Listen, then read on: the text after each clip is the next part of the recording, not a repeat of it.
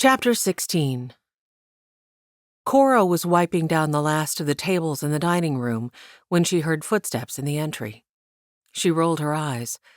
If these people were here to eat, they were too late. All the food had already been put by and the stove extinguished until this evening. She was weary and wanted nothing more than to get to her room and read more in her copy of Following the Equator, and maybe take a nap.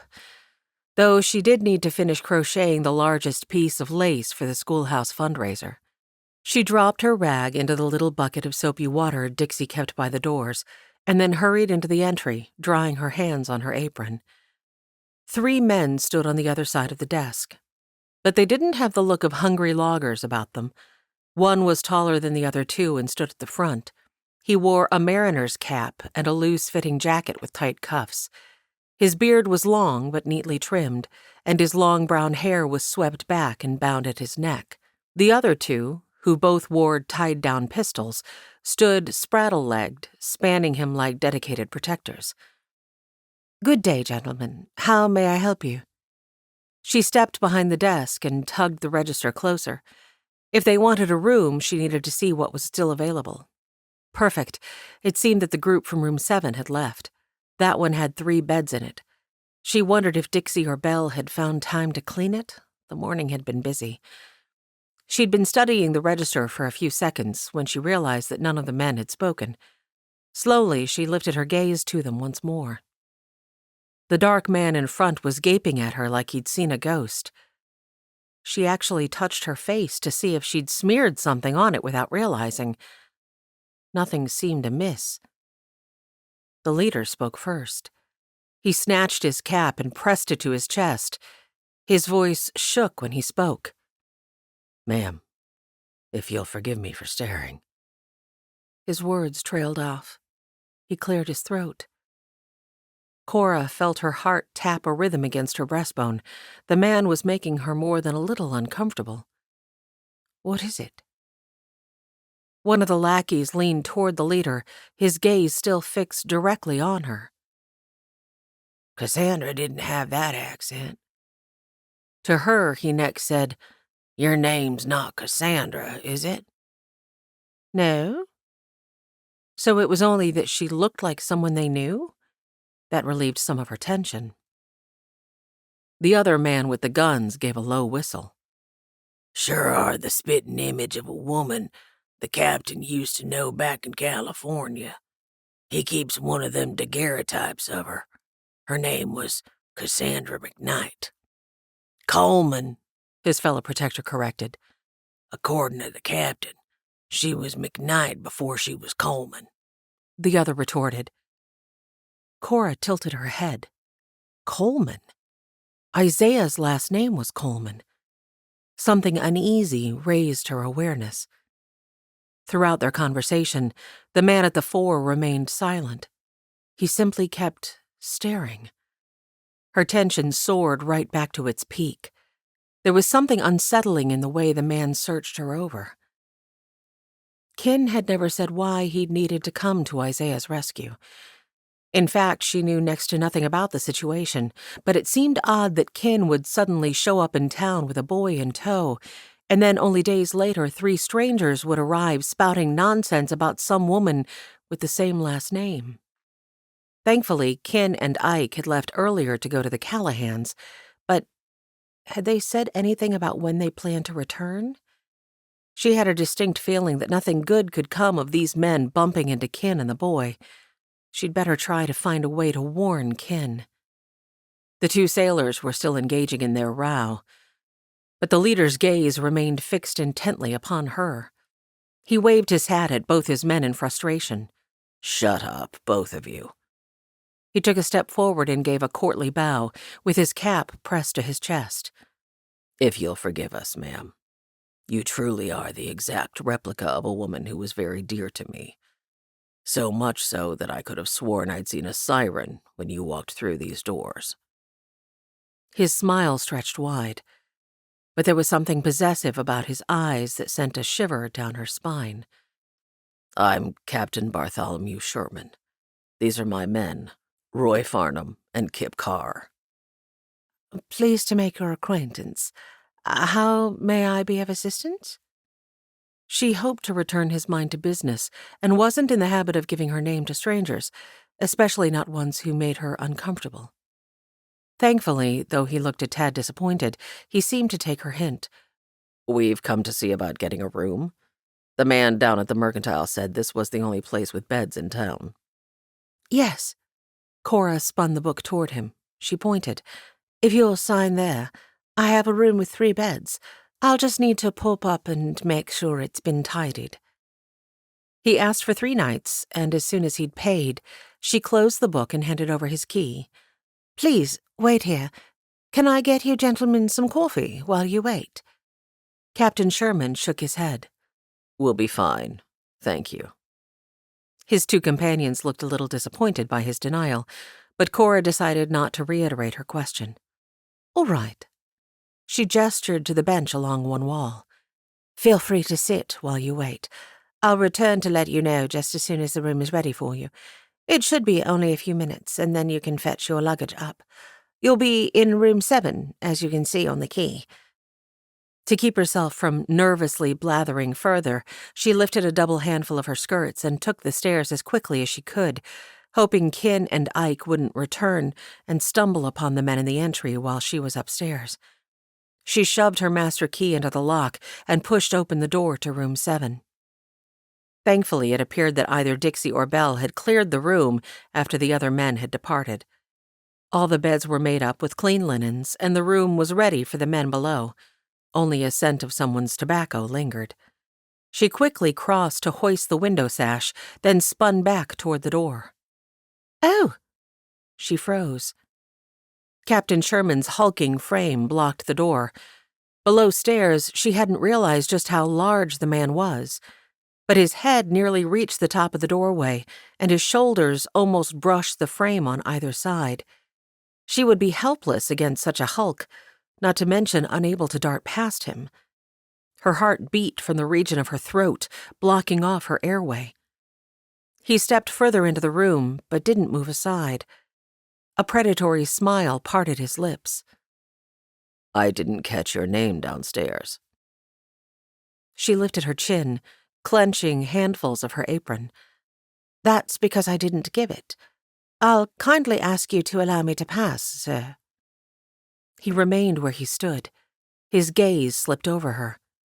Cora's heart pounded.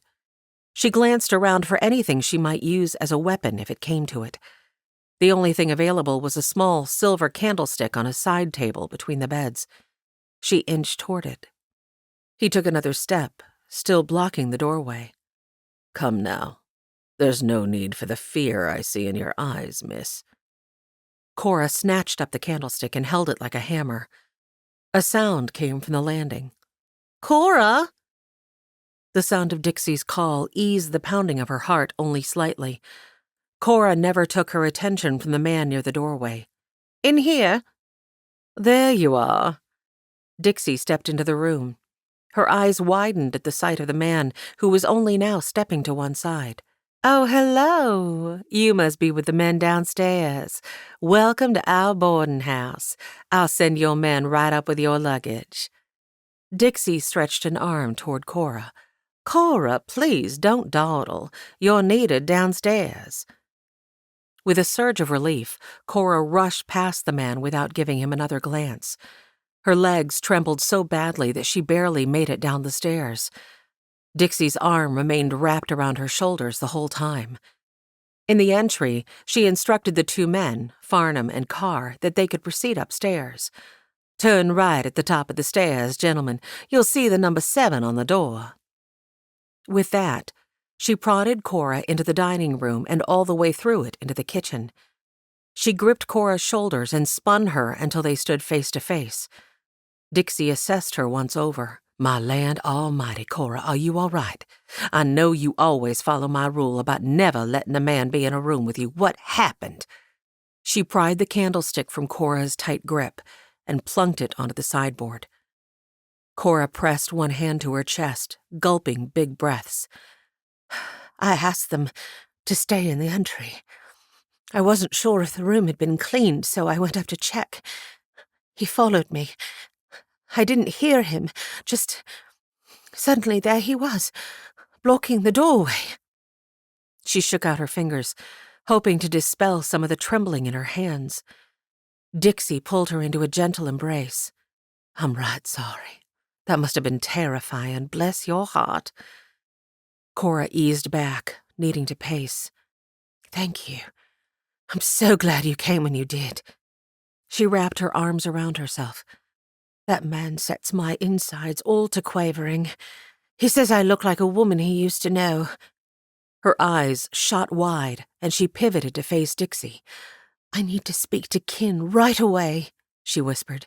Dixie, I think those men might be here looking for Isaiah.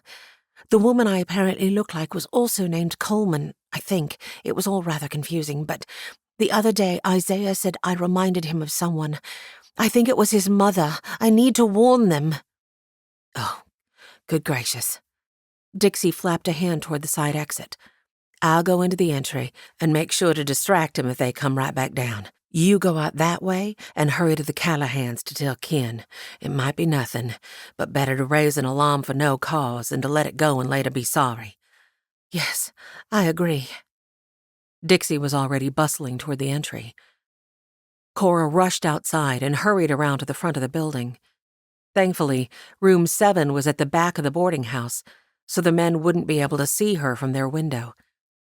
She poked her head around the corner and checked the street just in case Dixie may have missed delaying the men if they wanted to come outside. However, the only person she saw was Kin, with his hand reaching for the main boarding house door. Kin! She rushed forward. He glanced at her, stopping in surprise. She practically ran toward him, but she didn't want to talk here.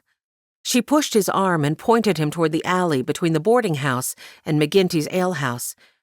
As she passed the door, she cast a furtive glance through its arc of glass windows. Blessedly, the entry lay empty except for Dixie, who stood at the desk. Dixie made a shooing motion, urging her to hurry, and Cora pushed Kin again. Keep going. What? Kin tried to face her to get an explanation. Cora grabbed his shoulders and adjusted his angle. Just... She pointed past him to indicate he should keep moving. I need to talk to you a moment. Where's Isaiah? She gasped and glanced back over her shoulder. Is he already inside? No, he's at the Callahans. Oh, good. She nudged him into the alleyway. Finally, she allowed him to stop and face her. He plunked his hands on his hips. Will you please tell me what this is all about? They weren't far enough into the alley. Cora flapped a hand at him to indicate he should move deeper.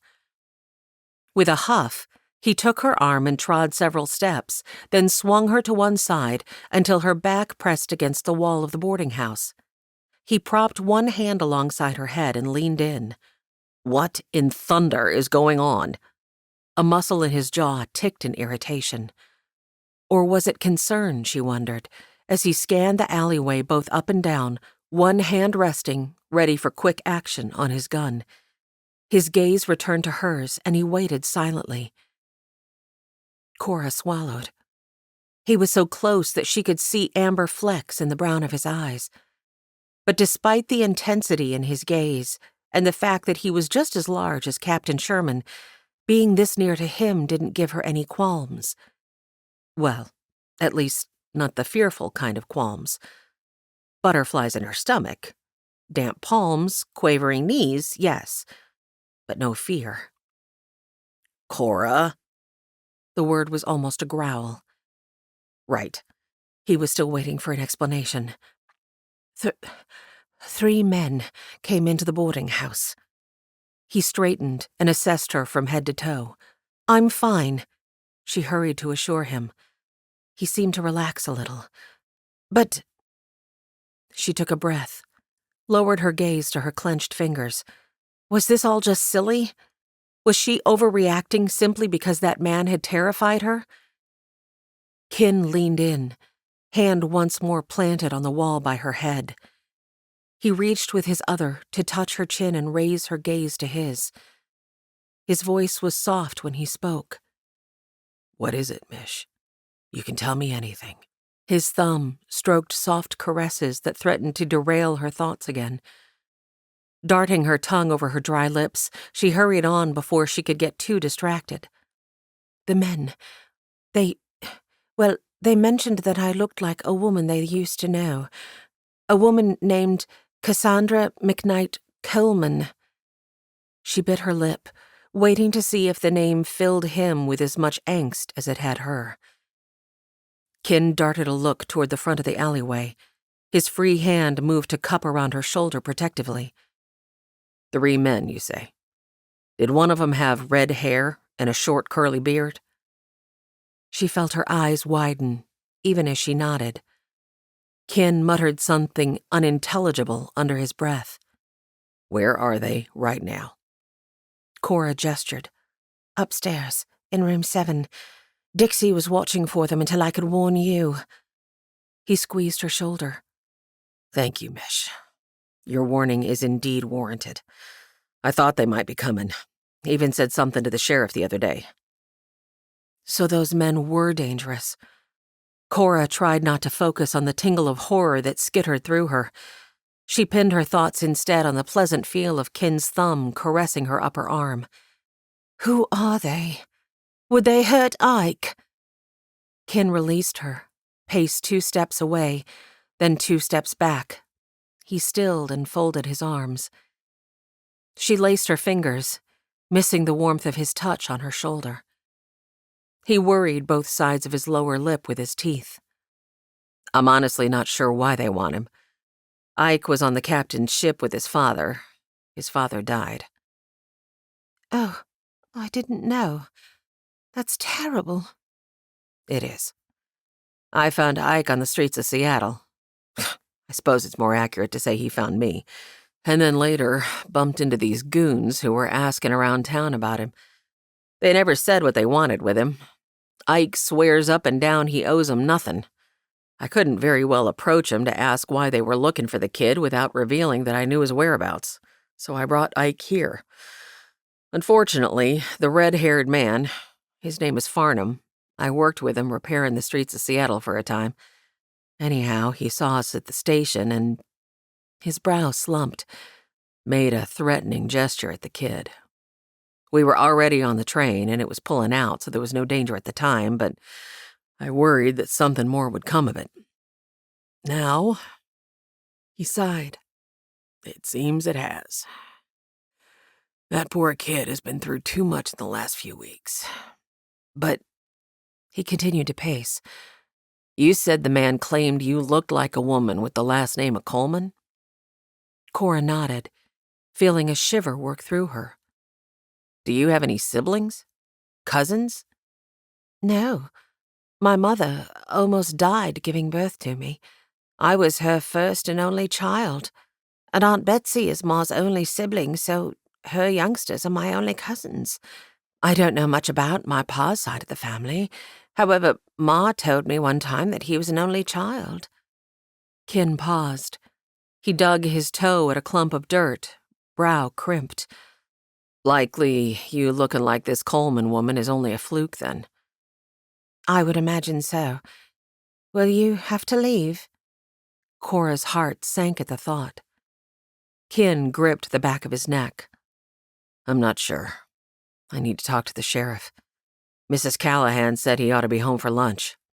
I'll ride back out there. You'd best return inside. Cora's stomach clenched.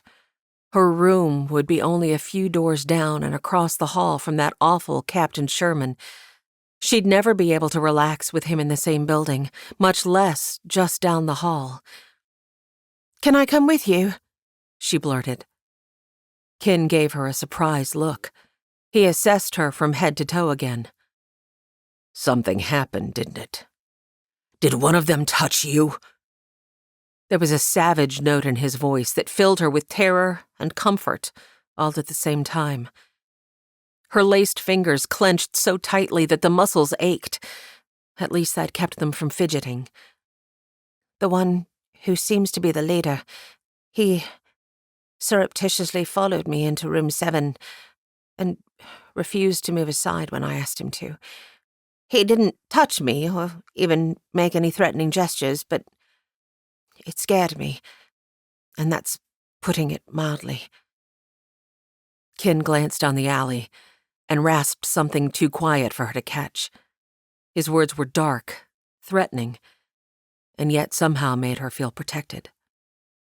His focus rebounded to search her face. "How did you get out of there?" "Dixie came to my rescue. I'm honestly not sure how she knew to come looking for me, except for the intervention of the Lord." She searched his face.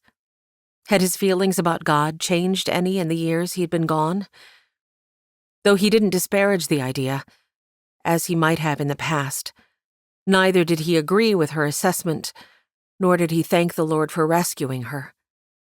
His face remained grimly impassive. Cora's vision blurred with moisture, and she blinked hard to dispel it. "Hey, come here." Kin reached for her slowly, and she didn't hesitate to step into the comfort of his arms, even though she probably should have.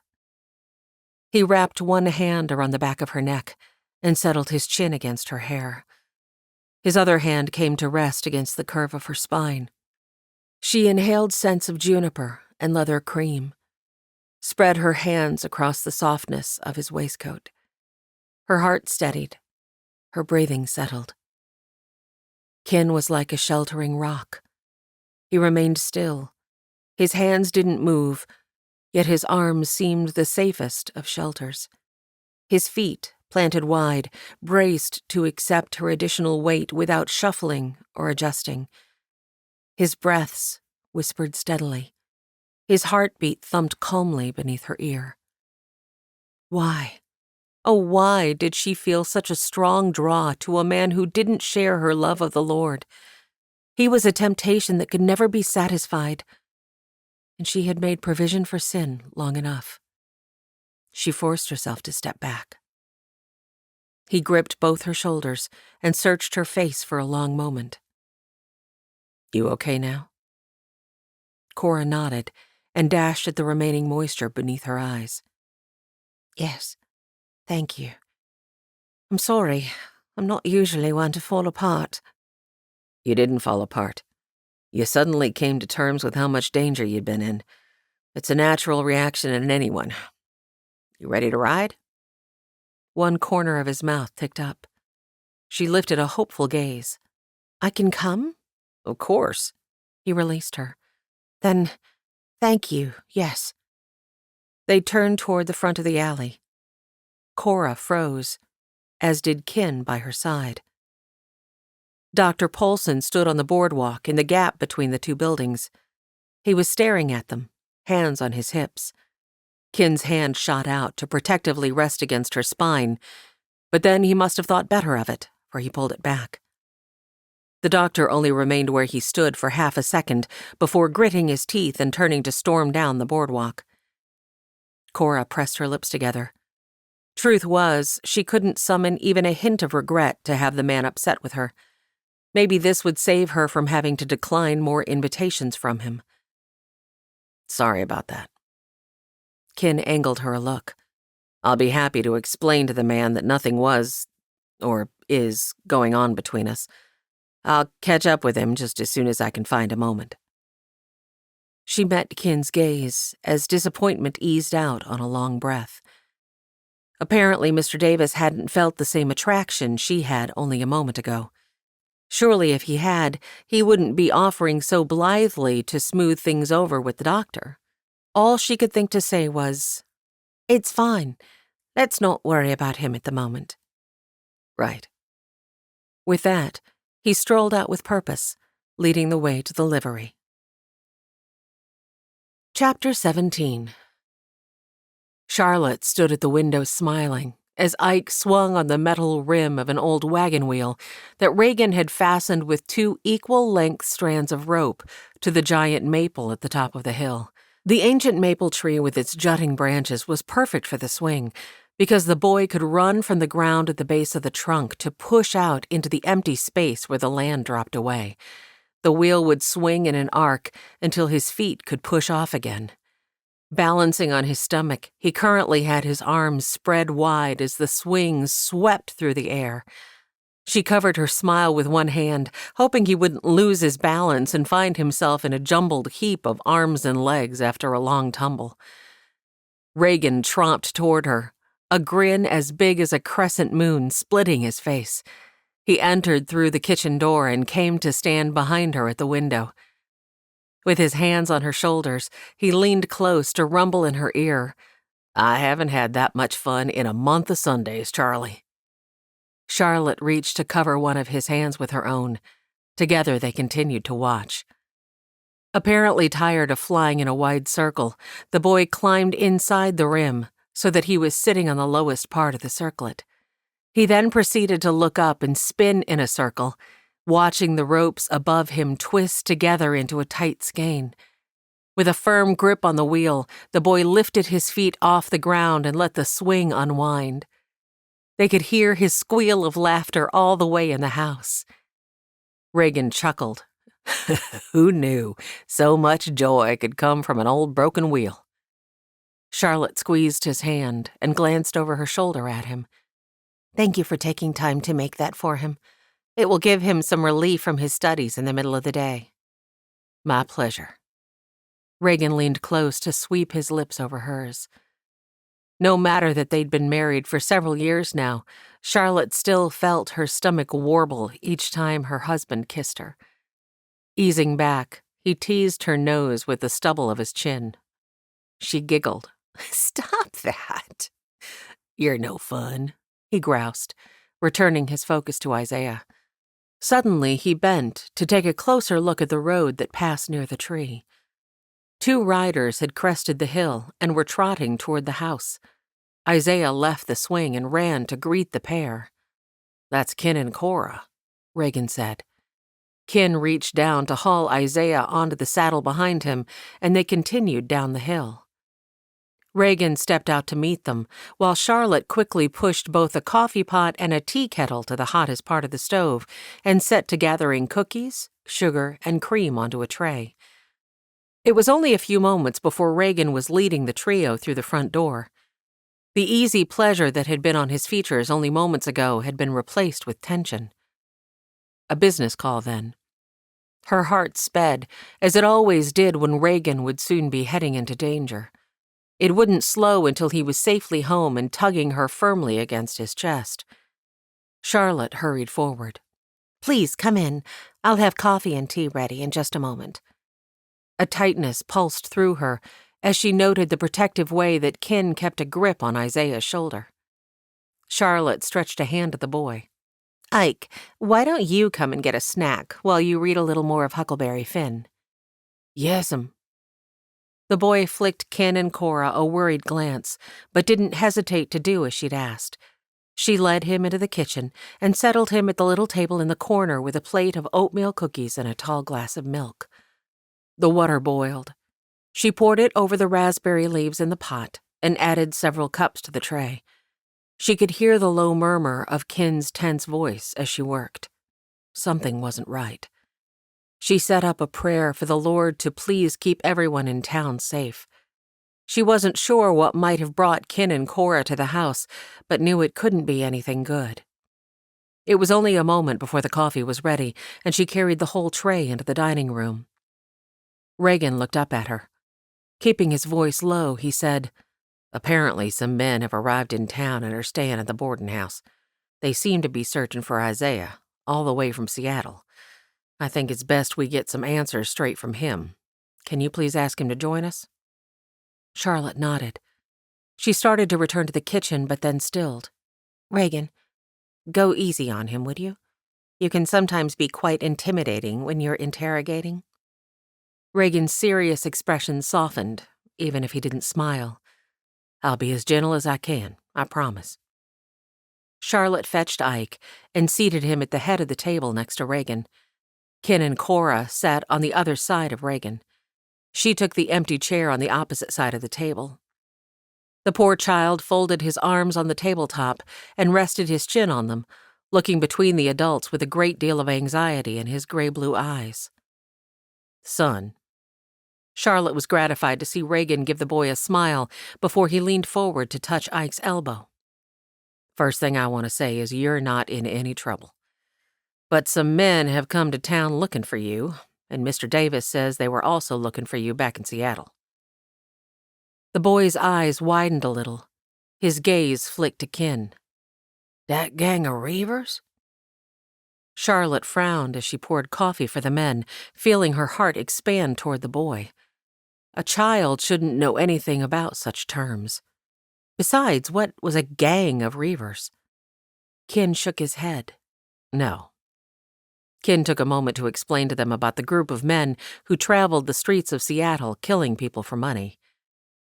The coffee pot clanked onto the tray louder than she'd intended. Her eyes were likely as wide as the saucers beneath the cups. What indeed was this world coming to? Killing people for money? Ken, however, didn't seem fazed. She looked back at Ike. "These were different men, by my calculations. That first day when you were in my apartment and I got home, they were asking my landlady if she'd seen you." "I see." Ike frowned. "What did they look like?" Charlotte realized she hadn't yet poured for Cora. At her lifted brow and short gesture between the choices, Cora indicated that she would also take coffee. Charlotte handed her a cup and then poured the herbal tea for herself, sinking against the back of her seat. Ken pondered. One had red hair and a curly beard. The other, clean-shaven and blonde, Cora supplied. Tugging at her earlobe, she added, with a gold loop in his ear. Ken kept a careful eye on the boy. "There's also a man named Captain Sherman. He has long, dark hair and a full beard." Isaiah straightened. "The men from the ship. The captain of our ship coming up from California looked like that, and his name was Sherman." Reagan nodded. "Yeah. Ken said he already talked to you about him, and you didn't know why they might be following you. You sure you can't think of any reason?" Isaiah pondered for a long moment, and Charlotte could hear the swish, swish of his shoes scuffing against the floor under the table. Finally, with the lift of one shoulder, he answered simply, "No." "Did you ever talk to any of them?" Ken asked. "Not much. Only a little after Pa passed. The captain, he paid for Pa to get buried. Then, like I told you, he kept all the money Pa'd had in his poke, and I scrammed. That first night, the Reavers almost got me, but I didn't recognize any of them. I don't think they was from the ship." Charlotte closed her eyes, feeling a bit ill at the thought of sweet little Isaiah having to run for his life from monsters who held no value for life whatsoever. Cora leaned forward. "Did your pa give you anything before he passed?" "Good question," Ken encouraged. Ike shrugged one shoulder. "Only his old coat." He pointed. They all turned to look at the plain black coat hanging from the peg by the front door. It was worn through in one spot near an elbow and frayed in a couple of places around the hem. Charlotte pressed her lips into a pinch. Highly unlikely that anyone was looking for the boy because of that ratty coat. As if everyone was thinking the same, all the adults exchanged looks. Ken leaned forward, setting his coffee to one side. "Miss Cora mentioned that Captain Sherman said she looked like a woman named Cassandra McKnight Coleman. Does that name mean anything to you?" Isaiah nodded. His eyes widened a little as his gaze snapped to Cora. "That's why I thought you looked familiar. You look like my ma. Pa kept a picture of her in his poke, but he only let me look at it if he was near. I used to look at it more when I was younger." "So, Cassandra Coleman was your mother's name?" Reagan prodded. Charlotte realized he wanted to be certain. Isaiah nodded. "She passed, giving birth to me." Ken continued the questioning. "And you had a house near the beach in California?" "Yes, sir. It was my mom's house before she married my pa." Charlotte bit her tongue to keep from correcting his speech. This wasn't the time. "Right near the water it was. I miss waking up to the sound of the waves." Do you know what your pa did with the house before you left on your trip? Isaiah pondered with a frown. Some people was moving in the day we left. Papa told me later that he'd let it out to them. You're sure your father didn't sell it to them? Cora blew on the surface of her coffee before taking a sip. No, he didn't sell it. Pa told me we go back someday. Tears flooded his eyes at that proclamation, but he showed a strength of character by remaining where he was. Kin and Reagan looked at each other. Reagan ventured, Maybe they think he has something that he doesn't? Charlotte's attention was captured by Cora, who kept darting looks at Isaiah's coat. After a moment, she rose and went over to the coat hooks. Kin and Reagan didn't pay her any mind. Kin said, Should we just confront these men and ask them what they want with him? Reagan rubbed his jaw. Couldn't hurt, I suppose, but it would reveal to him that he's for sure here. Might cause trouble down the line. True. Kin scooped his fingers through his curls. I don't like this. Not at all. Presumably the kid owns a house in California, but without a deed or even a will, we can't prove that it's his. Did his pa just tell him they would go back to sue them? Or... No! Isaiah shook his head. My pa wasn't like that. He told things like they was. If he said we would go back and live in that house, he meant it. The boy's voice had risen with each word. Besides, like I said, he told me it was rented. Kin held up a hand. Okay, I believe you. He focused on Reagan again. In that case, he owns a house that's likely bringing in a goodly amount. Maybe that's what these men want. But where is that money going? And how would we prove that this boy is Isaiah Coleman's son? Cora returned to the table with the boy's coat in one hand. She scooted her coffee cup to one side and flopped the coat onto the table. Kin startled a little, leaning back to look up at her. Cora shrugged. This was the last thing his father gave him. I find it odd that his father would insist on him having a coat that is 3 times too big for him, and all torn in places to boot. Ike hung his head. Those rips is from me running from those killers that first night. I see. She started feeling the material all over, first at the shoulders, inside the lapels, all along the sleeves, in the pockets. All revealed nothing. But as she felt the material at the back of the hem, there came the sound of crinkling paper. Everyone froze and looked at one another. Cora smiled. She carefully lifted that side of the coat and examined the stitching. Charlotte, do you happen to have a small pair of scissors? Charlotte leapt to fetch them, and they all watched as Cora carefully snipped the stitching along the bottom seam of the coat. Soon she was able to pull a thin onion skin paper from between the layers. There was also a thicker piece of paper folded in thirds. Well, I'll be. Kin tugged the pages closer. Cora, you're a genius. He bent to examine the onion skin first. Read it out loud, Charlotte asked, unable to curb her curiosity. She pushed her teacup to one side. Kin began to read. I, Isaiah Solomon Coleman Sr., being of sound mind, do hereby bequeath all my worldly goods to my son, Isaiah Solomon Coleman Jr. Then there's his signature. Reagan tapped the table repeatedly with one finger, a sure sign of his tension. He jutted his chin toward the letter and looked at Kin. Will it hold up in court? Kin rubbed one finger at a spot on his cheek beneath his eye as he continued studying the letter. There's no witness signature, but possession is 9/10 of the law. Since the kid is in possession of a coat that used to be his father's, and since this letter was in that coat and witnessed by all of us, I think any fair judge, if it comes to court, would make the connection between the two. What's the other paper? Cora asked. Kin set the letter aside and took up the folded page. He smoothed it open on the table. It wasn't but a moment before a smile crooked up one corner of his mouth. This here. He tossed the page onto the table in front of Reagan. Is the deed to one California beach house, complete with address and history of ownership. See here? He leaned forward and pointed. Isaiah Solomon Coleman Jr. has been added under the original 2 names, and a Cassandra McKnight Coleman has been listed as deceased. There's even the name of their solicitor. Can I see my pa's letter? Ike asked softly. Ken's exuberance over their find faded. Of course.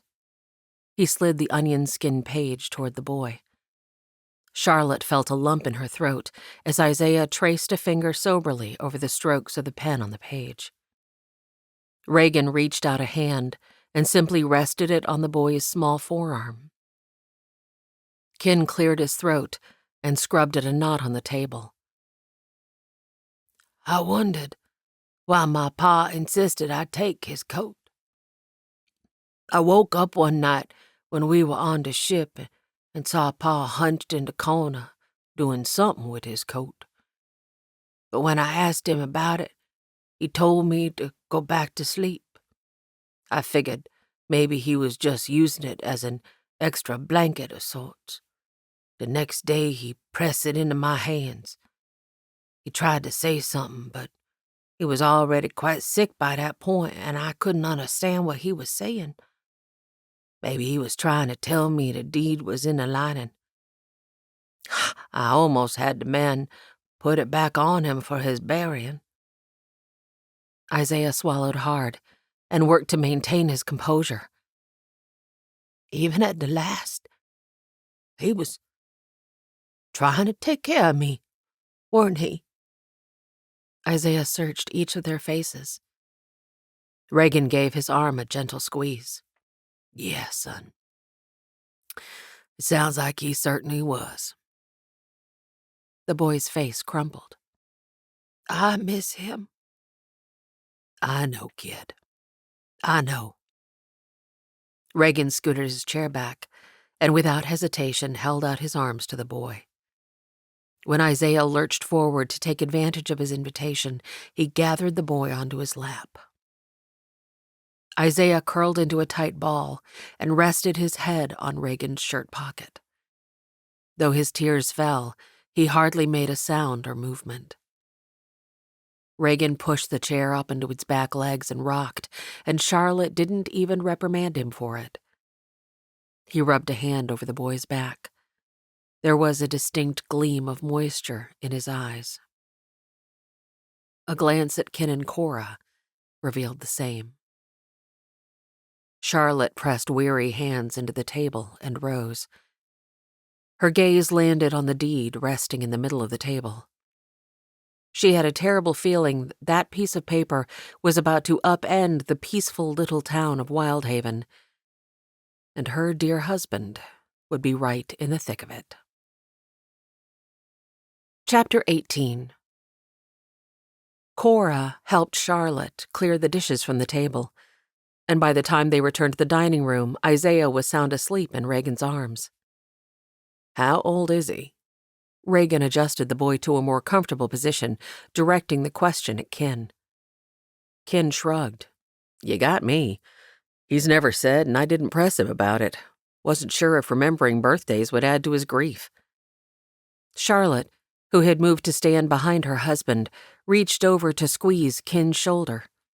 You are a good, kind, and thoughtful man, Ken Davis.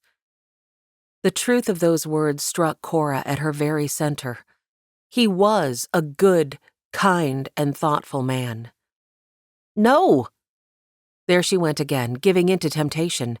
She gritted her teeth, determined to follow the instructions in the word, not to be unequally yoked with an unbeliever. For if she gave in to her burgeoning feelings for the man, his strong personality would inevitably draw her away from the Lord she loved. She put a hand to her throat and looked at the table.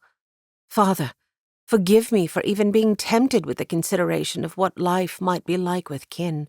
Help me to ever be mindful of the truth of your word. Please change my feelings for him. When they went back to town in a bit, she could go to her room and escape his nearness. She would spend the evening looking up every verse she could find about not being unequally yoked, and maybe even commit a few to memory. Then she could repeat them to herself any time the man came close.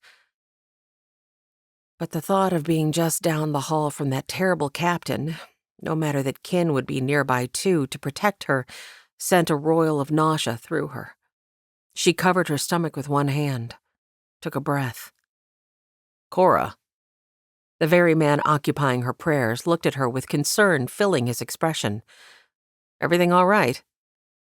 She realized she'd closed her eyes at some point during her entreaty and following thoughts. Yes, fine. She sank into the seat across the table that Charlotte had occupied for most of the evening. Cora wished he'd quit searching her face with such soft scrutiny. Kin folded his hands on the table. You must be exhausted.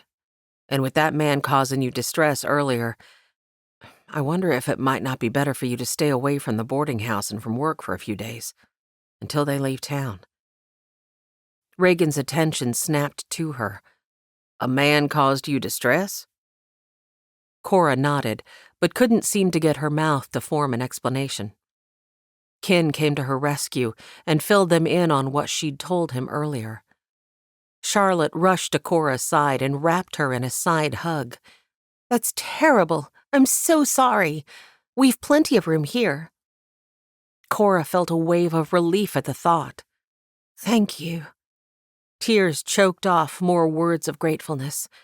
That would also put a greater distance between her and this tempting man. The sheriff looked at Kin. Might be good for you and the boy to stay out of sight as well, until we can do a little more looking into this. He swept a gesture at the papers still on the table. We've a bedroom for you, too, if you don't mind sharing with Isaiah, Charlotte offered, her hand still resting on Cora's shoulders. Cora despaired. It seemed she couldn't escape the man. Kin staying here in this small house with her, likely right across the hall? It had been bad enough to think of him in a nearby room at the boarding house, but this? On second thought, I think I'd better go back to town, she blurted. I'd hate to leave Dixie in the lurch. There was a glint of humor in the look Kin gave her, as if he might know the reason for her rapid reversal. If you're worried about the diner, I think I could ride out and ask Maud Carver to fill in for you for a couple of days. I'm certain she wouldn't mind. That's an excellent idea. Charlotte squeezed Cora's shoulders again. Dixie will totally understand, and I'm sure Maud could use a little extra cash for an upcoming event. When Cora glanced up, Charlotte's eyes twinkled like stars, as if she might know something she wasn't sharing. Cora's interest rose. She twisted to get a better look at Charlotte's face. Has Jackson finally proposed? Charlotte pressed her lips together, the bunch of wrinkles on her brow indicating she was trying to decide how to respond. Finally, she offered, I'd better not say.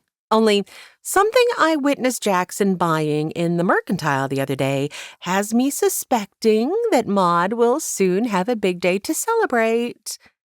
Reagan huffed a breath of humor. You've just said what you said you ought not say, dear wife. Charlotte covered her mouth with a giggle. Oh dear, I guess I did at that. Kin's gaze was still fixed on Cora. She could feel it. She transferred her attention to him. The impact of his concern filled her with a blaze of yearning. Her rib cage didn't seem big enough for the expanding of her heart, or for her lungs, which suddenly couldn't seem to find enough oxygen. Gracious. It was as though her recent prayers had not changed her one whit. Maybe she would need to fast to relieve herself of these sinful desires. She snapped her attention to her clasped hands. Let Maud cover for you. His voice was soft and cajoling. Just for a few days. I wager you could use the rest anyhow. Cora remembered turning around in room 7 to find that horrible man blocking the doorway. A shudder quaked through her. She suddenly had no hesitation. Yes, thank you. She bounced a glance between Charlotte and Reagan. I really don't want to be an imposition. Nonsense. Charlotte released her with a flap of a gesture. Inching up her skirts, she gave Reagan a nod of her head. Bring him on down the hall, sweetie, and let's get him tucked in. Poor child has been through too much recently. To Kin and Cora, she said, If you'll give me but a moment, I'll have both of your beds ready. With a soft word of acknowledgement, Reagan gathered the boy into his arms and followed his wife from the room. Cora missed the comfort of Charlotte's hands and wrapped her arms around her shoulders to ward off a chill. Kin was immediately on his feet. Cold? He was already shucking out of his duster. Her mind traveled to another night in a cold alley in Clay Elm when he'd come to her rescue with a similar gesture. Her pulse tripped. She held out a palm. No, truly, please keep your jacket. It's just been a bit of a crazy day.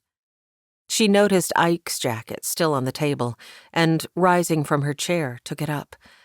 I really ought to repair this seam. Tomorrow will be soon enough. Kin tugged it gently from her fingers and dropped it back onto the table. He didn't step back, but remained where he was, only a handspan away.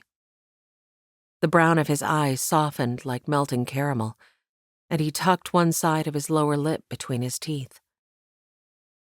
Cora felt the invasion of her space as surely as she had with the man back at the boarding house. And yet, there was such a contrast in the way her heart responded this time.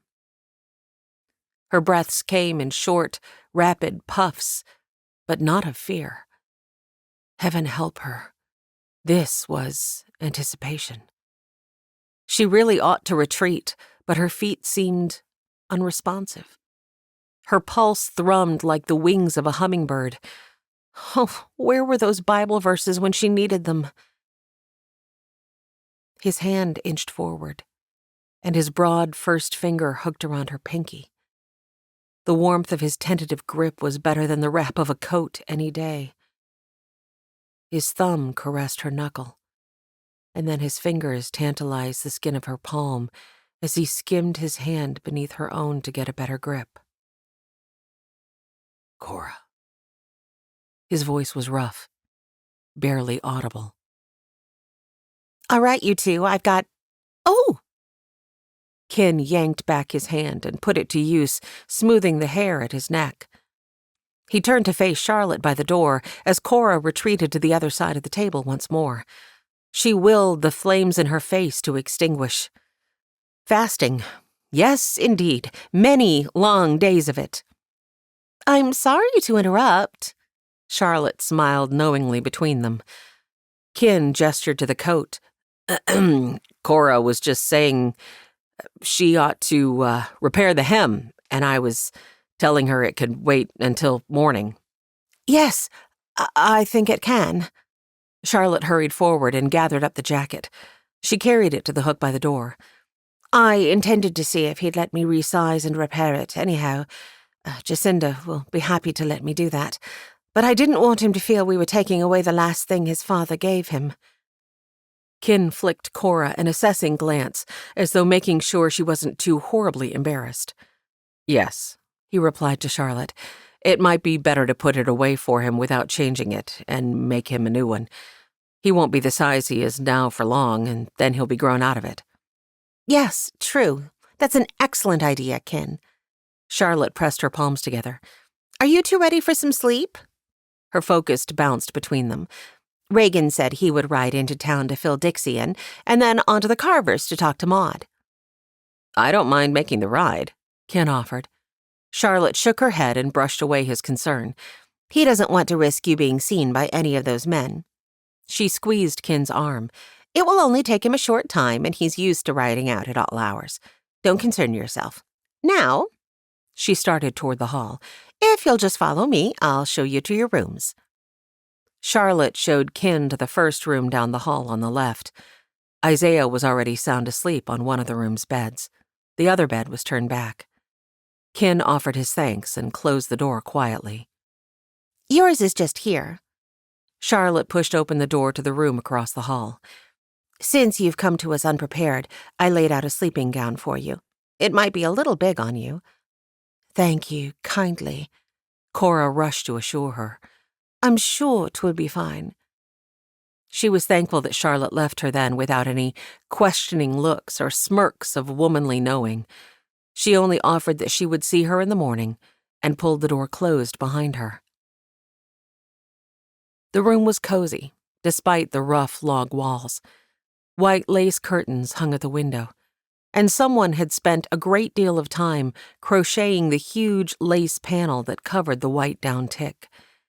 A white milk glass lamp spread a soft golden light from where it sat on the knotty pine bedside table, and the dressing screen that angled across the far corner had center panels padded with white silk. Each was embroidered with single nosegays of lavender. Weary to the bone, Cora lifted the long white gown Charlotte had provided and moved behind the partition to shimmy out of her dress. Once she'd extinguished the lamp and was securely snuggled under the tick, she was frustrated to discover that her mind seemed preoccupied with scenarios of what might have happened in the dining room just now if Charlotte hadn't popped back in when she did. "Father, forgive me, for I am a sinner, weak of flesh and prone to temptation." Her fingers stroked her palm as she remembered the glide of Kin's caress in the same spot. With a huff, she flopped onto her back, gripping the tick in tight fists as she stared at the ceiling. "Oh, cheese and crumpets, Cora Harrison, go to sleep!" No matter her command, her mind remained in a rebellious state that refused to relinquish thoughts of the man across the hall.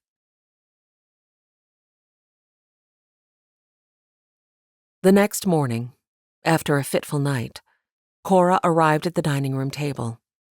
Reagan and Kin were already having a conversation. "You'll leave today, then?" Reagan asked. "I think it best." Kin spun a cup of black coffee in a circle on its saucer. "I'll go straight to talk to the solicitor. I don't want the kid to lose out on his inheritance because we delayed." "You're right, of course. I'll do my best to keep word of your departure from reaching this Sherman and his cronies. Once you've established Ike as the legal heir, there won't be much they can do. Do you think I should take him with me?" Reagan scrubbed his fingers across his jaw. "Much as I hate to keep his schedule in upheaval, it might be best. The solicitor might know him by sight, and that would strengthen your case." Kin nodded. "My thoughts exactly. I'll need to fetch Ike's and my things from town. Ike doesn't have much." Reagan shook his head. "I'll fetch 'em for you. I'll be back inside an hour." With that, he stood, gave Cora a nod of acknowledgement, and then headed out the door. Cora found herself once more alone in the dining room with Mr. Kin Davis. "Mornin', Mish. How'd you sleep?" His eyes sparkled, as though he may have been able to hear her tossing and turning the whole night through. She notched her chin a few degrees into the air. "I slept just fine, thank you. And you?" "Had some trouble." He wagged his head in distress. "Couldn't stop thinking about a beautiful blonde woman with the comeliest blue eyes a man ever did see." He grinned at her wickedly. Cora felt a traitorous thrill. Heat blazed into her cheeks, and she pressed her fingers to them before she thought better of it, and then quickly snatched her hands down, hoping he hadn't noticed. "But she turned me down not long ago when I asked her on a picnic, so I don't suppose there's much hope for me anyhow." Cora bit down on a coy retort and only offered, "Well, I hope this fictitious woman of yours was worth the sleepless night, Mr. Davis." His grin broadened. "Oh, she is, Mish. She truly is." Cora fled to the kitchen, throwing over her shoulder, "I think I'll find myself some coffee." Kin's soft chuckle chased her. Charlotte was already bent over the stove frying sausages and eggs. "Morning," she greeted. "Help yourself to some coffee. Then—" She nodded at a bowl of dough. "If you don't mind, you could scoop those biscuits onto the cooking sheet there." "Happy to help." Cora took her coffee to the sideboard, but as she measured out the biscuit dough, she couldn't help but fret over the fact that Kin had only just arrived and was again set to depart. At least she would be separated from the temptation of him for a time. Maybe that would help her get herself in check. How long would it take them to travel to California, settle Ike's affairs, and then return to town. Her gaze blurred against the green hills out the window. "You look like you're sifting through cobwebs," Charlotte interrupted, reaching for the now filled tray. Cora started and stepped out of her way. "Yes, sorry." She offered an embarrassed smile. Charlotte eyed her. "He's very handsome." Cora spun to look out the window once more. "Isaiah?" she prevaricated. "Yes, he really is a handsome little fellow." Charlotte giggled as she slid the biscuits into the oven. "That's not who I meant, and you know it very well." Cora blew out a frazzled breath and faced her friend. "Even though you're right, naught can ever come of it. I'm determined to only marry a man who loves the Lord as I do." Charlotte tilted her a look. "So last night, what I saw near the table, what was that?" Cora slashed her hand through the air several times, trying to come up with words. "That was, well, confound it, but I can't seem to think, move, or breathe when the man is near me, talking all soft and looking at me with those mesmerizing eyes of his. All my determination to do things God's way seemed to flee right out of my mind."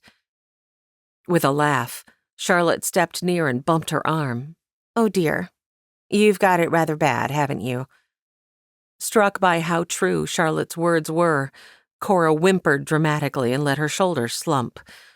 "I'm afraid I do, and not one of my prayers has seemed to help." "I think he's changed quite a bit over the last 2 years. I haven't heard even one story of him being at McGinty's since he arrived back home." Cora gave her a withering look. "He's been home for less than a week." Charlotte laughed. "Well, that's true enough. But when I came out this morning, he was already up. He was in the parlor reading Reagan's Bible." One of her brows winged upward. Hope burst to life in Cora's chest like an exploded feather pillow. "He was? I might not have believed it if I hadn't seen it with my own eyes." Charlotte patted her shoulder and then hurried to turn the sausages. "You just keep praying for him, dear Cora. I've known ever since he was a boy that God had big plans for Ken Davis. He has a heart bigger than all the mountain ranges in Washington."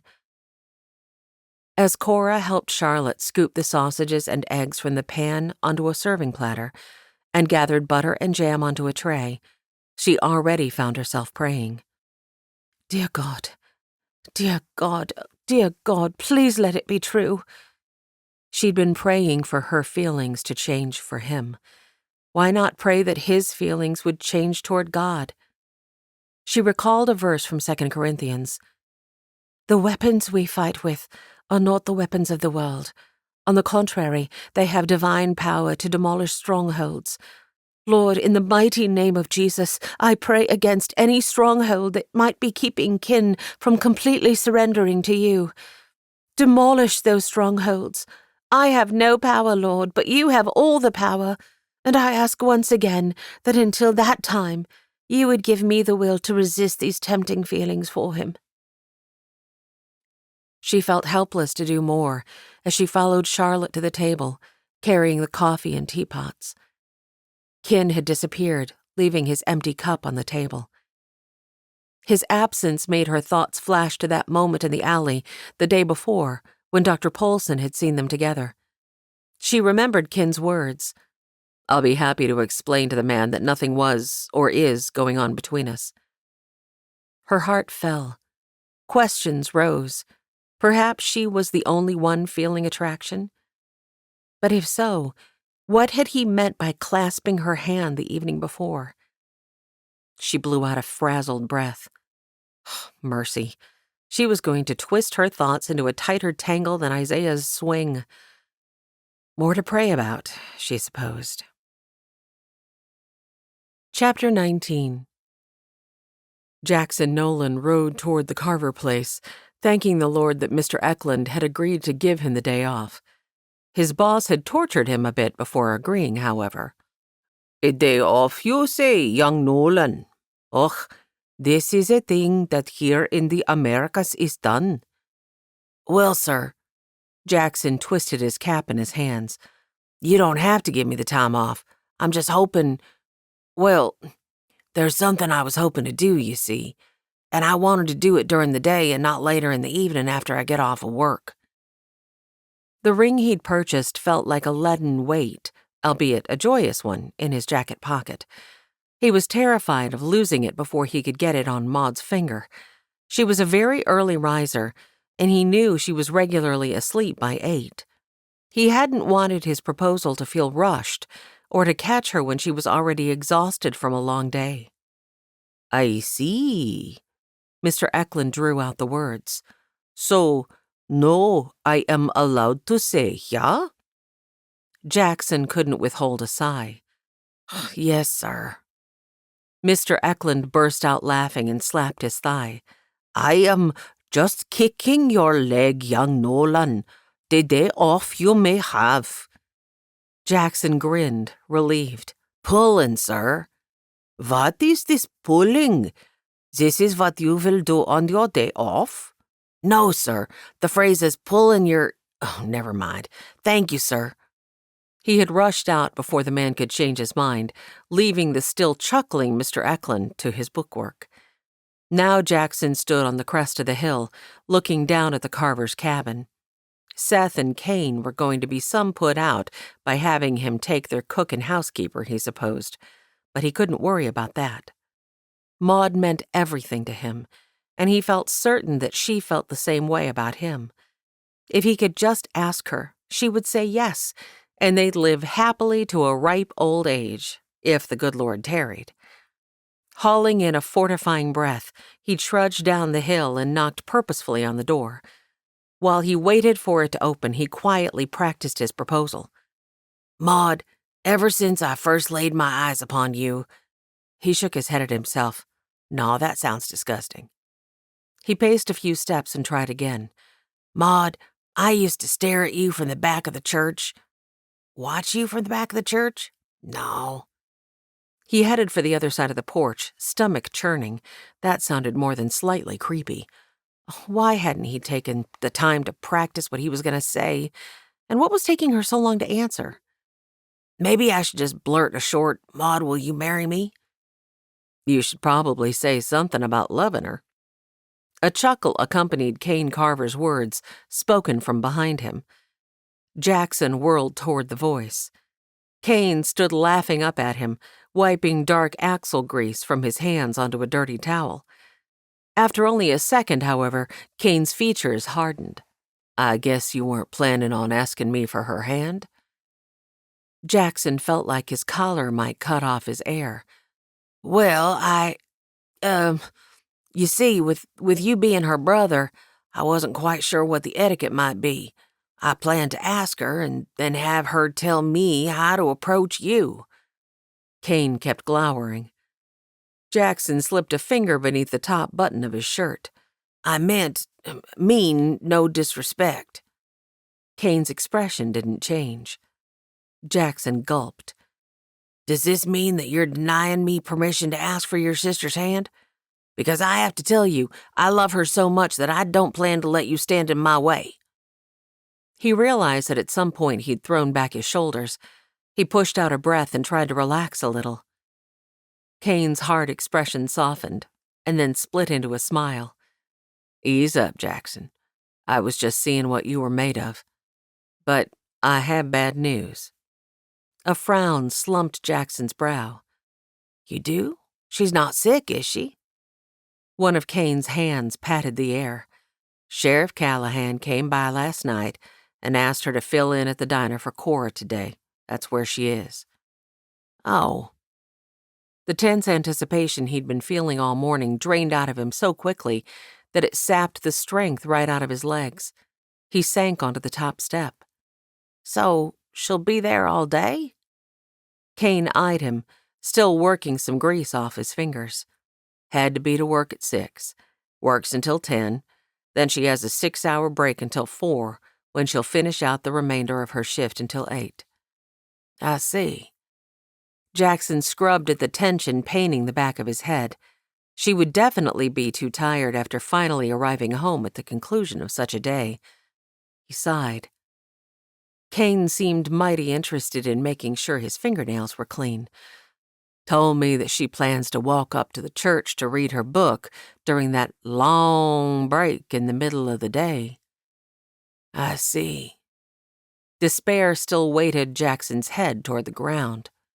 Wait, His focus snapped to Kane, and his back straightened. she did? Kane chuckled. He angled a look at the sun hanging just above the treetops in the distance.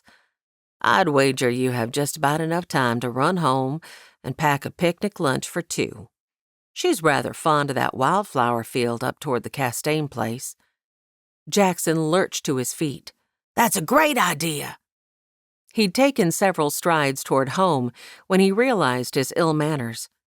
He pivoted and returned to stand before Kane, hand outthrust.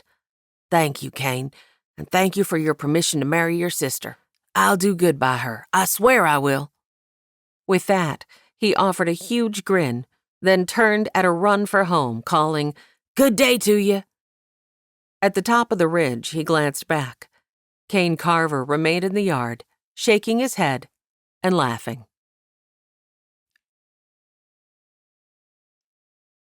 Breakfast was finished. It had been a quiet affair, with Kin mostly filling the time by informing Isaiah of the reasons for their trip to California. The boy was a quick study and asked intelligent questions. Now Cora and Charlotte were in the kitchen, and Reagan had harnessed the team. He'd earlier ridden into town to fetch Kin and Isaiah's bags from the boarding house, and they were in the process of loading the wagon. Cora watched from the window as Kin helped Isaiah onto the seat. They would take the train to California and return only when Isaiah's affairs were in order. Cora clenched her hands, wondering again how long they would be. At the sideboard, Charlotte rolled out dough for several pies. You could go out and offer a farewell, you know. Men do like to know that the women who hold their hearts return the sentiment. Cora glanced back at her. You think I hold his heart? Sweetie, I've never once seen Ken Davis look at a woman the way I saw him looking at you last night. Charlotte raised her eyebrows to make her point. Cora blushed and returned her focus to the wagon. I'm not so certain you're correct. Oh, do tell. Charlotte's tone was dismissive of the idea. Resilient hope raised its head. She squashed it. Dr. Polson saw Kin consoling me after Captain Sherman accosted me at the boarding house. Ah, consoling you. Charlotte chuckled. I always like it when Reagan consoles me. Cora batted a hand at her. Oh, do stop. It was only a hug. But afterward, Kin said he would be sure to inform the doctor that was naught between us. Charlotte blew a scornful sound. That's because he's a gentleman who doesn't want to stand in the way of your happiness, and he's not yet sure what would make you happiest. You have to show him. There's still the question of where he stands with the Lord. Charlotte tilted her head. Have you asked him? She shook her head. No? Well, it seems to me that since it's such an important matter, a conversation ought to be had before you go jumping to conclusions that are incorrect. The problem was that Cora wasn't so sure she was incorrect. Despite her certainty that she was right, maybe she ought to give him a chance to come out and tell her. Because until she did, there would remain a lot of questions in her mind where that man was concerned. Cora very much wanted to dash out to the yard and, at the very least, tell him to return safely. But she forced herself to remain where she stood. A real lady didn't throw herself at a man, especially not at one who might not want her. You really saw him reading Reagan's Bible this morning? I did. Charlotte nodded. Cora returned her gaze to the group by the wagon, willing down the hope taking flight in her chest. Kin propped his hands on his hips and glanced toward the house. He said something to Reagan and started toward the door, but Reagan pulled his watch from his vest, consulted it, and then said a few words with a shake of his head. Kin reversed course and climbed up onto the wagon seat by Isaiah. As they drove away, there seemed to be a little bit of defeat in the slump of his spine. As Reagan drove the cart away from the house, Ken forced himself not to look back. She hadn't come out to say goodbye, and that was that. He'd thought there was time to offer his farewells, but Reagan had said there wasn't. He realized suddenly that he'd be leaving town without having the chance to give an explanation to the new doctor. He could only dredge up a marginal amount of sorrow over that realization. He smirked. Let the good doctor stew and wonder for a bit. He would eventually learn that Cora was free and clear and be the happier for it. Reagan took the back roads to avoid town, and Ken was surprised when they took the turn off toward the Rodante farm. "Where are we going?" Reagan only smiled. "You'll see. Something important." When he pulled the wagon to a stop near the barn, Joe was there to greet them. "Right this way," he said. He led them to the farthest stall and pushed open the gate. There, in a clean pile of hay, lay a calico cat with 5 tiny kittens all jumbled in a ball. Ike's eyes grew wide. "Kittens." Reagan nudged his shoulder. "Go on and pick one out. They're too young to leave their ma yet, but a couple weeks after you get back home, you can have it." As Isaiah fell to his knees beside the feline, Ken frowned at Reagan. He waved a hand. "Oh, you'll be fine. Cats don't take up much room." His gaze was soft as he watched Ike lift and examine each kitten. "Every boy needs a little joy in his life, Ken. Every one." Yeah. Ken figured if anyone knew that truth, it was him. Still, he couldn't help feeling a little irritated that he hadn't gotten to say goodbye to Cora on account of a kitten choosing. Ken was beginning to fear they would miss the train, but finally Ike held up a gray kitten with black markings and green eyes. Joe promised that he'd keep her for Ike, and they all climbed back onto the wagon. Once they reached the station, they had plenty of time to buy their tickets and stow their cases in their berth, and still had a few minutes left over. Back out on the platform, Ken stretched a hand to the sheriff. "Keep an eye on Cora, would you? She was really rattled by that captain." His stomach roiled at the thought of anything happening to her while he was away. Reagan gave him a serious nod. "I've already planned a meeting with Joe and Zane.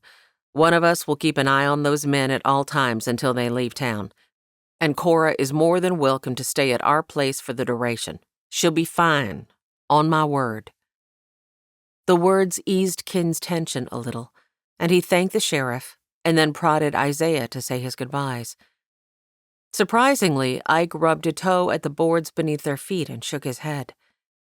Ken frowned. It wasn't like the boy to be impertinent. He gave Reagan an apologetic look. Reagan swiped away his concern with his hat. He ruffled a hand over Ike's hair. "I'll be waiting right here to say hello when you get back, all right, kiddo? And maybe we can go pick up that kitten together in a couple of weeks." Ike peered up at him, but only pinched his lips together with a little frown. Sudden understanding struck Ken. Ike was worried that something might happen to Reagan while they were away. It was with a little jealousy that he realized that in the few short hours the boy had spent in Reagan's presence, he'd already come to see him as a father figure. But the jealousy lasted only momentarily, as an idea sparked. He wasn't sure why Reagan and Charlotte hadn't yet conceived, and of course it wasn't a question he could ask. But they would be the perfect parents for Isaiah. It would solve a lot of his concerns over whether he'd be a good father figure, too. He could be a brother figure easily. He'd been doing that for years with Tommy. He wouldn't broach the subject now, but he'd talk to Reagan and Charlotte when they returned. "All aboard," the conductor called. "That's us, kid." Ken bade Reagan farewell, then nudged Ike along the platform. "Don't worry. We'll be back in just a few days." Before they entered the train, Ike paused and looked up at him. "You won't leave me in California?" Ken lowered to his haunches so he could look the boy right in the eyes. "You got any family in California?" Gray eyes wide, Isaiah shook his head. "None that I know of." "All right, then. You and me, we're family. Got it? And when we get back, Mr. Reagan and Mrs. Charlotte, they're going to be like family too. Lots of people in this town will. The parson and Mrs. Aurora. Isaiah turned and hefted himself into the car. He ambled along the aisle and pushed into their berth. He flopped onto one of the benches, stretching his legs along the length of it. He leaned his head against one wall morosely. Lots of people here don't like me. Ken took the opposite bench with a shake of his head. That's just not true. You can't let a couple bad apples spoil your view of the whole tree. You gotta pick those bad apples and toss them out, and then you'll see that the rest of the tree is filled with nice, juicy, crisp fruit. I giggled. I don't think Miss Cora would like to hear you calling her crisp fruit. Ken smiled. I think you're right. Now, I'll tell you what. We got a long trip ahead of us. Why don't you catch some shut-eye? It'll make the trip go faster for you. Yes, sir. The boy was fast asleep before the train even began its chuffing exit from the station. Chapter 20. Maud Carver sat on the back bench in the sanctuary, simply enjoying the silence and the freedom to sit and do nothing. She'd worked hard this morning in the diner, seating customers, making change, refilling drinks, running food to tables. But that wasn't anything on rising with the sun to milk 3 cows, slop 7 pigs, feed chickens, fork hay to the horses, and feed 2 brothers who some days didn't seem much different than the pigs. She welcomed this break in her routine, would dare say she relished it. With a happy sigh, she reached for the biography missionary David Livingstone had written about his adventures on the Dark Continent. The man wrote with a wit and turn of phrase that had her giggling more often than not. However, he'd also undergone some serious, even treacherous situations that at times had her holding her breath and flipping the pages to see how he'd extracted himself from the danger. She was almost finished with this one and was already looking forward to spending the extra money she was earning today on more books at the Mercantile. She had just started reading when she heard the stairs up to the church porch creak. She frowned. Someone was coming?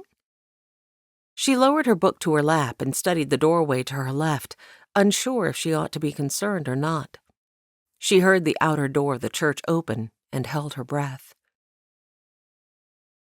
When Jackson stuck his head around the back partition, she relaxed against the pew.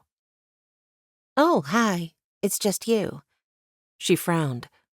"Are you off of work?" He stepped further into the room, fiddling nervously with his hat. "Everything all right?" She rose, concern mounting. "Did something happen to Kane or Sean?" Jackson held out a hand. No, everything is fine. I just wondered if you'd like to take a picnic with me. I heard that you have a few hours until you have to be back to work." Something inside her melted. Jackson came regularly to their house on Fridays, but he spent more time talking with Kane than he ever did with her. It was nice to think that he actually wanted to spend some time with her. Maybe his intentions were firming toward her. "Oh, Jax, that's right thoughtful of you. But aren't you supposed to be at work?" He grinned at her. Don't worry about that. I got the day off because I wanted to spend it with you. Come on." His hand extended, inviting her to slip her fingers into his. She didn't hesitate. His grip was warm and firm around hers.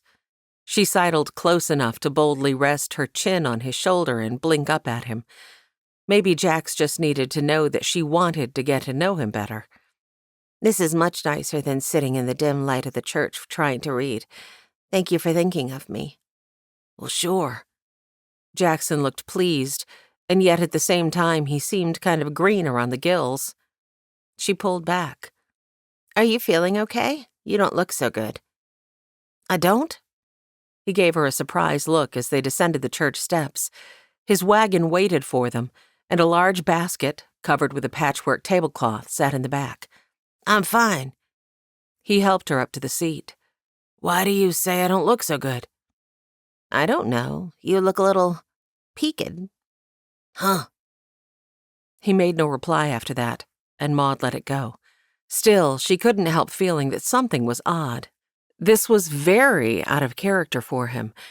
As Jax climbed onto the seat beside her and clucked to the horses, Maud pulled in a lungful of wonderful spring air. It was probably her favorite time of year. Birds chirped, the creek burbled, and flowers of every color had burst into bloom, some of them so tiny that one could almost miss them if they were moving too fast, and others, like Mrs. King's large pink hydrangea at the back of the post office, simply made her want to sing with joy. Of course, she never did.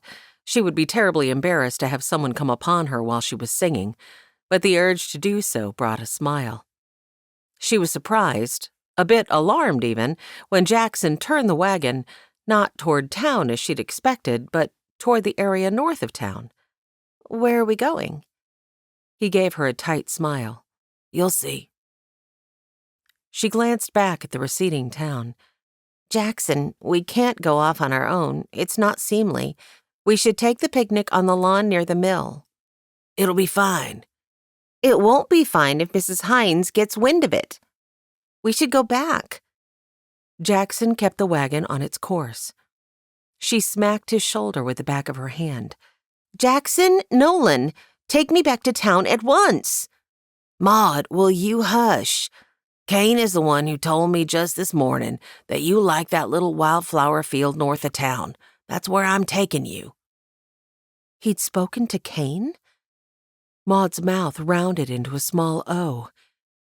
Jackson's shoulders were stiff, and he seemed intent on avoiding her scrutiny. He maneuvered the team around a washed-away part of the road. He'd spoken to Kane. Her eyes rounded. Her heart hammered. She clutched for the iron arm of the wagon bench. Jackson Nolan was about to ask her to become his wife. Her thoughts flashed to Ken Davis. She was ashamed to admit that she'd been rather more excited than she ought to have that handsome man back in town. 2 years ago, she'd been not more than a girl, and he hadn't seemed to notice her. But he'd been right gentlemanly the other day when he'd stopped by the house, and Kane had invited him in. She'd even caught him looking toward the kitchen a time or two, and he'd spoken to her like a friend. Jackson was, well, Jackson.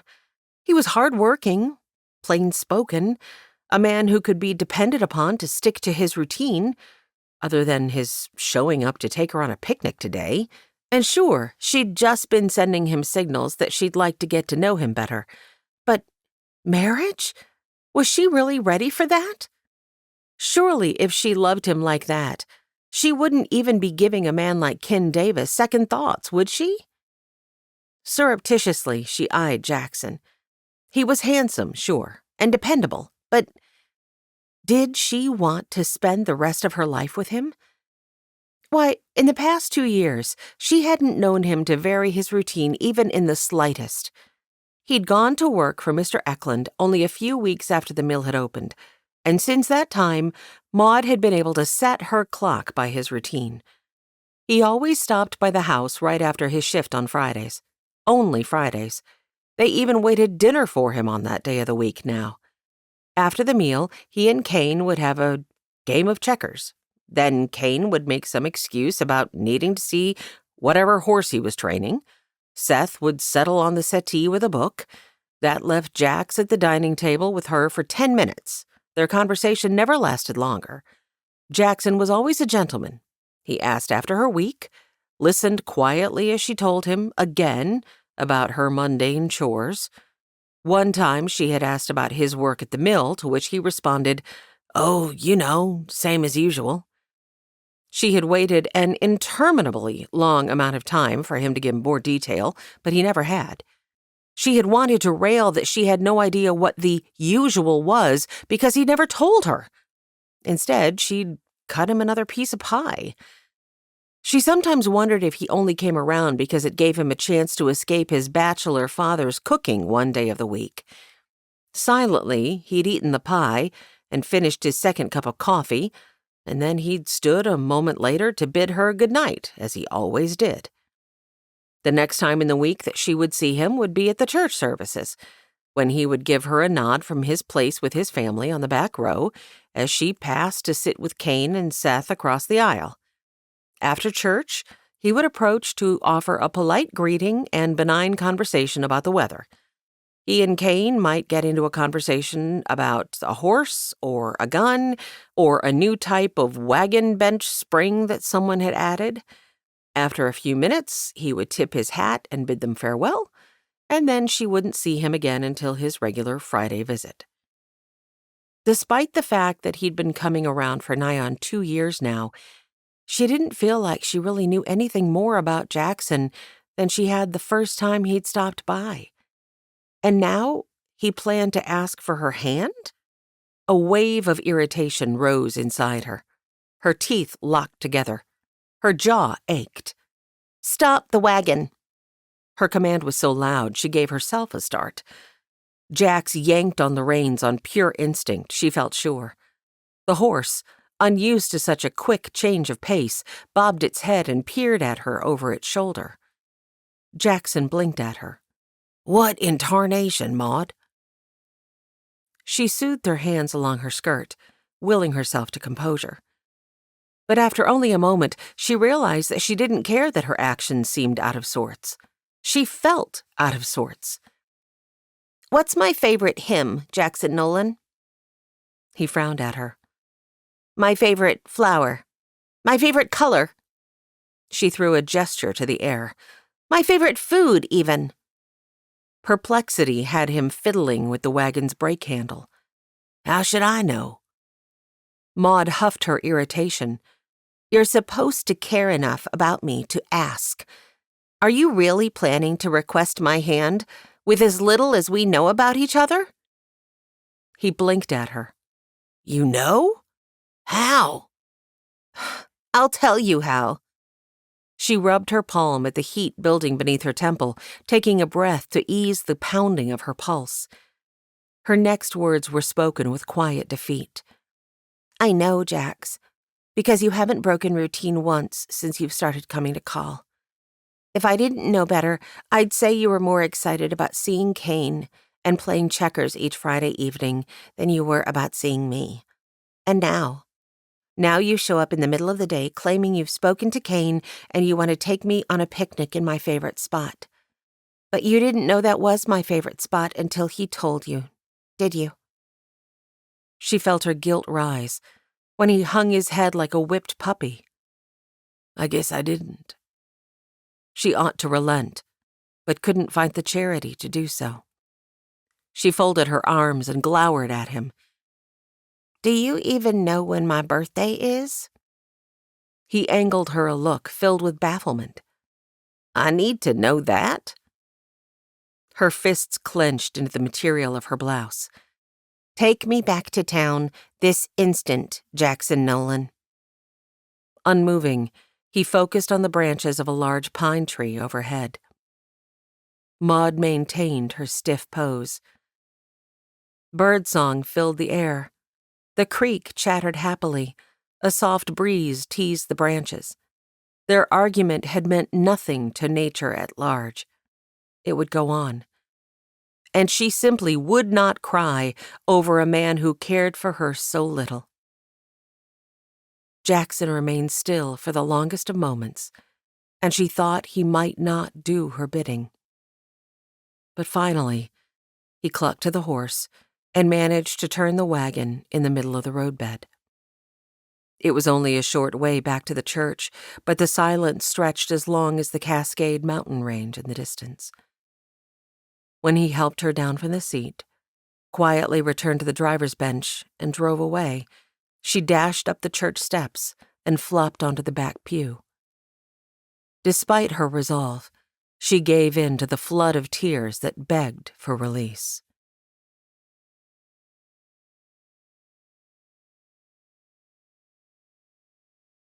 The San Francisco train station made Kin long for Wyldhaven.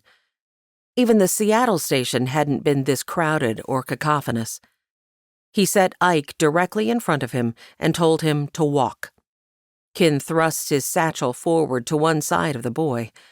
He was so close on the kid's heels that he had to walk like a duck to keep from treading on him, but in this crowd, Ike needed the protection of the case to give him space to move. It might have been easier with Ike behind him because his strength could have pushed through the crowd, but he hadn't wanted to risk losing the kid in this melee. "Excuse us, please." He bent and pointed past Ike's ear. "That door over there. Head that way." When they finally burst from the hot station onto the even hotter street, Ken drew in a big lungful of air. At least out here there was room to maneuver a little. He instructed Isaiah to pause, then set their cases on the walk and shrugged out of his coat. "You can take yours off, too." Isaiah did. Ken folded both jackets over his arm and hefted their cases again. He consulted the address he'd jotted on a scrap of paper. "Right. We're looking for Ashbury Street." Ike pointed. "There's a cab." Ken hailed the driver and handed over the address. The man gave a nod and helped them inside. When they arrived at the law office, Ken gave the cabbie a coin and asked him to wait for them. They were going to need a nearby hotel. "Oh, yes, sir," the man assured. "I'll get you fixed up right good, I will. Know just a place." Even so, Ken didn't feel comfortable leaving all their luggage in the cab. He handed Isaiah his small bag, once more folding their coats over his arm and hefting his satchel. "We might be a while." The man waved away his concern. "I'll just park in the shade of this here tree and read the paper. Take your time." Isaiah stood on the walk. His eyes were a bit wide as he looked up at the tall brick building with white marble columns lining the front steps. Crowds of people milled past them, coming and going. "I've been here before." Ken was relieved to hear it. That meant they were in the right place. "Excellent. Come on, kid. I wired ahead from the last stop, requesting a meeting with the solicitor. We got, he consulted his watch. 15 minutes. Ahead of them, a broad man with a limp used a cane. He wore a black Stetson, and his amble was slow and methodical. With people crowding the walk on either side, Ken wasn't able to pass him. A little impatient with the delay, Ken wondered what had happened to the man. He seemed muscular and strong, other than his right leg, which didn't seem to be working correctly below his knee. A group of people left the walk to cross the street, giving Ken the opening he wanted. He nudged Isaiah into the space. "Excuse us, please, sir."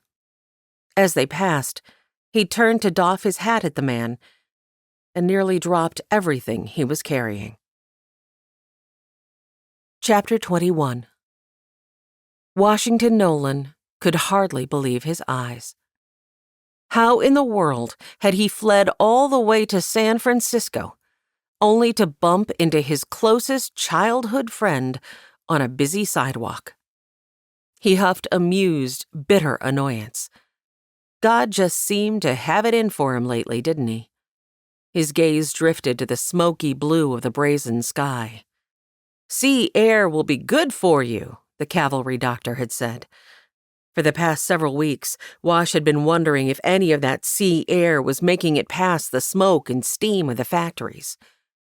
"Wash? Is that you?" Wash held his silence. Behind his long, scruffy beard, he imagined that it likely was difficult for Ken to recognize him. There was also the jagged scar through his eyebrow from the fall. The last thing he wanted was for word of his injury to get back home.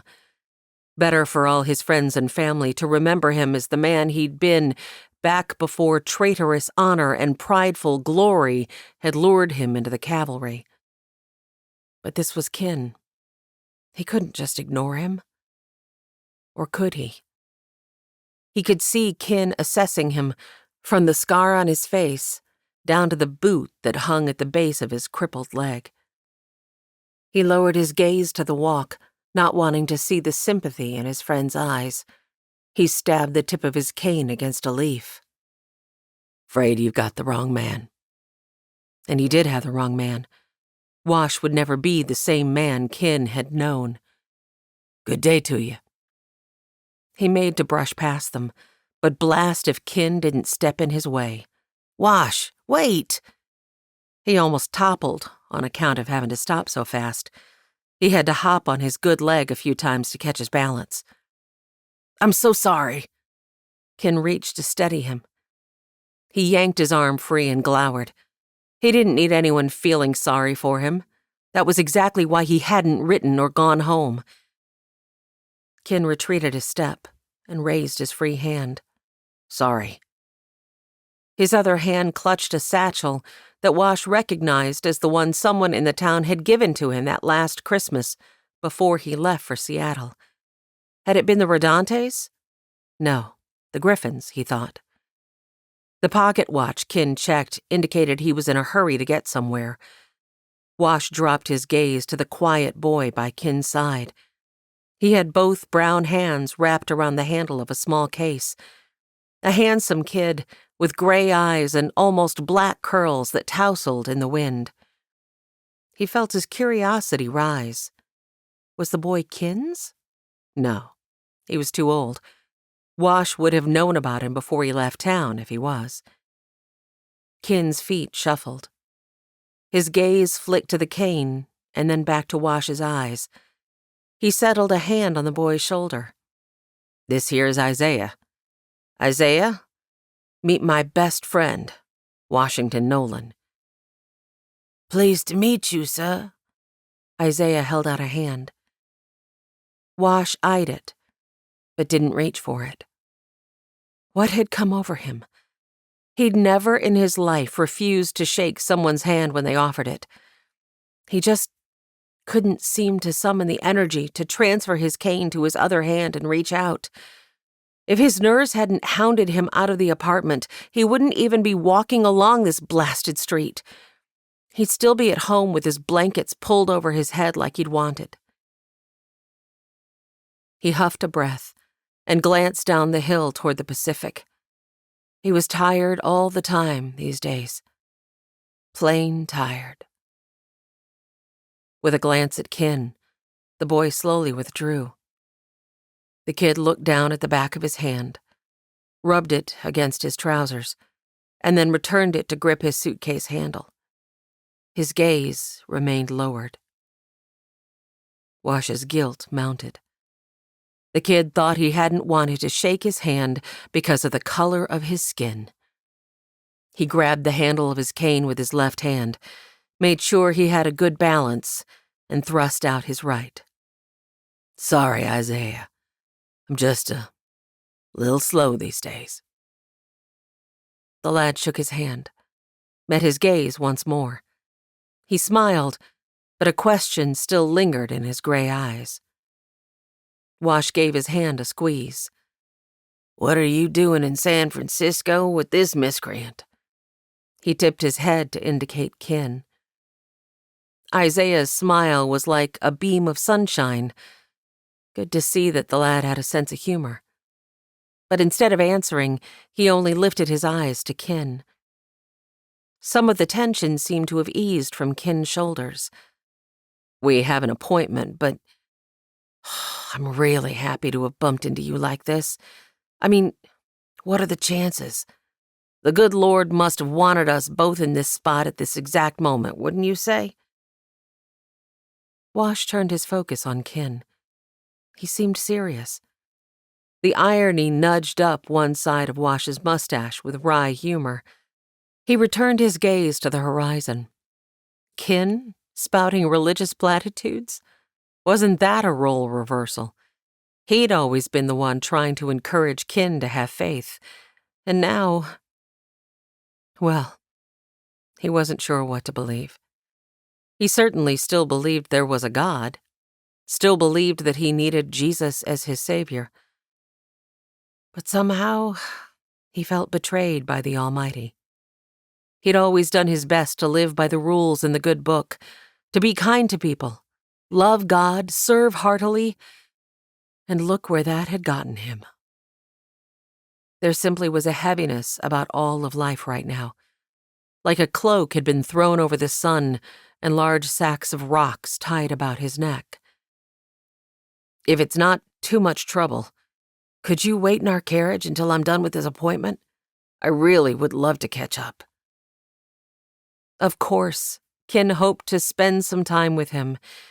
They'd been fast friends. But Wash's capacity to be friendly had long passed. He didn't even like his own company. He certainly didn't think that Kin would like it.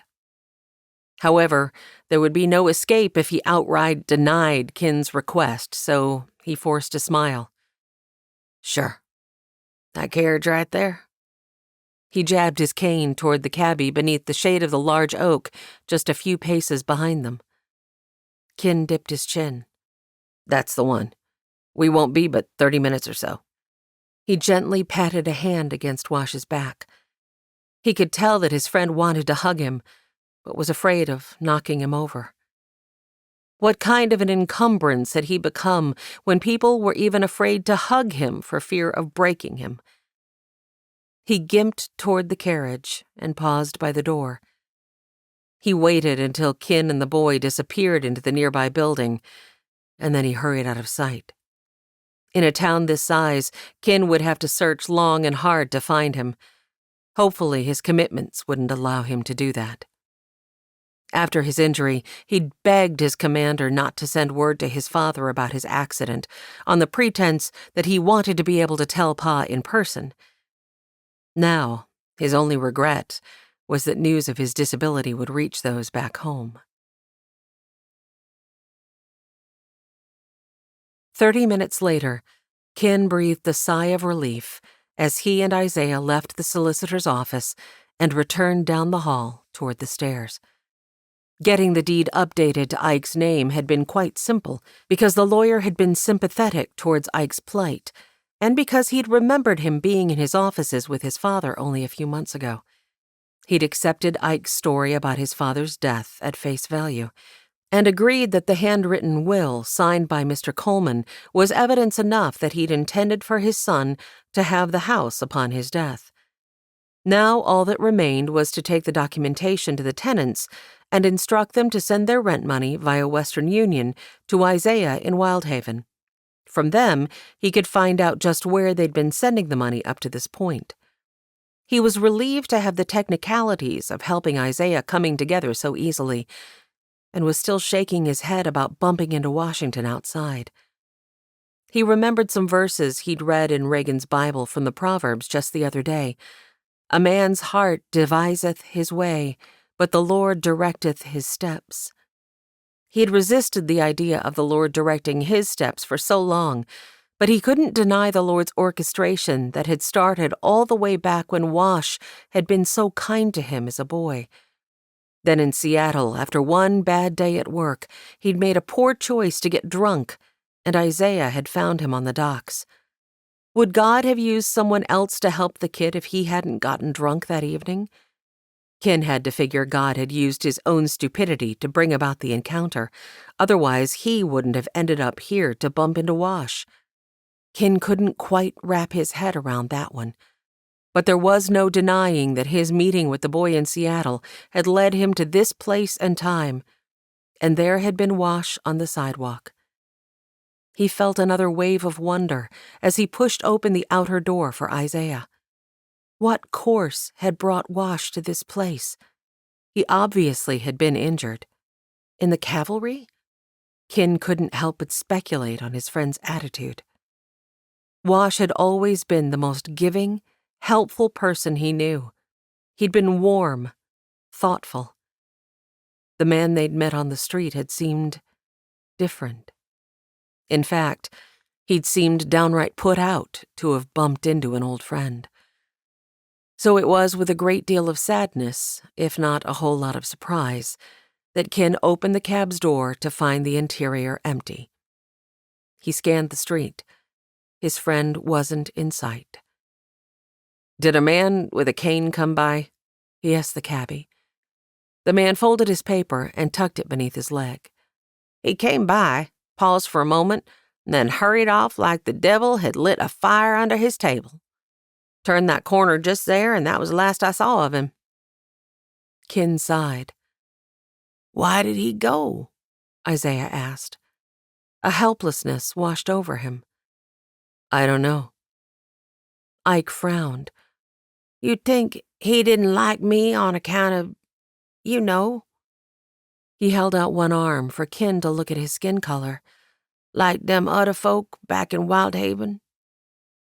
Ken rested a hand on the boy's shoulder, wishing he could take that unchangeable burden from the kid. Nah, he's not like that. I think he's just going through a hard time. Last time I saw him, he didn't have that cane. Oh. A soft light of understanding softened the boy's eyes. He scanned the street. Didn't seem like he could have walked too far. We should look for him. Ken's heart warmed 3 times over toward the boy. I think we should give him the night to get used to the idea that we're here. Let's get a room. In the morning, we'll go talk to your tenants. Then we can come back here in the afternoon, maybe. Isaiah lifted one shoulder. Okay. Helping the boy into the cab, Ken scanned the street again. Wash was still nowhere to be seen. With a burden weighing down his heart, he climbed up and sank onto the bench.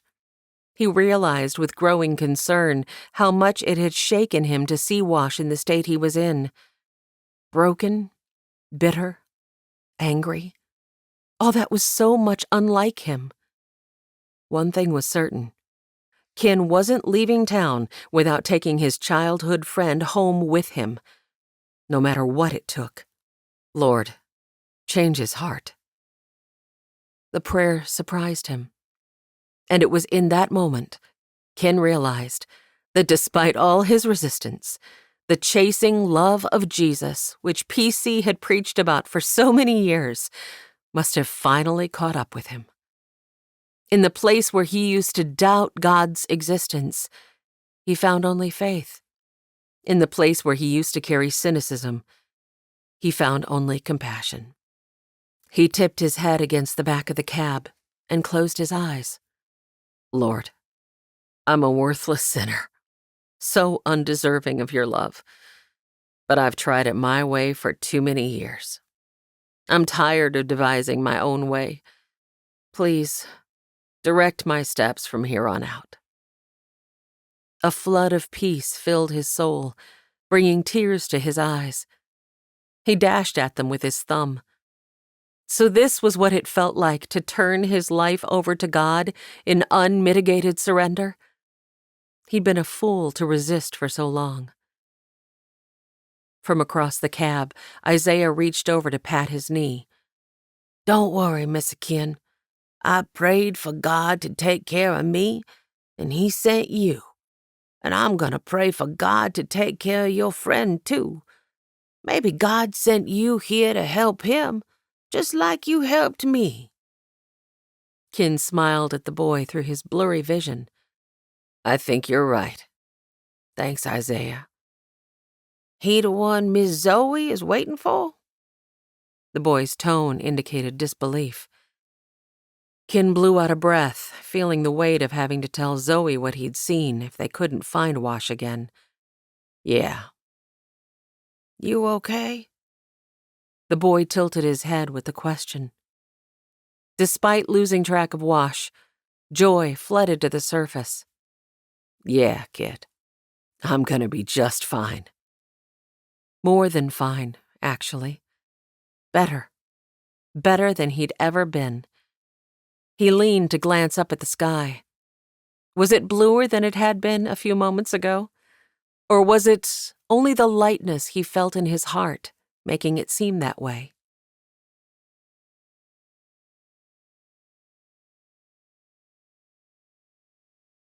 Isaiah stood on the sidewalk, facing his old house. He'd thought that he might hate being here because it would only remind him of all he'd lost. Instead, he found himself smiling. See that orange tree? He nudged Mr. Ken and pointed. Pa said my ma was so excited when she got that to grow from the seed of an orange she bought at the market. He smiled at the memory of the way Pa's eyes had lit up with humor as he told how Ma had planted the seed in a chipped teacup without much hope for it to thrive. And now the tree was huge and blooming with the promise of a full harvest. He took in the walk that he'd helped Pa lay, brick by brick, and the white porch swing with the bright red pillows where Pa used to rock with him after dinner while he told him stories. He appreciated how Mr. Kinn seemed content to let him take his sweet time. Finally, he tugged down the hem of his coat and gave his friend a nod. Okay, I'm ready. Mr. Kinn rested a hand on his shoulder, and together they moved up the walk. The door chimes were loud inside the house, bringing with them a nostalgic memory of playing tricks on Pa by ringing them and then hiding around the corner. A maid in a black dress with a white apron answered the door. She glanced between them, then focused on Mr. Kinn. "How may I help you?" Her lips were pinched into a tight line. Maybe she was frustrated to have her day interrupted. Isaiah expected Mr. Kinn to do the talking, but instead he nudged Isaiah to the fore and directed the maid's attention to him. "I'm just the lawyer. He's the one you want to speak to." Isaiah swallowed. What was he supposed to say? Mr. Kinn's hands on his shoulders were warm and supportive. He gulped a breath and blurted, "We here to see my tenants, if you please." He wished his voice hadn't warbled so much, but there was nothing he could do about it now. The maid's brow quirked, and humor lit her dark eyes. "Your tenants?" "Yes'm. I own this house now, you see, on account of that my pa, well, His voice broke. He coughed. Mr. Kinn's thumbs massaged his shoulders gently. He passed a few weeks back." The woman's features immediately softened. She exchanged another look with Mr. Kinn and then stepped aside to let them in. Ike braced himself for more waves of sorrow, but when he followed her through the door, he was actually relieved to see that the tenants had changed things quite a bit. They'd repainted the entry. Instead of the bright blue that Pa had liked so much, it was now a boring white. Even the colorful carpets were all replaced with ones that were a muted gray. Somehow it didn't bother him. He knew that he would forever have the memories that mattered tucked away in his heart. The maid saw them to the parlor, a great big room with massive windows that overlooked the beach and the Pacific beyond. Isaiah strode to the nearest window and took in the view, hands clasped behind his back. The ocean had always made him feel small and wondrous. One time, Pa had mentioned how immense God must be if he'd brought the oceans into being with one command. The view still stirred him. But, marveling, he also remembered the feeling of joy he'd experienced back in Wyldhaven as he'd watched the leaves of the big oak spinning above him while he'd let the swing unwind. The light playing off the spring green leaves, the feel of air swirling all around him. He smiled. The same God who'd made the vast ocean had also made the expansive forests. There were other awe-inspiring views. This one he would cherish. But if he allowed himself, there would be other memories to cherish in other places, too. And one day, if he moved on from Wyldhaven, he could go back there and find fond memories of that place as well. He closed his eyes. "Lord, thank you for taking care of your Ike. Please tell my ma and pa that I'm gonna be all right, 'cause you done brought some good folks along to help me." With that, he turned his back to the windows. The matron of the house bustled into the parlor. He had to look way up to see her face. She had wispy gray curls and eyes that looked like they used to be blue, but at some point someone had scrubbed most of the color out of them. Beneath her missing chin, several flaps of skin jiggled. She was so big around that her head and hands looked too small. She took one glance at Ike and then hurried forward to smother him with a hug. "Oh, you poor child. I'm so sorry to hear about your daddy." Ike fought for air beneath her plump arms. He pushed back from her, straightening his rumpled clothes. "Thank you, ma'am." Mr. Kinn was grinning in a way that made Ike want to stomp his toes. "Please, sit." The lady, he couldn't remember her name, motioned him and Mr. Kinn toward the settee. "Are you here to tell me that you plan to sell the house?" Ike shook his head. "No, ma'am. Only to ask that you send the rent money to me in Washington." Mr. Kinn thrust a paper toward her. "This is the Western Union information." She took the page, but let it dangle limply from her fingers. "Land almighty, child, how old are you? You aren't living on your own in the wilds of Washington, are you? Why, I hear there are still natives running around those mountains." Ike bit back a grin. "I'm 10.5, ma'am." From the corner of his eye, he saw Mr. Kinn dart him a look of surprise. He knew that everyone must have thought him younger. Pa had always told him he was small for his age, but that one day his growth would catch up with him. Ike pressed forward. "And the good Lord gave me good people to take care of me. Thank you kindly. I ain't seen one wild native yet, besides Mr. Kinn here." The woman gave Mr. Kinn a wide-eyed scrutinization. Her voice was low with awe when she asked, "You're a native?" Mr. Kinn tried to turn a bark of laughter into a cough. No, ma'am. Leastwise, not in the way that you mean. Before we go, I wonder if you might tell me where you've been sending the rent money until now?"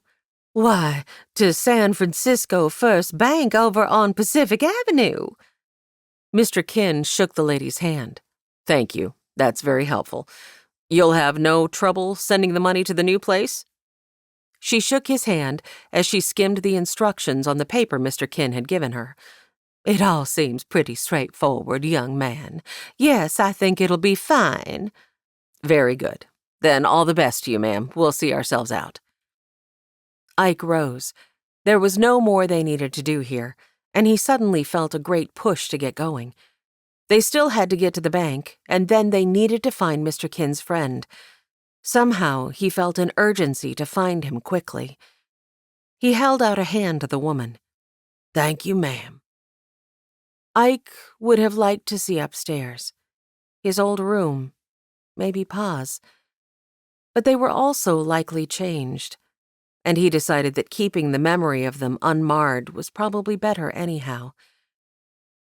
As he and Mr. Kinn headed back down the walk toward the carriage, Ike gave a sigh of relief to have this part of their task complete. He tapped Mr. Kinn with the back of his hand. "We need to hurry at the bank so we can find your friend." Mr. Kinn frowned at him. "What is it?" Ike shook his head. "Just a feeling in my insides that something's not right." Chapter 22. Ever since Ike's comment earlier, Kinn had felt a little jittery inside. He knew PC would have told him to pray. The problem was he wasn't sure what it was he should be praying about. So while they waited at the bank, he sent up a general prayer for God to watch over Wash and help him not to be stubborn about coming home. Whatever was going on with him, this was a time in his life that he needed to be near family, not cordoned off on his own in an entirely different state. A few moments later, the banker returned to say that everything was in order, and Isaiah's money was on the way to the bank in Wyldhaven. Kinn was thankful that the process had gone smoothly. The banker assured him that he had wired Isaiah's funds directly to Mr. Olin with instructions to put it in Isaiah's name. Kinn was a little in awe over the amount. The kid likely had no understanding of just how much money he had. Kinn couldn't wait to see the look on Mr. and Mrs. Olin's faces when they found out that detail. After filling out the required paperwork to close out the California account, he and Ike were free to go. Now they stood in the same spot in front of the solicitor's office where they had encountered Wash the day before. Ike looked up and down the street. He was walking that way yesterday. You think he was heading home or just stepping out? Ken remembered the cabbie saying Wash had stopped by the carriage and then hurried off. As he'd said that, he'd pointed up the hill, the opposite direction that Wash had been moving when they'd encountered him. I think he'd likely just left his place. The cabbie pointed this way when he said he left. That's right, Ike exclaimed. Said he turned that corner. As good a place to start as any. They knocked on doors for the remainder of the morning, giving a description of Wash and asking if he lived there. Tenement after tenement proved a disappointment. Sorry, no one of that description lives here. No idea who you're talking about. Slam. The same scenario was repeated down the length of the street and up the other side. Isaiah looked to him for guidance, but a crimp of worry pinched his brow. Guess we start on the next block, Ken said, trying to curb his own concern. This time, he had Ike work one side of the street while he worked the other. He was starting to feel deeply discouraged when they'd made it through 90% of that block, and he still didn't have any idea where Wash might be. Mr. Ken! Isaiah called. When Ken glanced over, the boy was waving his arm. Ken dashed between two carriages and leapt up the stairs to the porch of the tenement Isaiah stood at. An older woman with a scarf tied round her head looked him up and down.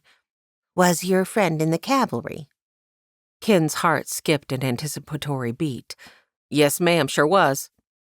She nodded and pointed around the corner. Halfway up Crescent is a house used for convalescing cavalrymen. Number 7. Maybe he's there. Ken thanked her, and he and Ike practically ran up Crescent Street to number 7. Each window in the tall, red brick building was framed in black, and a huge black door towered above the brick stairs leading up to it. The woman who answered this door wore a white cap with a red cross on it. A clean, crisp apron covered her light blue dress. At Ken's description of Wash, her eyes lit with recognition. I'm so glad someone has finally come to visit him. I couldn't even get him out of the house today. He's in quite a state. Please, follow me. Ken swept his hat off, relief whooshing out on a huge puff of air. She led them up 2 flights of stairs and along a dim hallway to a door about 3/4 of the way down. She gave a brisk knock. Sergeant Nolan, I'm entering in 10 seconds whether you like it or not, so please make yourself presentable. No sound came from inside the room. After a brief pause, the nurse levered the handle and thrust open the door. She swept a gesture for them to feel free to enter. The doctor has been concerned about his state of mind, so you'll find the room rather sparse. I apologize, but it's for his own safety. They were afraid he might harm himself? Ken's teeth clenched. This malaise was so unlike him. He worked the crown of his hat as he stepped through the entrance. The room was a small box, painted a flat gray, with a dormer window at one end. The window had metal bars across it. The only items in the room was a thin mattress directly on the floor and one drab gray blanket. Wash lay with his back to them, and the blanket up to his shoulders despite the suffocating heat. Ken strode over and cranked the handle on the casement. A waft of fresh air drifted in, and even though it was warm, it felt like an Arctic blast compared to the temperature in the room. Wash didn't even turn to see who had entered the room. Was he asleep? The nurse remained in the doorway, lips pursed grimly. Ken motioned with his hat. How long has he been lying there like that? Ever since he came home yesterday, except for one trip to use the necessary down the hall. Taking in the dreary room again, Ken couldn't help but feel there was good reason for Wash's doldrums. Does he have to stay here, or can we take him home? Nothing is keeping him here. He's paid up through the end of the month. The money comes from a benefactor of some sort. Wash grunted from his place on the mattress, the first indication that he was awake and listening. Ken's resolve to take his friend home only intensified. So if you remove him to another location, the nurse continued, the benefactor needs to be informed. She retreated then, her heels clicking smartly against the floor. Kin exchanged a look with Isaiah. The boy made a talking motion with his hand and then pointed to Wash. Kin cleared his throat. Wash, Ike and I have concluded our business in town. Come on home with us. We'll take you to our hotel tonight and be on the train first thing. Not going home, Wash grumbled. Other than that, he didn't move. You seeing some fascinating piece of art on that gray wall in front of your face? Kin tried for levity. No response.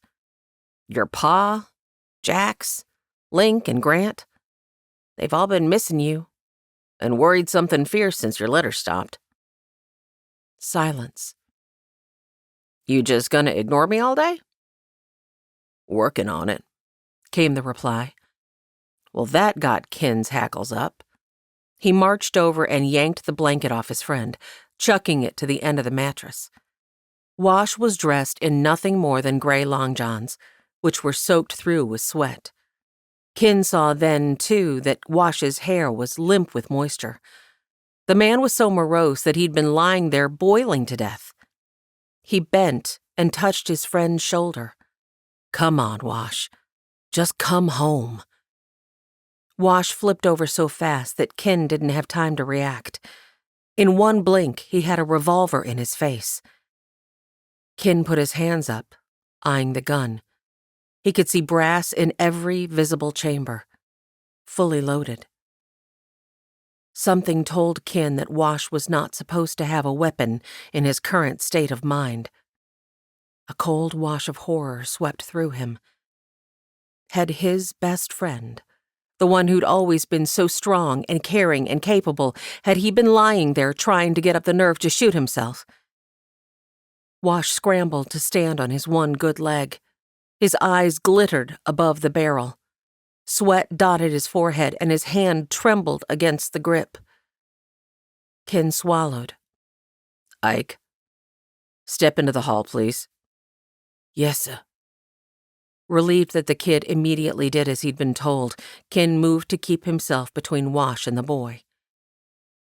A pained look crossed Wash's face. I'd never hurt a kid, Kin. You might have thought of that before you pulled a gun on one. I didn't. Never mind. Wash's gun didn't waver.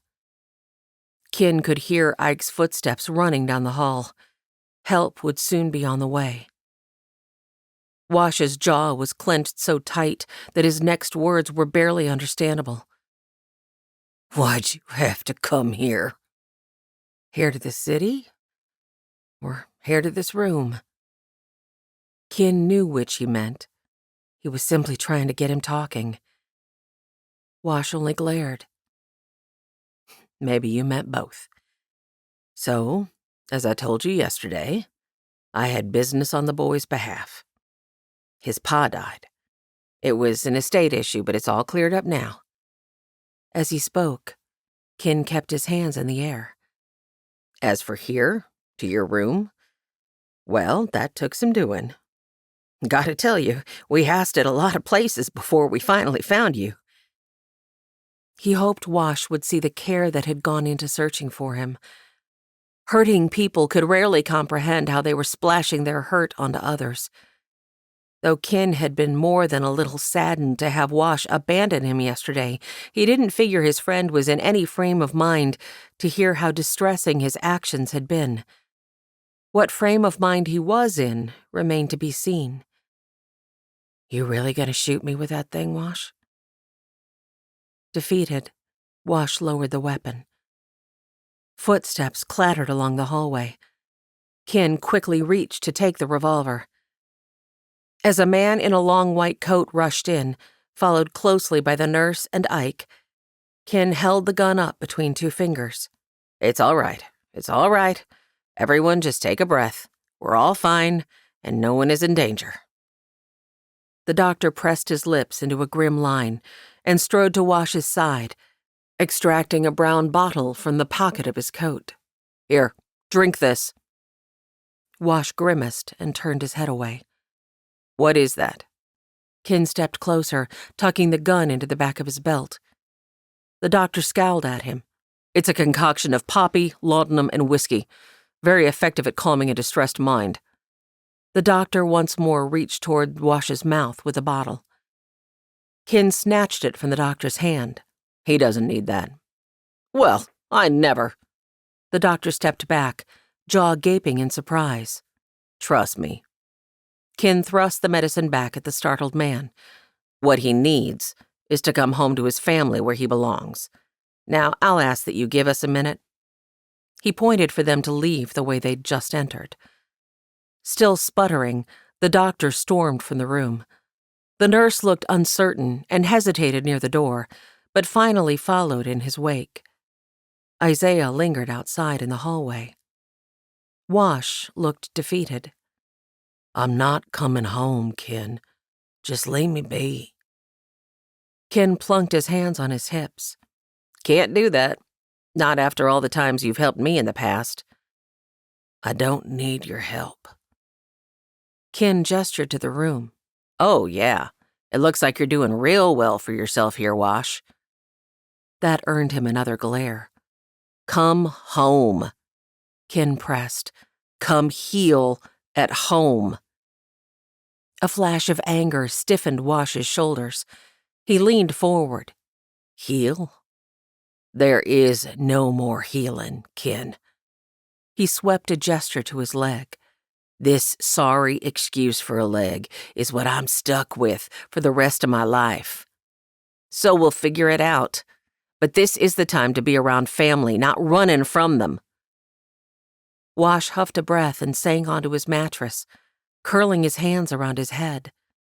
"I can't run anywhere. Just go and leave me be." Kin was at a loss for what to do. He exchanged a look with Ike, who peered past the door jamb. The boy shrugged one shoulder.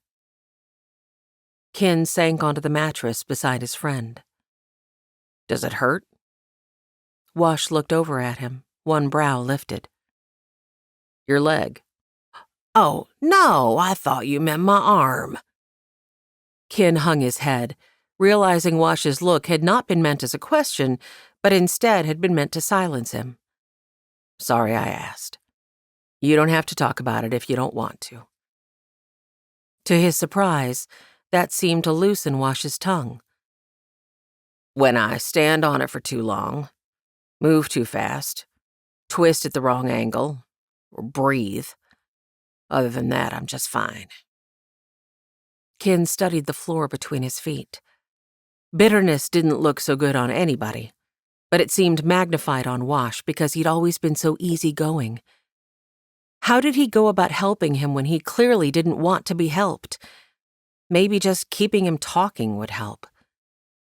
How'd it happen? A snort revealed Wash's continued irritation.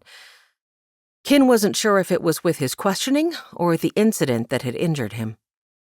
After a silence that stretched so long Kin thought he might not answer, Wash finally flopped back on the mattress and scooped both hands into his hair.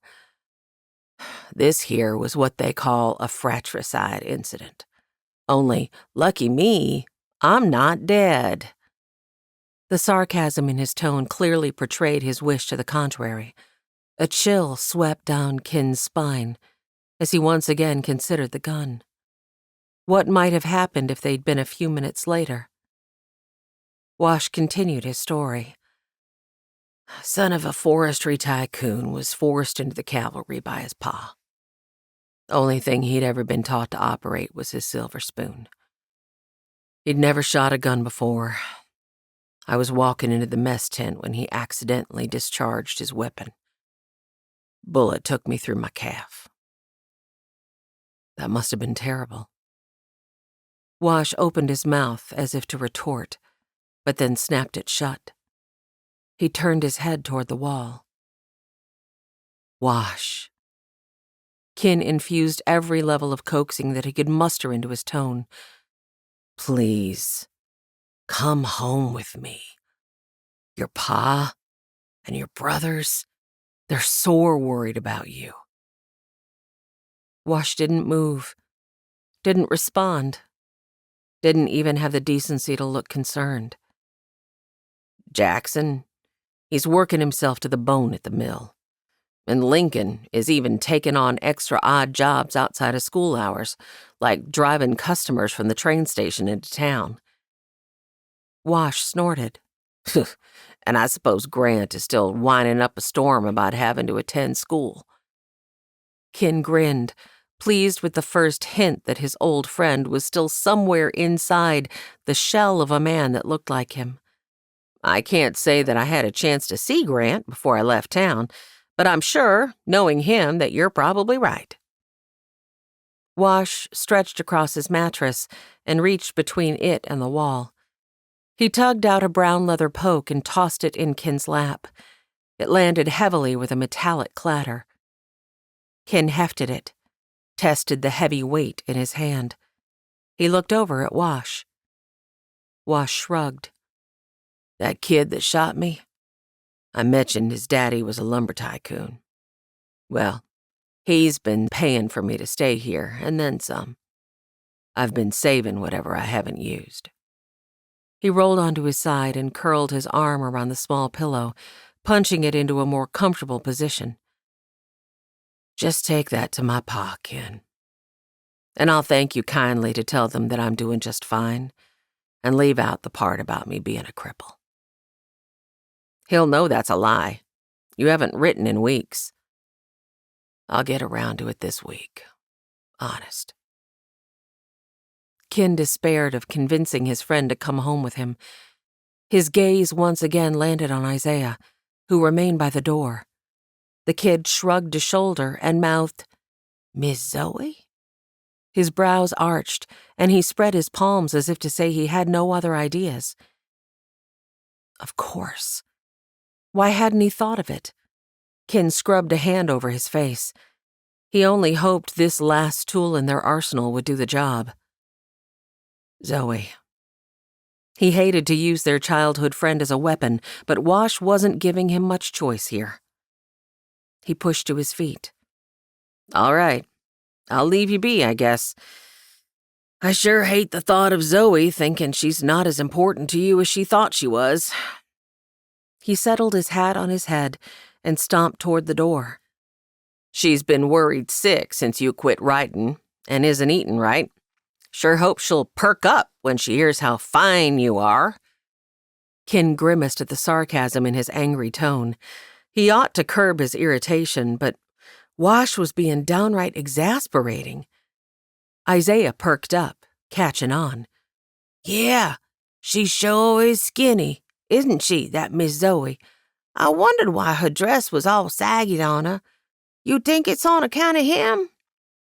Since his back was still to Wash, Kin didn't resist a grin. The kid ought to join the theater. He glanced over his shoulder. Wash still lay on his mattress with his back to the door. "Bye, Wash." The man lifted one lackadaisical hand, but didn't look. Teeth grinding, Kin settled a hand on the boy's shoulder and nudged him down the hall. He raised his voice so Wash would be sure to hear his next words. "There's no accounting for love, Ike, but hopefully Zoe will allow herself to move on." "That Miller? He comes round to school right regular, I hear." Kin grinned again. The kid had raised his voice, too. He motioned Ike into the corner of the hallway and put a finger to his lips. He glanced back down the hallway to watch Wash's door. Now, they would wait. Chapter 23. Wash's jaw was clenched so tight that it ached as Kin's voice receded down the hallway. Why hadn't he considered how Zoe would respond if he went silent? All he'd been thinking about was the fact that he didn't want anyone to feel sorry for him, nor did he want to be a burden to anyone. He hadn't stopped to think what worry might wreak in the lives of those who cared about him. He lolled onto his back and stared at the ceiling. Blazes, it was hot in there. And Kin had not only taken his gun, but he'd also prevented the doctor from giving him that blessed mind-numbing medicine. The details about his family tormented him. Jackson working all hours. Lincoln taking on odd jobs.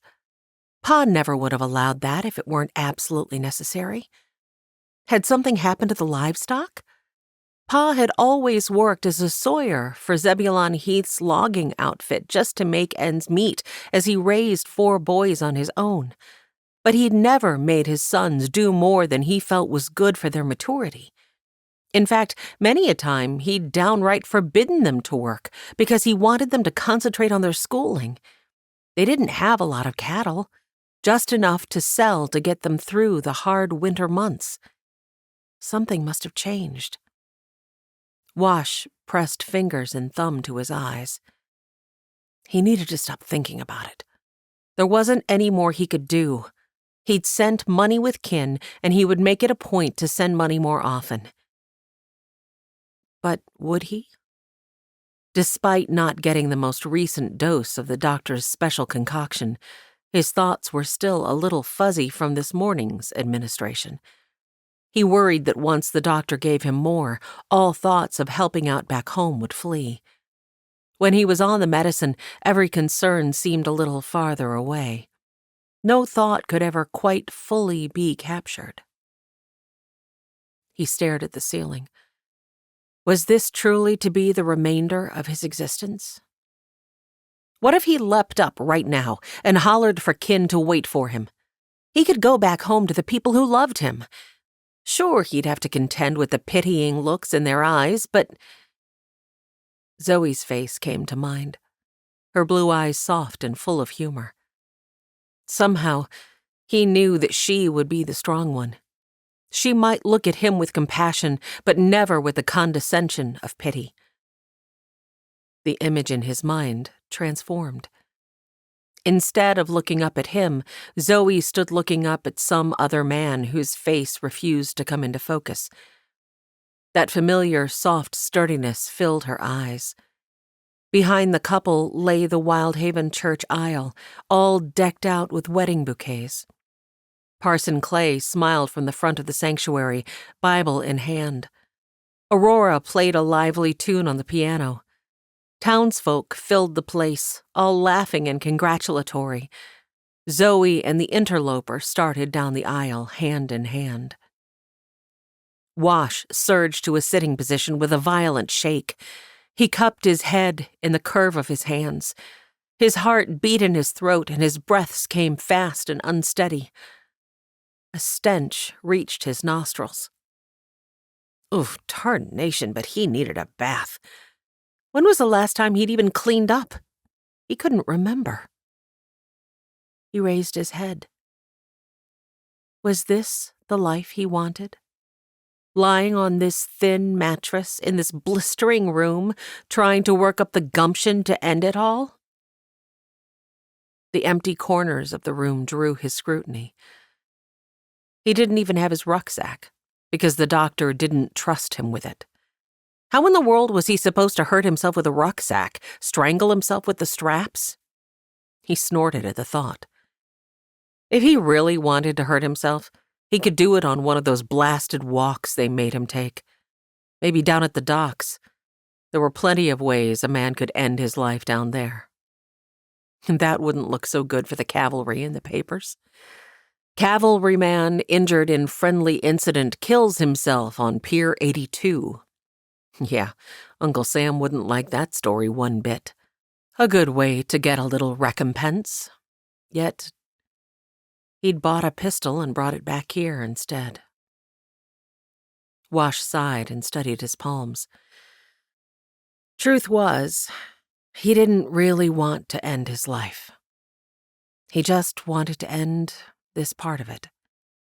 The part where he had to face the fact that none of his dreams would ever come true.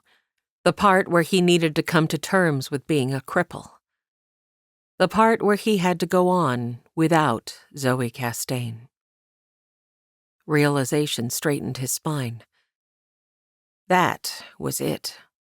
the main pain that had kept him from going home and kept him from writing. It was the fact that Zoe could no longer be tied to him. She had to be released to live her life with someone else, because he wouldn't tie her down to a cripple. That wouldn't be fair. Somewhere in the back of his mind, he'd hoped that staying away would ensure she moved on. He'd always planned to go back home at some point, but figured that by then she would have happily started a life with someone else. Wash hadn't considered that she'd pine away with concern for him. His gut clenched. What should he do? Stay here? Take more of the doctor's concoctions and selfishly slide through the rest of life in the gentle blur of a half-comatose euphoria? Or go back home and face the people who had always loved him, see what kind of help Pa needed with the boys? He swallowed. Watch Zoe move on to live her life with some other whole man. He forked his fingers into his too long hair, feeling the itchiness of the tangled mass. His face felt sweaty beneath the cover of his long beard.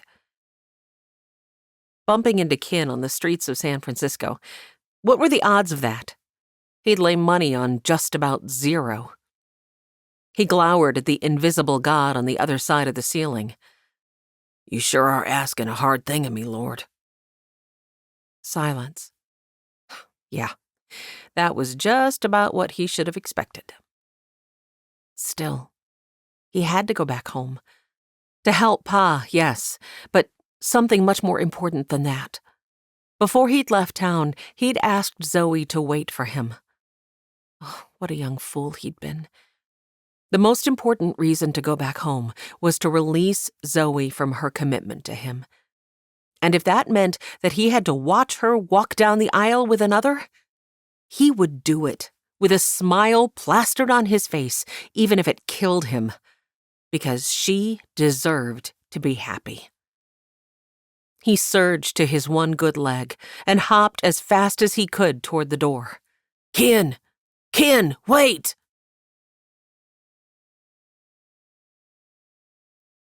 The days of Kin's absence passed slowly for Cora. Reagan had informed her that the men from Seattle were still staying at the boarding house. He and his deputies were keeping an eye on them, but so far they had created no further problems, so he had no cause to question them. They ate at Dixie's, played a few rounds of poker at McGinty's, and walked the streets. Other than that, they'd been keeping to themselves. Reagan assured her that the townsfolk were safeguarding her whereabouts. Even Mrs. Hines. His eyes twinkled. The lady had apparently come to see him in his office to report that the strangers had come into the mercantile asking after Cora. Mrs. Hines had told the men that Cora had been called out of town for a few days. She even told them she had no idea where Kin and Isaiah were. Which was likely true enough, unless one of the workers from the train station had passed information along to her. Thankful for Mrs. Hines' discretion, surprising though it may be, Cora had to admit that the extended quiet days at the Callahans had been a blessing. She'd slept long hours and felt more rested than she had for months. She relished the luxury of getting to sleep all the way to 6:30 and chuckled with Charlotte about how grumpy she would be when she had to return to her normal schedule with a 5 o'clock rising time. She helped Charlotte with the chores where she could, though there weren't many things she could do since Reagan had instructed her that it was best she remain inside so as not to accidentally be seen if the strangers from Seattle decided to take a ride out this way. The rest of her time she whiled away with reading and crocheting her lace doilies and, she would have to admit, if only to herself, pondering way too many irritating thoughts about one Kin Davis. What was he doing? Was he safe? How long would it be before he came back home? Why was she even thinking about him when she knew he didn't share her faith? She'd thought so much about Kin that she felt rather guilty when Reagan came home on his lunch break one day to report that the new doctor had come to see him, worried about her whereabouts. It seemed that Dr. Polson had first raised his concern with Dixie, who had obviously been informed of Cora's situation and had blithely brushed away the doctor's distress. Reagan chuckled rather forcefully over the doctor's report that the last person he'd seen Cora with was that scoundrel, Ken Davis. He was adamantly insistent that Ken must have absconded with you. Cora blushed, which only caused Reagan to chuckle all the more. Now, as he rose from the lunch table, Reagan wanted to know, "So, is it all right to have the doctor over for dinner?" Cora felt a curl of dread at the prospect. She looked to Charlotte, waiting for her to respond to her husband, but then realized both of them were looking at her. "Oh, you're asking me?" Reagan and Charlotte both had amusement dancing in their eyes. Reagan tilted his head. "Why, I guess, yes, that would be fine, I think. Yes." She lowered her gaze to the sturdy calico tablecloth and traced a finger over the intricate checkered pattern. "All right, then." Reagan lifted his hat from the post on his chair and bent to drop a kiss on his wife's cheek. "We'll see you at dinner." He exited the room, leaving Charlotte grinning at Cora across the table. Cora wrinkled her nose and quickly set about gathering their plates. With a chuckle, Charlotte followed her into the kitchen, carrying the cutting board with the remainder of the bread and the bread knife on it. "That poor doctor doesn't realize that he's already lost out to Ken Davis." Cora plunked dishes into the sink and worked the pump handle with gusto. "We've been over this, if I recall." She gave Charlotte a mock glower over her shoulder. Charlotte stepped to her side and dusted breadcrumbs into the sink. "Yes, quite right. I apologize. What do you know about this new doctor?" she asked, as she strode to the stove and lifted the kettle of boiling water. Cora blew out a frazzled breath. "I know that cherry pie isn't his favorite, but he still likes it enough to eat the whole piece when there is a company of 2 and only 1 piece left." An appropriately outraged gasp escaped Charlotte's throat. "He didn't." Cora laughed. "Yes, ma'am, I'm afraid he did." She motioned for Charlotte to pour the kettle of boiling water into that which she'd already pumped into the sink. "I'm afraid the choices of eligible bachelors in Wyldhaven are quite thin indeed." "Well," Charlotte plunked the now empty kettle onto the shelf near the stove, "I can guarantee you that Ken Davis would never act in such a selfish manner." No, indeed. Taking up the dish rag and going to work on their plates, Cora let the silence settle while Charlotte cleared the rest of the table. Rogue heathen that he might be, she could never see Ken Davis treating her with such inconsideration. It was the morning of the 5th day before Ken felt Wash was dried out enough to travel. After Wash had come hopping from his room, screaming Ken's name, they'd helped him collect all his things from the cavalry facility, to much protest from the outraged doctor, who claimed Wash would die inside a week if they took him. Ken figured the man must be skimming some of the money Wash was getting from the rich patron who was paying for his care. But when the doctor had been called away to deal with a screaming man down the hall, he had managed to get the nurse to fetch him the patron's address.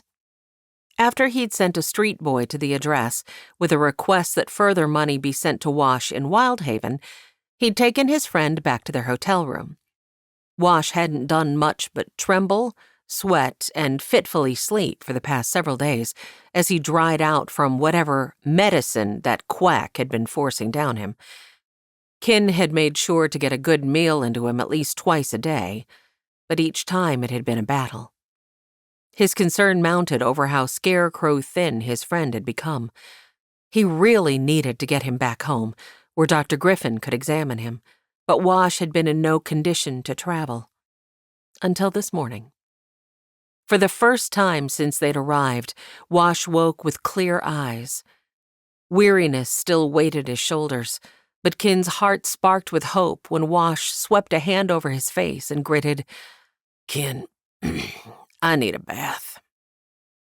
Ken surged to his feet and sent word to the front desk for hot water to be brought up. He worked to set up the screen and laid the clean clothes he'd bought for Wash on a small stand by the tub. He also set scissors and a razor nearby. A small mirror already hung on the wall in that corner of the room. While Wash bathed, Ken and Isaiah went down to the dining room to get food. Ken ordered a thick, beefy stew and slices of cornbread, with apple pie, whipped cream, and plenty of black coffee to go with it. It was a great deal more than the broth he'd been coaxing down Wash's throat for the past several days. He asked for it all to be brought up as soon as it was ready. As they stepped back into their room, Wash was just emerging from behind the screen, leaning heavily on his cane. Despite the weary droop to his shoulders, Ken felt a wave of relief. "There's my old friend." Wash looked 1,000 times better than he had just a few minutes ago. His trimmed hair lay in damp strands against his head, and shaving that scraggly beard had taken years off his countenance. "How you feeling?" Wash scooped a hand through his hair as he sank onto the room settee, with his bad legs stretched out before him. "Weak as a newborn kitten." "You've no idea how good it is to see you up and about. I've been rightly worried about you all week." Wash glanced around the room. "How long have we been here?" "Today's the 5th day. That cavalry doctor had you on a pretty strong concoction." He hesitated to call it medicine. "I figured you could use a few days to clear your head before taking the trip home." Wash tipped him a nod. "Thank you." "Sure." He knew his friend wouldn't have wanted his family to see him in the state he'd been in. "Ordered some food. It should be here in just a few minutes." Wash's stomach loosed a loud grumble. He chuckled. "I guess my stomach is offering its appreciation as well." Isaiah giggled. Ken grinned, but when Wash quickly grew serious, he did as well. "Let's go home, Ken. It's time for me to see my pa and, well, it's time for me to go home." There was some unspoken dread in his tone, but Ken let it slide. Of course, he would have some sadness in returning home in his condition, but he'd be fine. It was the best thing for him. He'd see that the town would rally around to support him and be the happier for it. Ken was just happy to have his friend headed in the direction of his normal personality. Chapter 24. Reagan brought the news with him when he returned for dinner with Dr. Polson. He spoke even before the door was fully closed. Ken had returned home, miraculously bringing his friend Washington Nolan with him. Cora's pulse surged with a joy that she did her best to tamp down.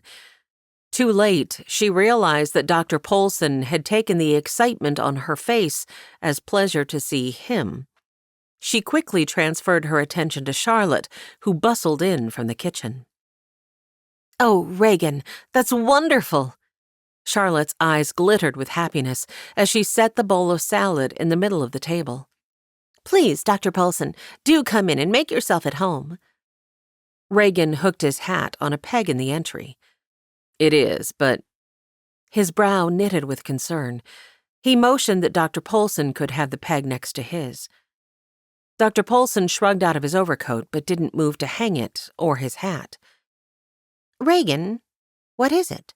Charlotte asked. Before Reagan could respond, the doctor blurted, "I spoke to Dr. Griffin, who was immediately called to see this Nolan fellow. It seems that he was injured slightly. I'm hoping to visit him tomorrow and take a look at his leg. There are surgeries now that can sometimes repair things like this."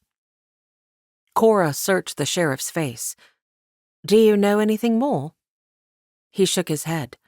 "First I heard of it was when Dr. Polson here told me." Dr. Polson wagged his head. "Poor lad, but I'm sure we can have him return to top shape in no time." Cora felt surprised. After her last dessert appointment with the doctor, she wouldn't have pegged him as magnanimous. His next words, however, immediately dispersed any charity of spirit she may have felt toward him. It would be wonderful to have a patient to practice such a surgery on, at the least. Could be of great benefit to me in the future."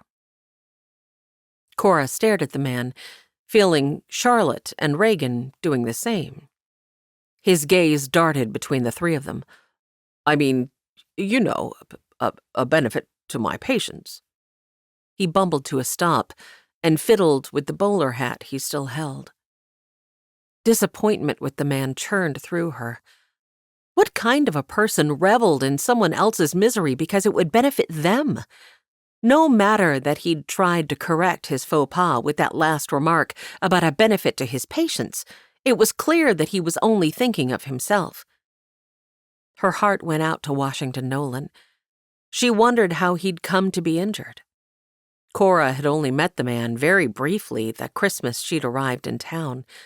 Then both he and Ken had left, Ken to Seattle and Wash to join the cavalry. She focused on the sheriff. Surely it can't be too bad if he was able to travel with Mr. Davis. "I hope you're right," was all he offered. "I didn't get to see him." Charlotte motioned toward the pegs in the entry. Her words were clipped when she spoke. "Dr. Polson, if you'll please hang up your things. Reagan can show you where to wash. Dinner is served."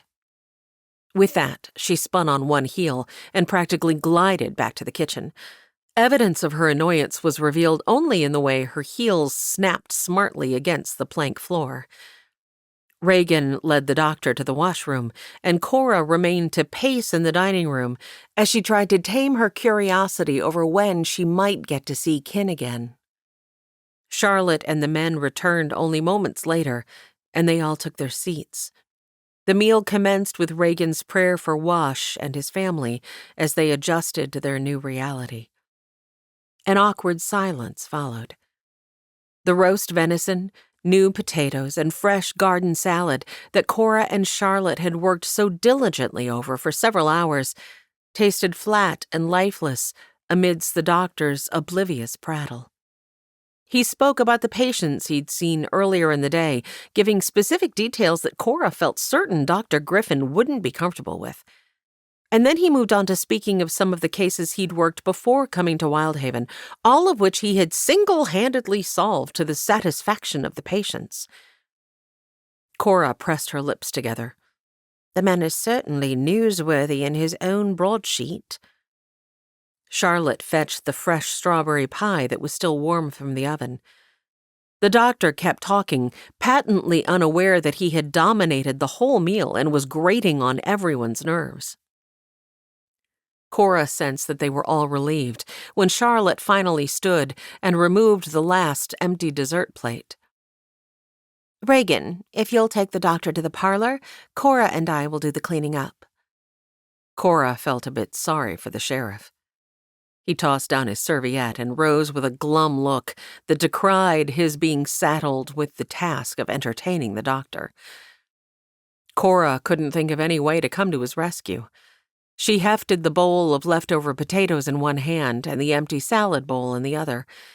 She had almost made it to the kitchen door when the doctor raised his voice. "Miss Cora, if you don't mind, would you allow me a moment with you in the parlor? I'm sure the sheriff wouldn't mind helping his wife with the cleanup." Cora hesitated and glanced back, eyes wide. Though there was a surprised look on Reagan's face, he hesitated for only the briefest of moments before he rushed toward her and snatched the bowls. Cora glowered at him, but the sheriff looked unrepentant as he hurried into the kitchen to join his wife.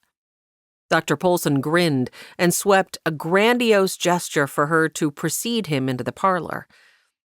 Hands clenched tight, Cora took the lead. How had she ever thought the man suit her potential in the slightest? She determined to end whatever this was before it even got started. Because there was something she suddenly realized. Even if Dr. Polson was the last man on Earth, she wouldn't want to spend another moment in his presence. Ken thanked Lincoln Nolan for the ride as they arrived at the Callahans' kitchen door. After dropping Washington off at his pa's place, Ken had felt it best that they avoid the boarding house until they were able to talk to the sheriff and determine if the sailors from Seattle were still in town. Lincoln had offered to drive them to the sheriff's place. Ken hoped the Callahans wouldn't be put out by having him ask if he and Isaiah could stay again, but knowing them, he figured it would be fine. He settled a hand on Ike's shoulder, and together they headed across the hard-packed yard. At his knock, Mrs. Callahan opened the kitchen door with a towel in her hands. Ken, Isaiah! I wondered who might be arriving in a wagon at this hour. So happy to have you back. Please come in. To Ken's surprise, the sheriff stood at the sink with his hands immersed in sudsy water as he washed dishes. The sheriff narrowed his eyes, as if to say that news of his current chore had better never reach the folks in town. Ken couldn't resist a grin as he followed Ike into the kitchen. Have you eaten? Charlotte closed the door behind them, giving Ike a quick hug. I was just putting the food away. Ike's stomach loosed a loud growl. He hung his head sheepishly. Mrs. Callahan chuckled. I'll take that as a no.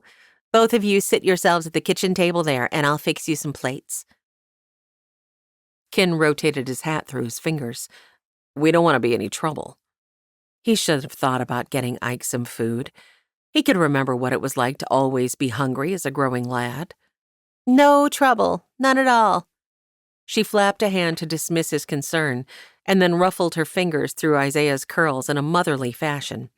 Let's get you a plate, young man. The sheriff placed a plate on the drain board, and then lifted a towel to dry his hands. Quite something you bumping into wash the way you did. Still in awe himself, Ken bobbed his head. Had to be the Lord's doing. The sheriff and Mrs. Callahan paused and exchanged a look. Ken realized that it wasn't like him to talk that way. It must have taken them by surprise. He pulled out a chair at the little table in the corner of the kitchen and sank into it, hooking his hat on the post. Ike sat in the only other seat, across from him. Interesting that it felt so natural to see the Lord's hand in things, when only weeks ago he had resisted that. What had changed his thinking? Mrs. Callahan placed plates before them. It's wonderful to hear that Wash is home, but terrible to hear that he was injured. When does he have to head back? Ken's focus snapped to her. Confusion swirled. If she knew about his injury, what did her question mean? Back? You know, to the cavalry. She scooped potatoes onto one side of his plate. So she hadn't heard? Ken searched the sheriff's face to see what he might know. The man returned his look blankly. Dr. Polson told us he was slightly injured. The weight of Ken's knowledge felt like a lead blanket. He focused on the salad Mrs. Callahan was adding to his plate. He won't be going back. He heard the sheriff straighten. Mrs. Callahan froze with a scoopful of salad hovering over Ike's plate. He's been honorably discharged, Ken offered gently. What? Mrs. Callahan's question was but a breath. She straightened and thunked the salad bowl onto the table. But Dr. Polson said... Ken hurried to fill in the details, rubbing a finger at the pain pulsing behind his temple. He was injured more than slightly. Apparently, they barely saved his lower leg. It's not much use to him. He couldn't bring himself to meet their gazes, not wanting to see the horror in their expressions. He needs our prayers, if I'm honest, because he's not in a good frame of mind. Not the same man he was when he left us, if you catch my meaning. He did focus on them then, needing to make sure they'd understood. The sheriff nodded and moved to squeeze his wife's shoulder. She lifted a hand to cover her husband's. No one spoke, and Ken gave them time to absorb the news. He and Isaiah ate in silence. When their plates were empty, Ken took them to the sink and started to wash them. Here, I can do that. Charlotte rushed toward him. Nonsense. If the sheriff can wash dishes, so can I." He smiled at the man. "Hope you two don't mind that we dropped in unannounced. I wasn't sure if we should go to the boarding house or not." He lifted a brow, knowing the sheriff would catch his drift. "Of course we don't mind," the sheriff said, "and it was good that you came. The men from Seattle have been staying mostly to themselves, but they are still at the boarding house." Ken added the last of their dishes to the drain board and turned to Ike. The kid looked like he could fall asleep on his feet. "I'd like to talk to you about that, but it's been a long day. If you don't mind, I think we'll just mosey to our room. Can we talk in the morning?" The sheriff opened his mouth to reply, but his wife beat him to it. She stepped forward. "If you could just wait a few moments. It's Cora, you see. She's in the parlor with Dr. Polson, and I wouldn't want to disturb them." She handed him a towel. Ken's fists clenched involuntarily in the material. "Dr. Polson, huh?" The sheriff chuckled. "Don't worry. I don't think he impressed her overmuch at dinner." Charlotte batted at his shoulder. "Oh, Reagan, do be kind." "Be kind? That man was positively— Hey, now." Reagan ducked away from a more violent swing of his wife's arm, laughing all the while. Ike grinned at the couple from where he remained at the table. It struck Ken again how much the kid admired these two. Still laughing, Reagan seized his wife's hands and turned her so that she was gently trapped in the circle of his arms. She didn't look like she was at all opposed to her capture as she settled her head against her husband's chin. Reagan turned serious. "Since it appears my wife has imprisoned you in this tiny kitchen for at least a few minutes, how did your business go in California?" His gaze darted to Isaiah and then back to settle on Ken. Ken suddenly didn't want to talk about California. All he wanted to do was march into the parlor and tell Dr. Polson to head on down the trail. Instead, he forced himself to remain steady and tell about their trip. But all the while, he couldn't help but wonder what might be happening in the parlor. Still, a thought had occurred to him on the long train ride home. "You know, I've been thinking about why these men are chasing Ike. We know Sherman told Cora that she looked like Ike's ma, and then he followed her into room 7 and continued to stare. We already decided that this would indicate that he knew Mrs. Coleman at some point, seemingly before she married Ike's father. We also know that Ike's pa sewed the deed to the house into the lining of his coat, perhaps on the night when Ike saw him acting strangely on the ship, which means he was trying to keep it hidden, likely from someone aboard the ship. Do you suppose this Captain Sherman feels that the deed to the house ought to be his? Maybe he even planned to—" He cut off his words in the nick of time as he bounced a glance off Ike. But the kid was too sharp. "You think he planned to kill me? For the deed to our house?" Ken did, but he didn't want to burden the boy further. Reagan released his wife and planted his palms against the sideboard behind him. His fingers tapped as he pondered. "Could be, I suppose. They figured Ike had it, and that it would be easy to take it from the kid." Ike squirmed uncomfortably in his seat. Seemed he didn't much like being referred to as a kid, but the boy was polite enough not to kick up a fuss. Ken nodded. "Yeah. He would have had no one to vouch for him, and no one in Seattle or our area would be any the wiser about his house in California. Or his disappearance, for that matter. If no one had investigated, it would have been Ike's word against a ship's captain. And we all know how that would have gone." Reagan's fingers were still drumming the sideboard. "Ike, son, you're young, so I hope you'll listen to me. Do you trust Mr. Davis?" Ike didn't hesitate. "Yes, sir." Ken felt his heart swell with love for the kid, but wondered where Reagan was heading. "All right, then," Reagan continued. "I think it might be good if you put everything in Ken's name until you come of age. I don't think these cowardly crooks will want to take on a full-grown man who can fight back. Then we let the word slip that you've signed over your inheritance. With that knowledge generally known, the balance of power should shift to our side, and maybe we can get rid of these men peaceably. What do you think?" "I'm fine with that, if you think it'll help," Isaiah said. "I know Mr. Ken'll do right by me." Ken pondered. He didn't mind the risk to himself. "Think it'll work? I know a man in Seattle that can draw up the papers for us." The sheriff lifted one shoulder. "It's one thing to commit such a crime when it can be easily hidden by snuffing out an innocent with no family or connections.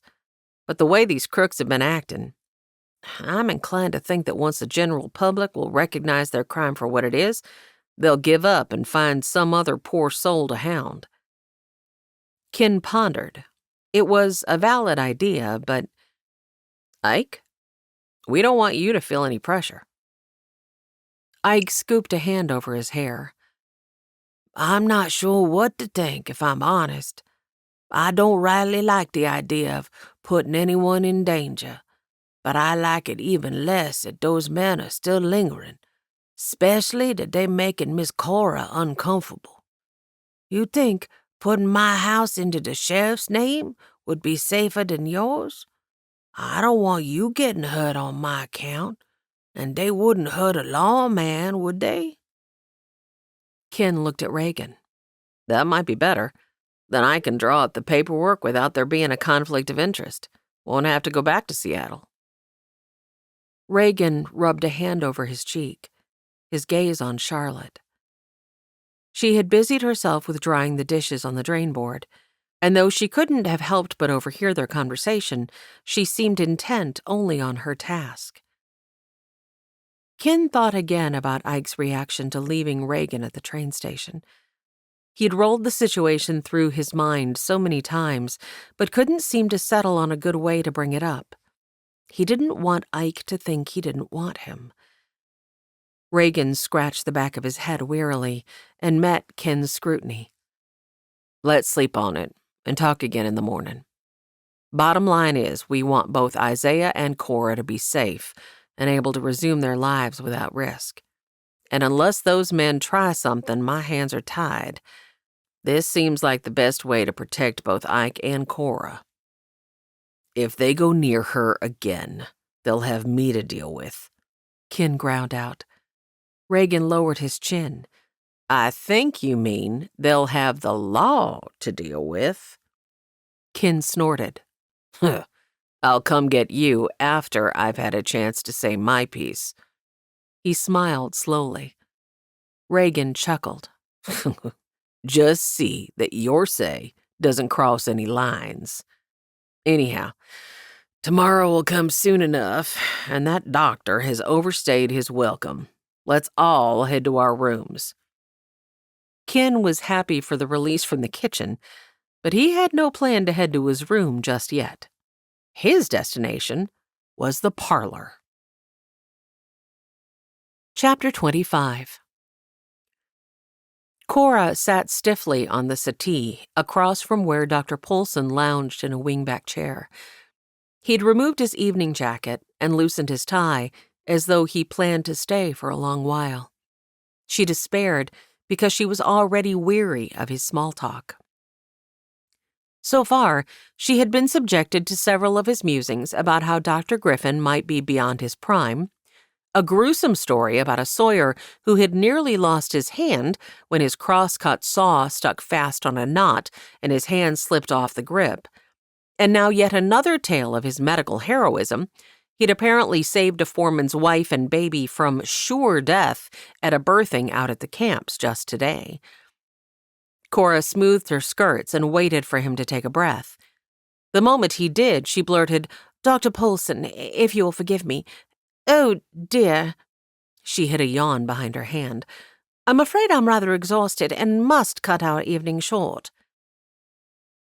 Outside the parlor window, a cricket and a bullfrog increased the volume of their duet, as if the Almighty himself were aiding her in emphasizing the lateness of the evening to the doctor. He leapt to his feet, eyeing her with concern. Is your health in compromise? She would have to give him credit for the fact that he appeared to be truly concerned, but rose calmly, hoping to assure him on his way. I'm fine, really. I've simply grown quite weary. That was true enough. If she had to listen to even one more of the man's tales, she might doze off right there in the parlor. She stepped toward the door, hoping he would follow, but he remained by his chair. With an inhale meant to calm, she stopped and faced him. He tilted his head. You aren't working yourself too hard, are you, my dear? She folded her arms and clenched them tight at the unlicensed endearment. He tossed a squint toward the door behind her before lowering his voice. The Callahans don't have you toiling excessively for them, do they? No, of course not. Nothing of the sort. She struggled to find something truthful to say that would relieve her of his presence while at the same time easing his mind. We've the schoolhouse fundraiser to prepare for is all, and I've still a little work to do on the lace I plan to donate. Oh, I see. Well, don't fret yourself over much about that. I doubt a little bit of lace will bring in too much money. Cora's jaw went slack, but she managed to bite off a retort. He bent and retrieved his jacket from where he'd draped it over the arm of his chair, but instead of moving to leave as she'd hoped, the doctor only drew a step closer. Cora felt her nostrils flare. Before I take my leave, Miss Cora, I wondered if you would do me the honor of meeting me at the boarding house for dinner tomorrow evening. Since you are not working there any longer, I thought it might be a good opportunity for us to enjoy one another's company over a meal, since we've yet to accomplish that feat. He smiled. The thought of bumping once more into that odious Captain Sherman staying at the boarding house made her palms damp. Much as she longed to be free of her present company, it was pleasant by comparison. I'm afraid I cannot do that, Dr. Poulsen. He straightened, and his hand turned white where it adjusted his cuffs. Oh? Was he really oblivious to the reason she'd removed herself from town? There's a man at the boarding house, you see, a man that I'm trying to avoid. His eyes widened as they swept her from head to toe and back. Was it that Davis fellow? Outrage filled his tone. It certainly was not. As she whirled to face the voice that had come from the doorway behind her, Cora gasped, placing a hand over the joy leaping to life in her chest. Ken Davis lounged there, with one shoulder planted into the frame and arms crossed over his chest. He offered her a bold wink.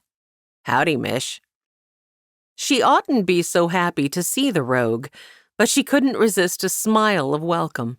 She offered a spare curtsy. Mr. Davis? Dr. Poulsen stepped forward and swung his hat toward Ken. Is this the man? Cora would have laughed if the situation weren't so troubling. No, a different man.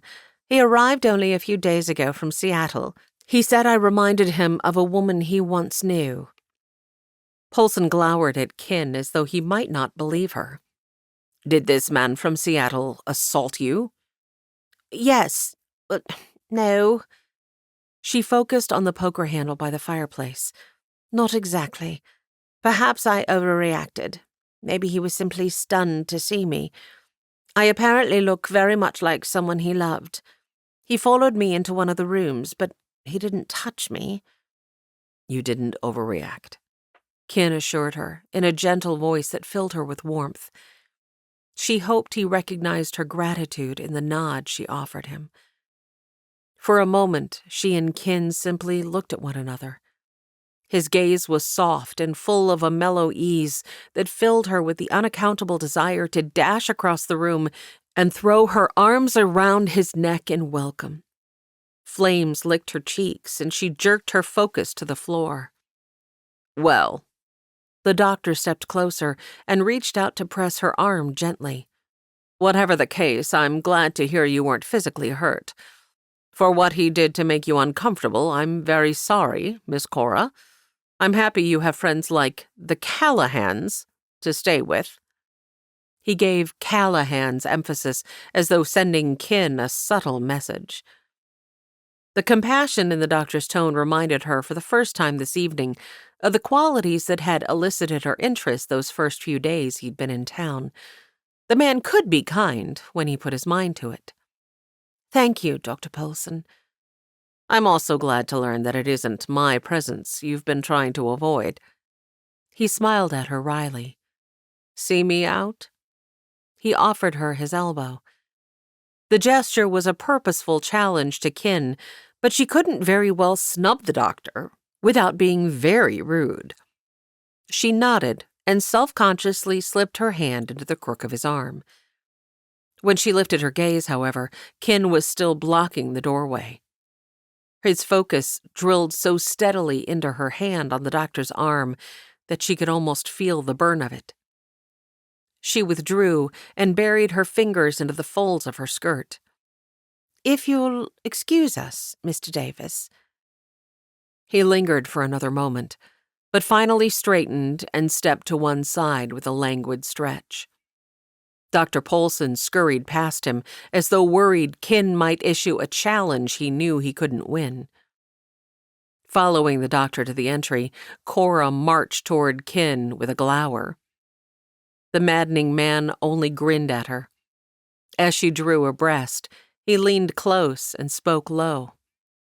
"You're looking lovely this evening, Mish. There's a fire in your eyes that makes a man want to sidle up to its warmth." He pumped his brows. Cora jabbed a finger toward the hall and whispered fiercely, "I'll thank you to leave at once." He made a clicking sound in his cheek before he retorted, "Is that any way to say welcome home? I can think of several much nicer ways for you to say it." His gaze dipped to her lips for one brief second before rebounding to her eyes. She lifted her chin, refusing to even give the man another look. She breezed past him and met the doctor in the entry, doing her best to ignore Kin's low chuckle behind her. At the door, Dr. Polson hurried into his overcoat and hat, then faced her. "Rest assured that your whereabouts will be safe with me, Miss Cora. Since you can't join me in town, will you permit me to come calling again?" No matter his kindness just now, Cora didn't want to encourage him in a pursuit. "Dr. Polson, if you'll forgive me, now is not... I'm simply not in a position to start anything with anyone." So why was it that her ears were straining to hear whether Kin had followed her instructions, or whether he had lingered to banter with her a little longer? "I see." The doctor's feet shuffled. "More's the pity. If you'll allow, I don't plan on going anywhere. So when you are ready, I'll be waiting, even if I have to wait for hours." She darted him a despairing look, and then realized by the sparkle in his eyes that he was having one over on her. She smiled. "Good evening to you." He settled his bowler and tugged on the brim. "And to you."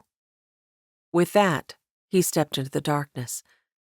When Cora turned around, Kin was gone. Chastising herself for her disappointment, she hurried to her room.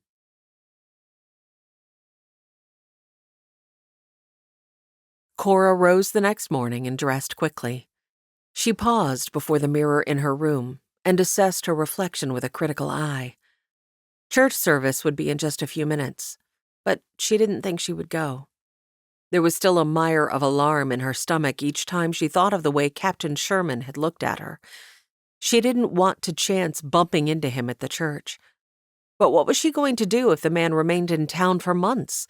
She couldn't just hide out here at the Callahans forever. If she asked him, Kin would sit with her, she felt sure. That would give her a measure of assurance and certainly protection if the captain approached her again. But it would also set tongues to wagging. Not to mention, she'd just told the doctor the evening before that she wasn't in a position to start a courtship. She hesitated.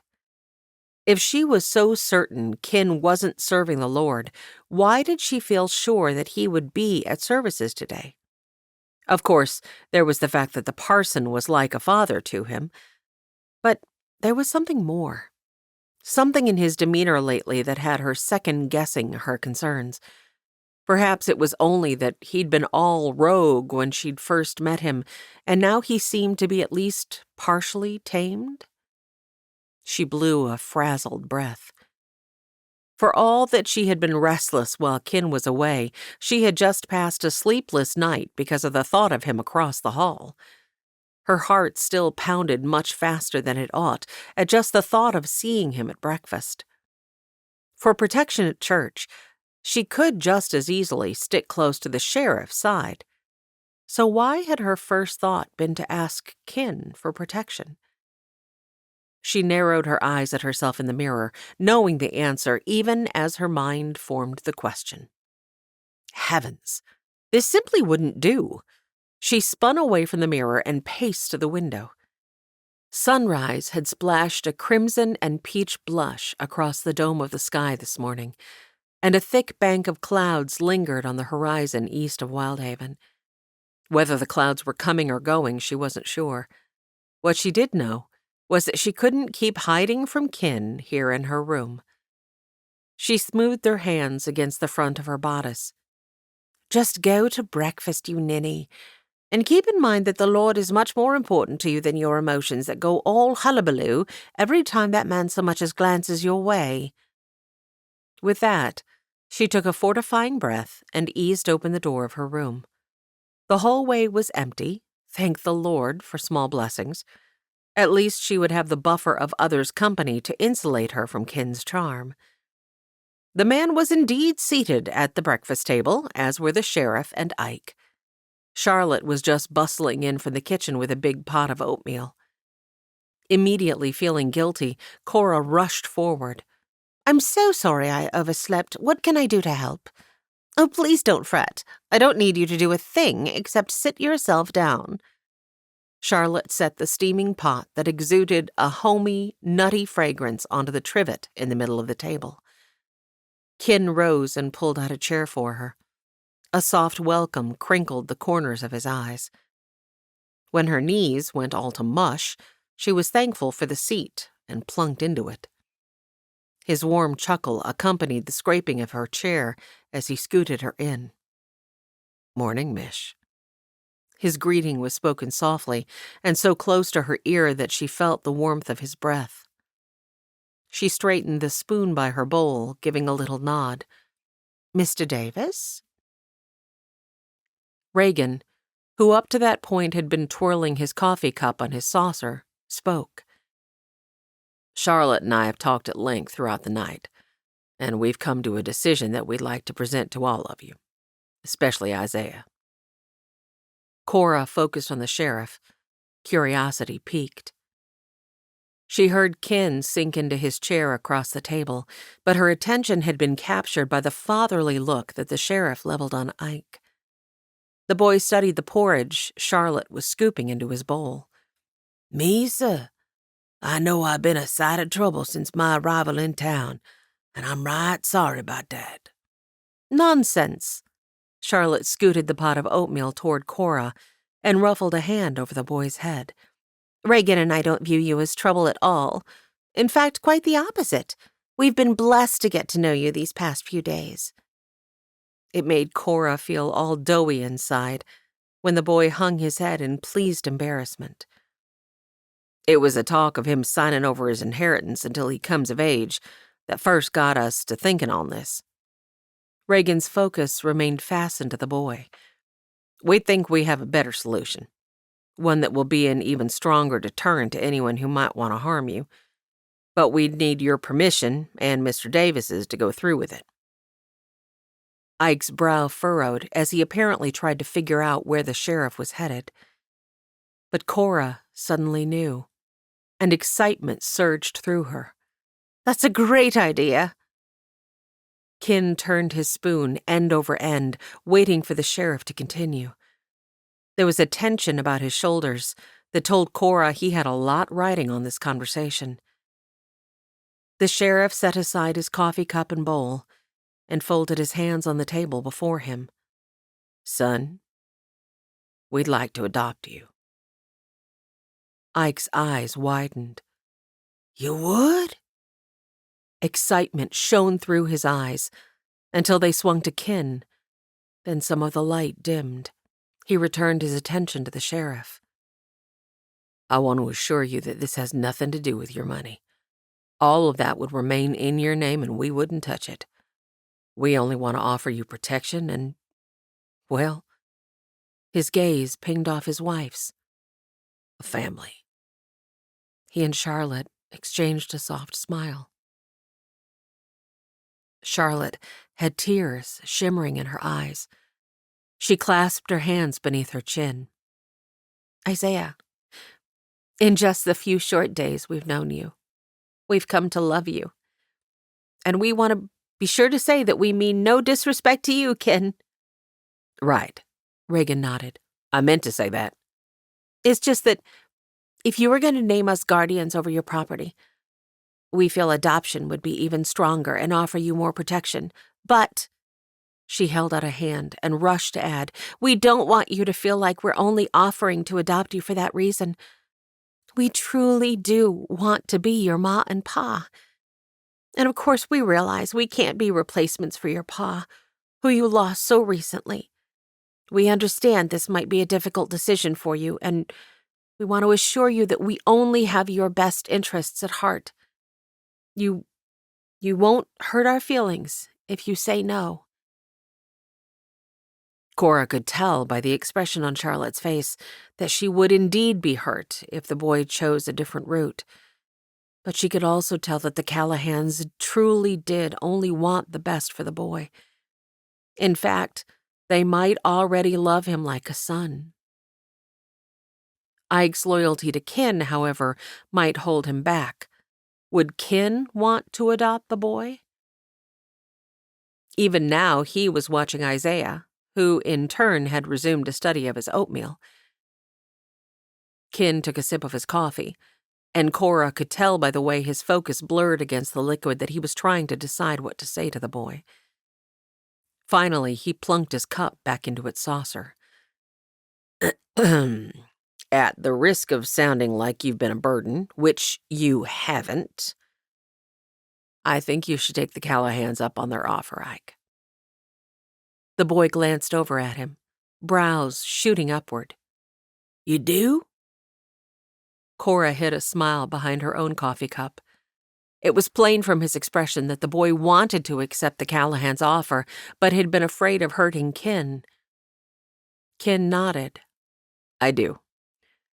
Much as He cleared his throat, took up his spoon, and set to intently stirring his black coffee. "Much as I love you, I'm going to be busy, building a practice. And so at this point in my life, I'm much better brother material." So, The boy searched his face carefully. it won't hurt you if I say yes? "Course not. In fact, I'm glad the Callahans brought it up, because the thought had already crossed my mind before we went to California. But I was worried about hurting your feelings."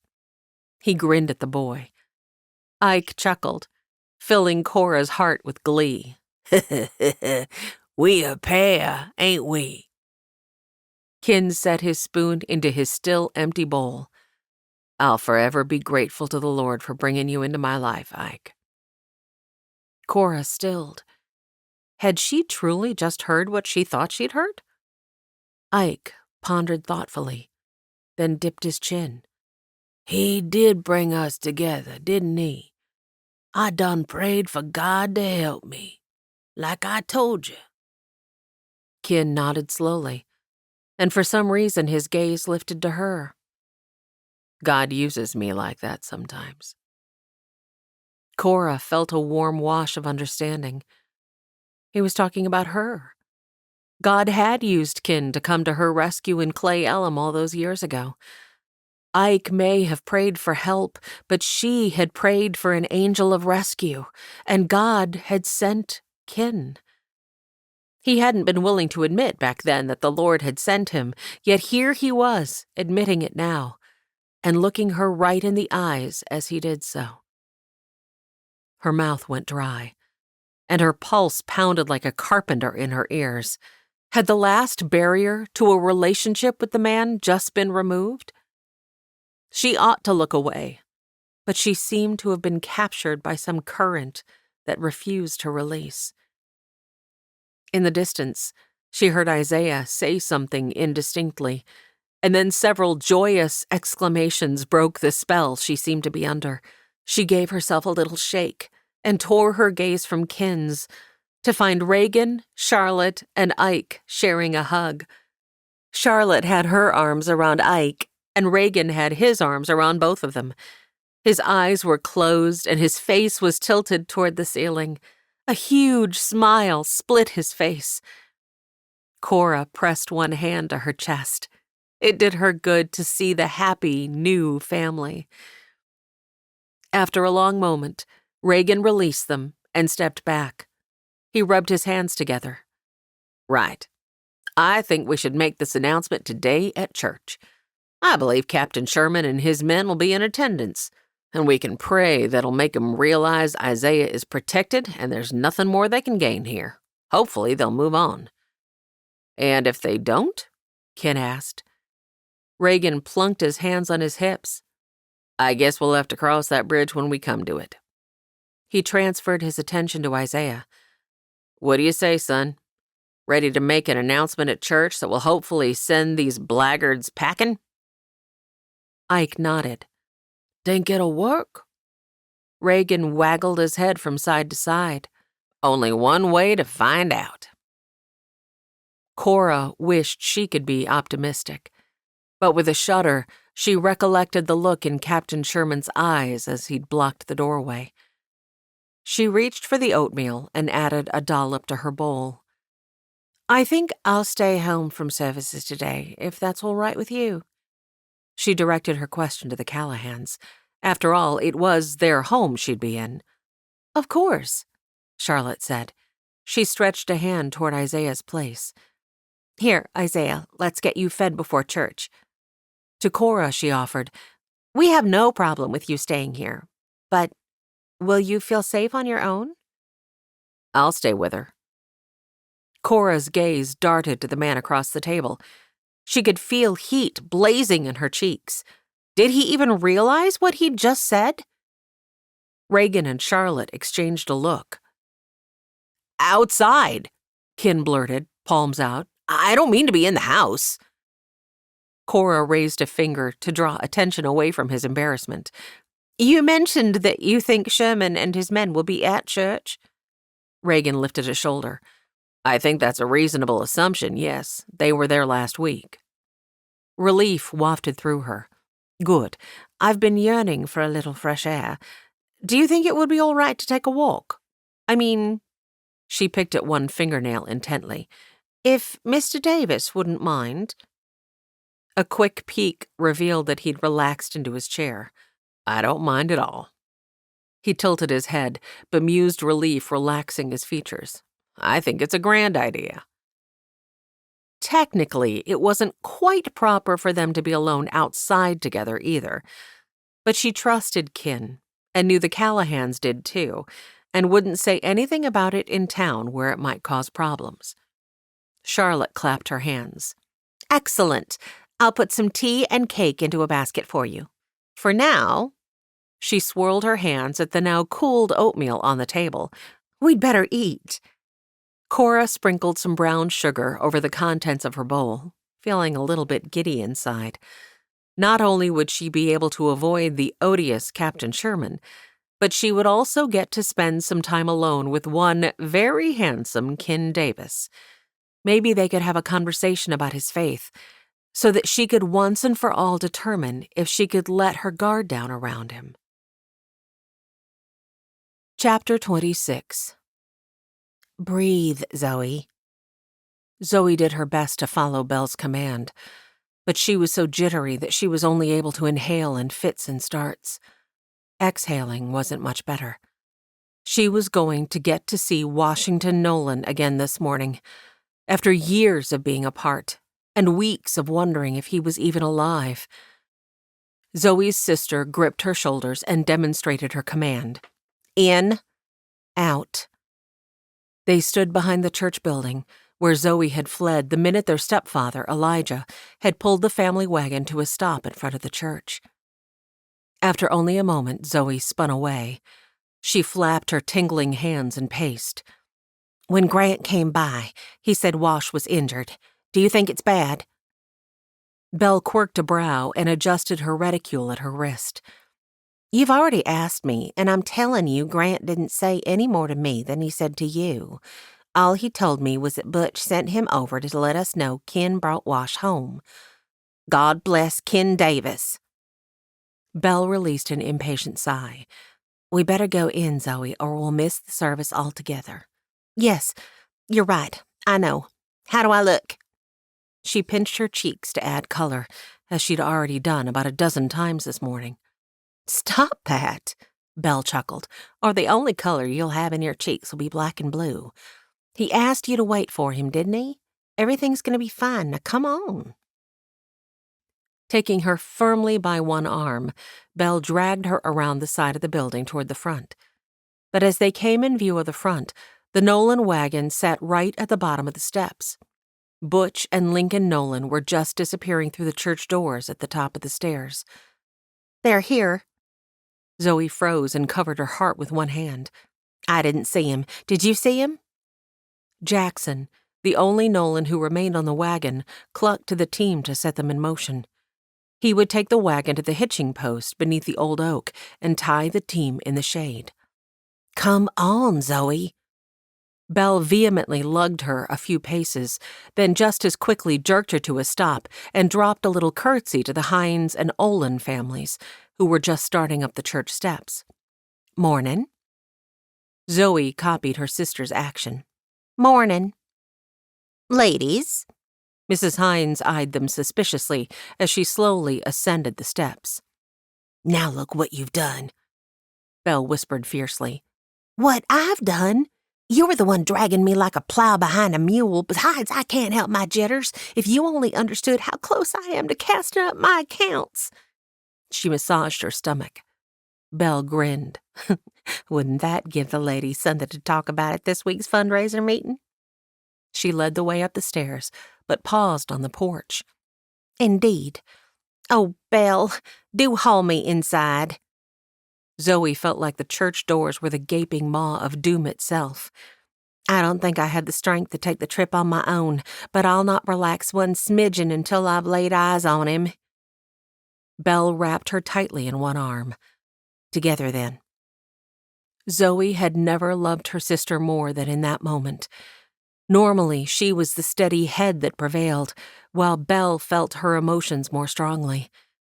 But today, well, Zoe had never felt this heady mixture of terror and anticipation all at once. Anticipation, of course, because she was about to lay eyes on the love of her life for the first time in 2 years. But terror because, what if she was aghast at his injury? What if he'd lost an eye, or was missing part of his face, or even missing a limb? She mustn't let him see revulsion. She mustn't feel revulsion. She knew she would get past whatever the first shock would be, and she would love him eternally no matter what, but she didn't want him to forever remember her looking dismayed or horrified. Lord, I'm counting on you to give me the strength I need to be the woman he needs. He asked me to wait for him, and I've done just that. I know our future is tied together, so help me be the strength he requires during this time. Please, God, please keep my face impassive, friendly, welcoming, loving. Anything that will encourage him and not disappoint him. With that, she took a breath and allowed Belle to lead her through the double doors at the back of the church and around the partition to the aisle. The Nolans' pew was just to the right. She turned with a smile that immediately died. Butch Nolan met her gaze for the briefest of moments, but then gave a tiny shake of his head and looked down. Lincoln and Grant sat beside him, both morosely studying their clasped hands. Wash was nowhere in sight. Her gait faltered. Belle caught her arm in both of her own. She leaned close and hissed, "Do not fall down, Zoe Castaigne, or I swear I'll leave you in the aisle where you land." Zoe blinked at her. How could Belle be smiling so sweetly while throwing around such commands like a barbed whip? She hadn't known Belle had that in her. "Come on." Belle's words were like syrup now. "We can find out more later. For now, you just have to make it through the service. One foot in front of the other. That's right. Good. Now sit." Somehow, Zoe realized she was on their pew seated next to Shiloh, but she didn't remember traversing to their pew. He hadn't come? After 2 years of not seeing her, he hadn't even cared enough to come to church to say hello? Of course, that wasn't the proper reason for attending services, she chastised herself. But today, she would have to admit that her excitement about services had not been because of her love for the Lord. Her thoughts raced like a wild stampede. What did it mean? Had he stopped writing because he'd found someone else? Her eyes widened. Maybe he'd lost his hand, or something worse? Belle pressed a fan into her palm, and Zoe put it to use, thankful for the cool air against her hot cheeks. "Lord, I'm going to need more of that strength than I first realized, I think." The parson was speaking, but Zoe couldn't seem to make out anything he said. All she could think about was how quickly she could get to Jackson or Butch once the service was over, because she needed some answers, or she was going to go plumb crazy. Reagan and Charlotte had already left for services in town, and Cora was just reaching for a shawl on the hook in the entry when a knock sounded on the door. Hand frozen in the air, she frowned. Ken had told her he would wait for her outside, and it had only been a few minutes, so she couldn't imagine that it was him knocking. This wasn't her house, so she hesitated to answer the door. On the other hand, she'd just been ready to meet Ken outside so they could leave for their walk. To not answer would essentially be to trap herself inside. Cautiously, she nudged the door open. Relief flooded her when it was only Dr. Polson standing on the porch. Her solace at having it be someone she knew was short-lived, and her tension quickly climbed again. What was he doing here? "Good morning. If you're looking for the Callahans, I'm afraid they've already left for church." "Oh, no." He smiled, gave her a once-over, slid a finger beneath his collar, and swallowed. "You look right nice this morning. More than nice. Beautiful. Very beautiful. I'm here to escort you to church." Cora's mouth opened, and her lips seemed to be testing the air for words that would not come. Hadn't she made her refusal of his suit clear the evening before? She'd also mentioned the men from Seattle to him. "Morning, Doc." Ken sauntered onto the porch and propped one boot onto the bench to the side of the door. He rested his weight on arms folded over his knee. A long strand of grass dangled from one corner of his mouth. "Hope you had a restful evening?" The doctor spun to face Ken, lurching a step back. I did, yes, thank you." Cora bit back a grin. He obviously hadn't heard Ken's approach. The poor man looked as if he'd just been slapped. Cora couldn't help but compare the two. The doctor was small, pale, and soft. His inset chin almost disappeared into his neck. Ken's dark hair and skin made the doctor look ghostly by comparison, and his broad shoulders that stretched the leather of his long brown duster only emphasized the doctor's narrow frame. The two men seemed to be having a stare-down. Cora cleared her throat. "Good. Glad to hear it, Doc." Ken dismissed him by turning his attention to her. His brows nudged upward, and his eyes lit with appreciation as he scanned her from head to toe and back again, He loosed a low whistle. "Wow, Mish." He didn't offer anything more than that, but Cora felt a curl of pleasure twist through her. Why did his short exclamation of appreciation warm her through so much more than the doctor's more verbose compliment? She slid her palms over the smooth, coral, watered silk of her best dress. When Reagan had fetched her things from the boarding house, this was the only Sunday ensemble that Dixie had packed. It was a bit fancy for a stroll along country roads, but she hadn't felt right wearing her plain everyday skirt and blouse. Okay, that was a lie, she conceded, if only to herself. She'd wanted to look nice for Kin.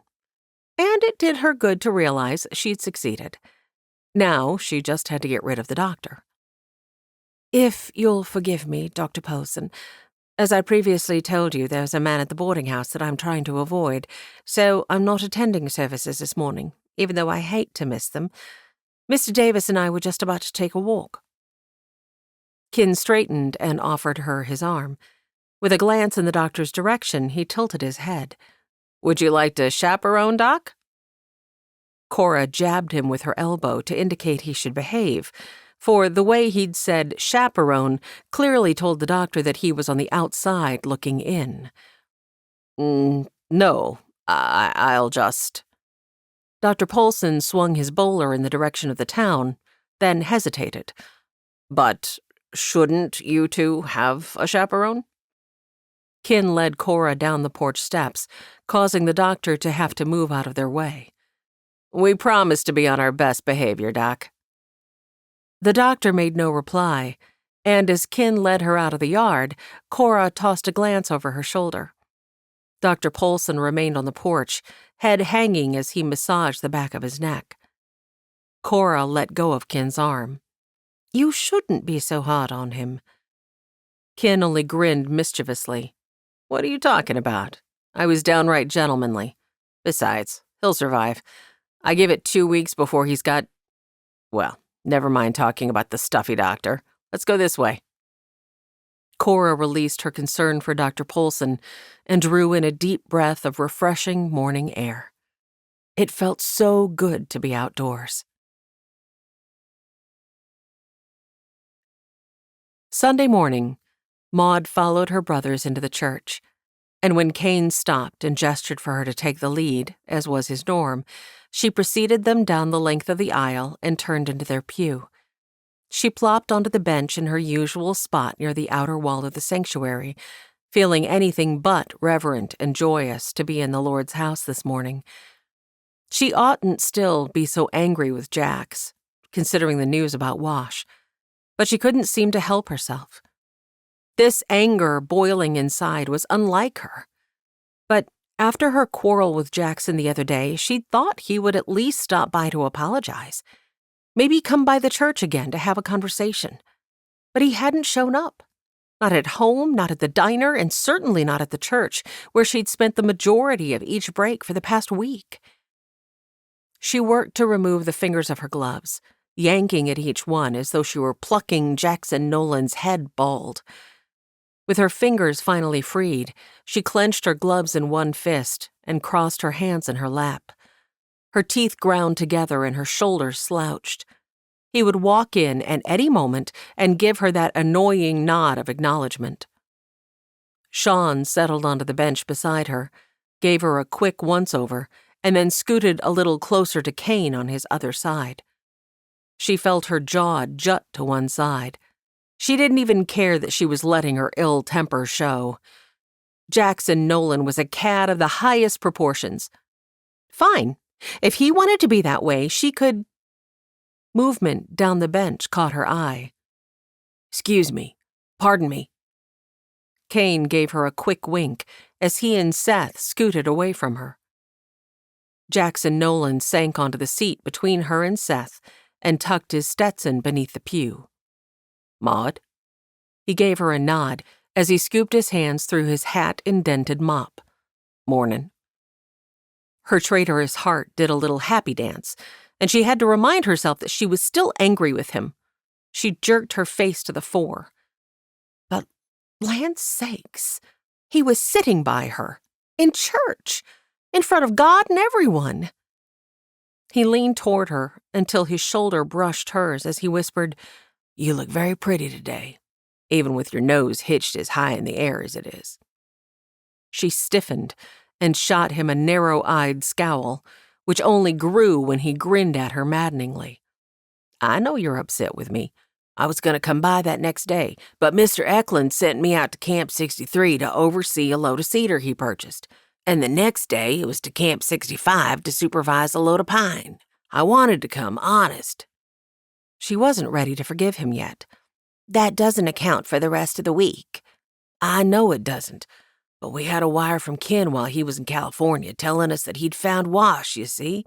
And Pa wanted me home as soon as I could get there each day to help him prepare a cabin on our property. Pa had started a while back so that when Wash came home, he could have his own place, but we had to take off the stairs and put in a ramp on account of his injury." Maud's anger was immediately softened by shame.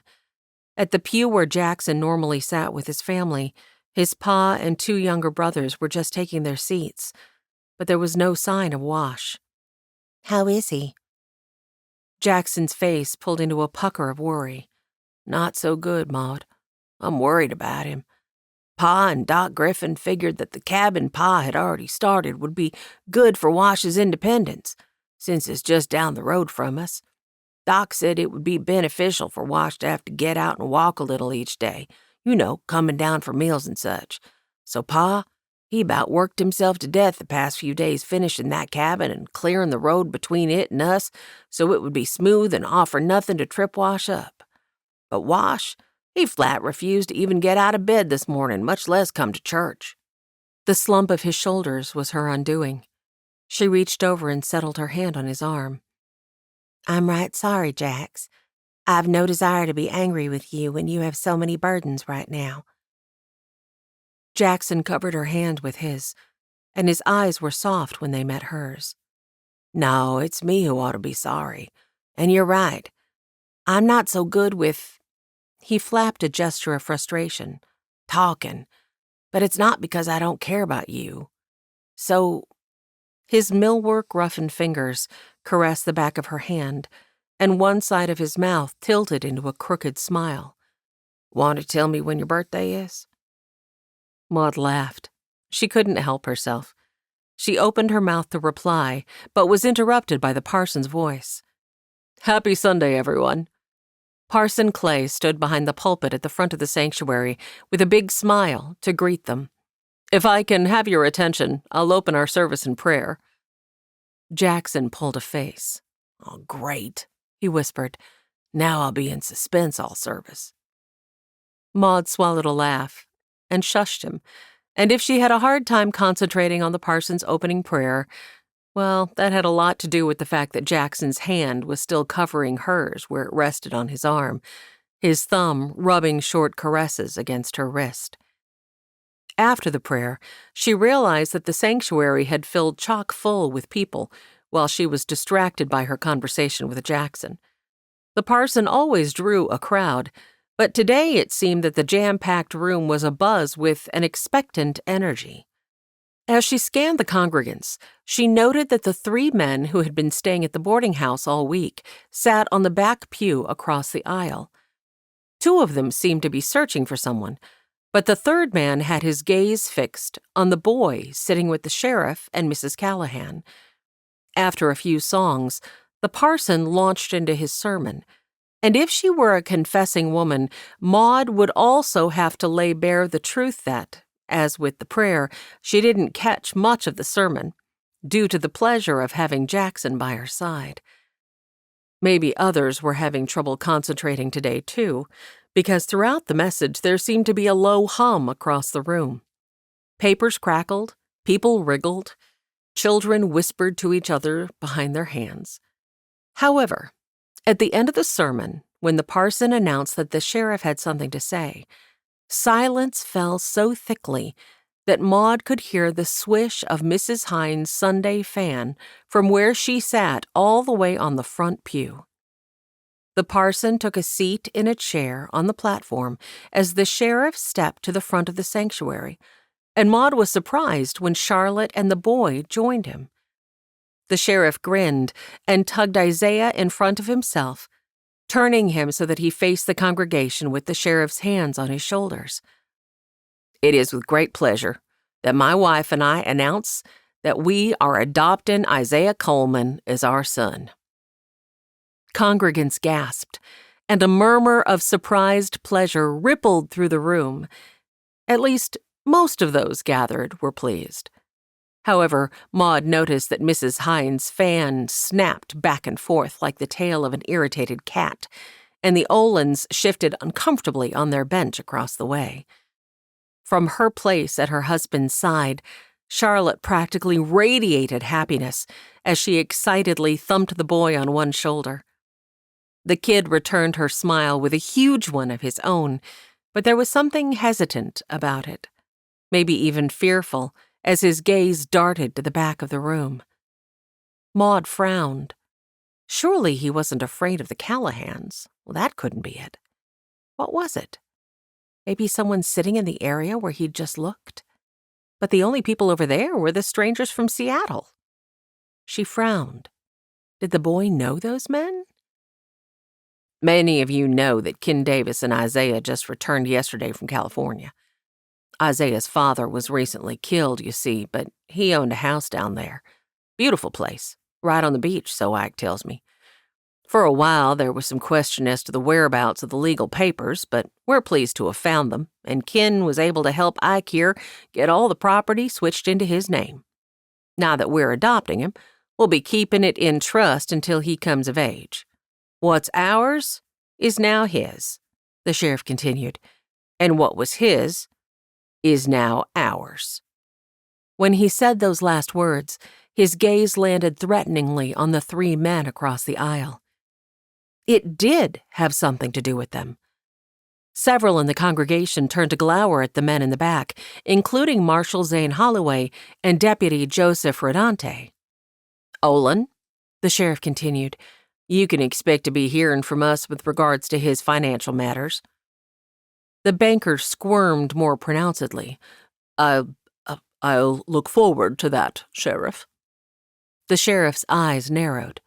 "I'm sure you will." Maud pressed her free hand to her lips. She'd thought it a bit odd that the sheriff was making so many details public, but she now understood that he was making a point to several in the room that the boy was under his protection.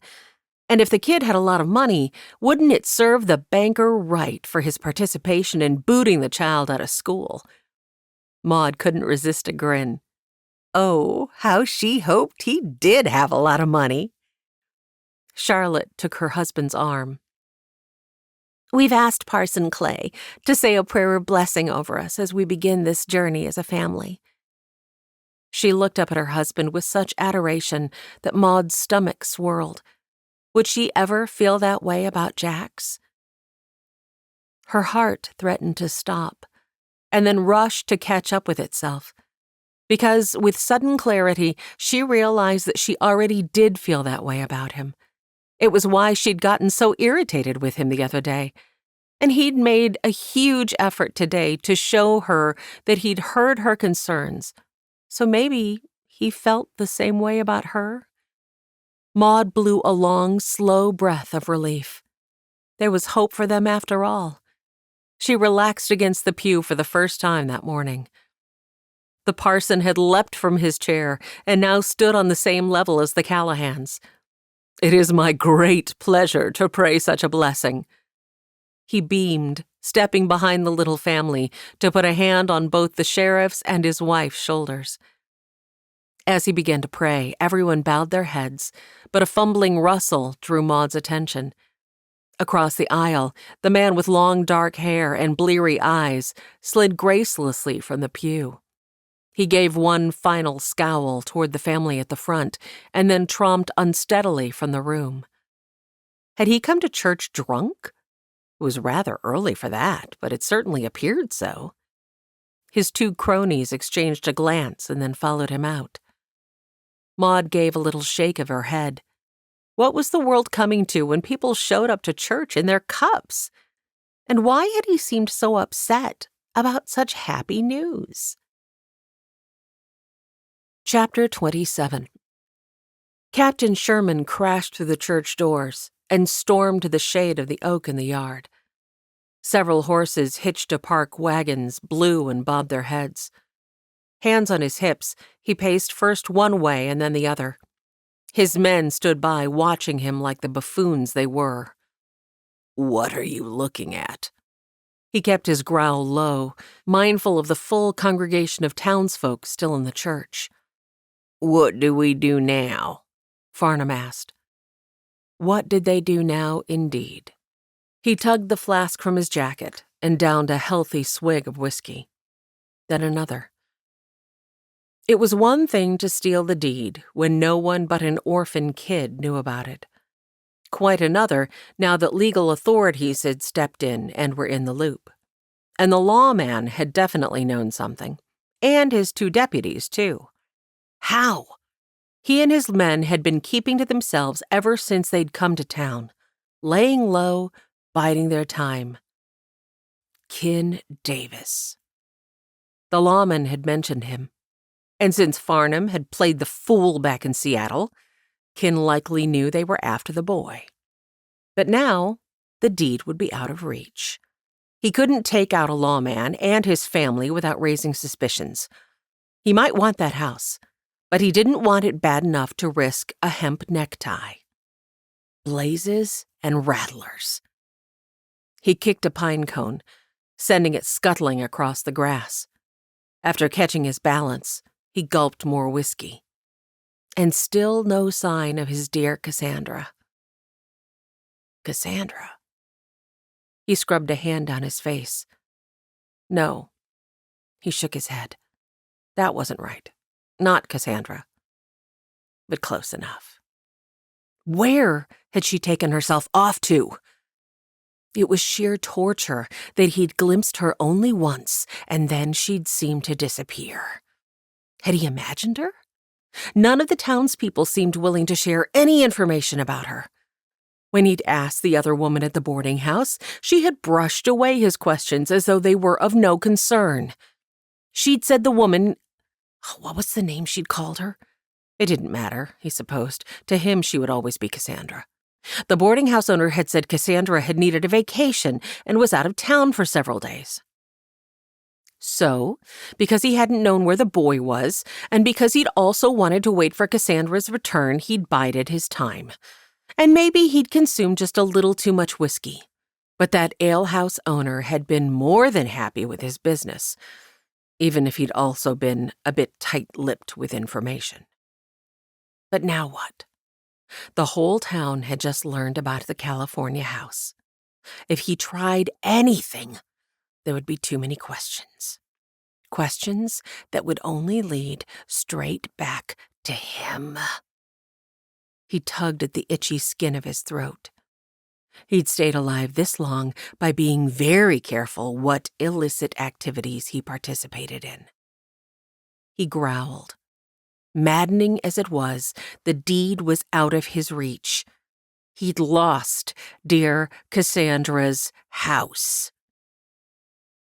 But if he couldn't have the house, he would at least have Cassandra.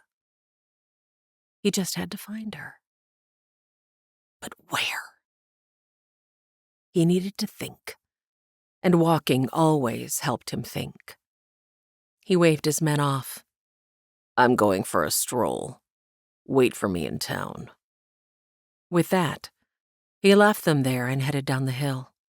It wouldn't hurt to stop in at the alehouse and refill his flask on the way. Oh, hang it. Was the ground moving? It sure seemed like it was.